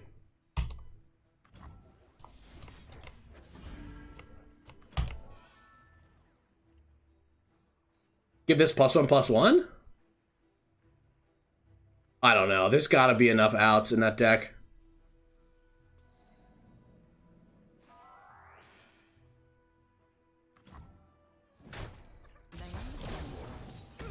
Flock does hit here. All right, friend, show me.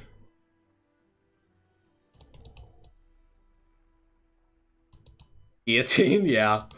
Flock, it's definitely something. Oh? We're alive? Let's go. Not a stun spider? Stun spider does it too. Though stun spider, the game still continues, right? Let's go, dude. So they lost because they played around sharp sight in like the whole game. Let's go. Let's go. Wait, that was 2 free. And they had the tri-beam. Simply built different. Nice. Didn't draw a single champ, by the way.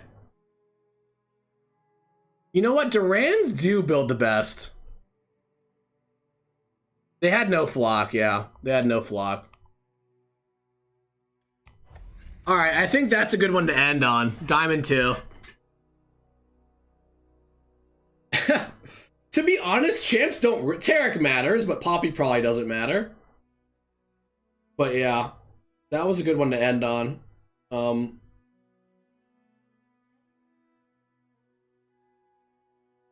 Is Static Shock even playable without Tibok? Ah, whatever. I'll let Lazy Guga figure that one out on his own. GG's. Maybe they do play Tibok in that deck.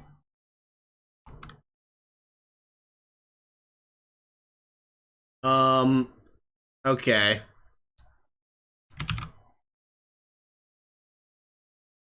Let's host somebody and let's get out of here. My dashboard has a host button, right? Or did I do it in my chat?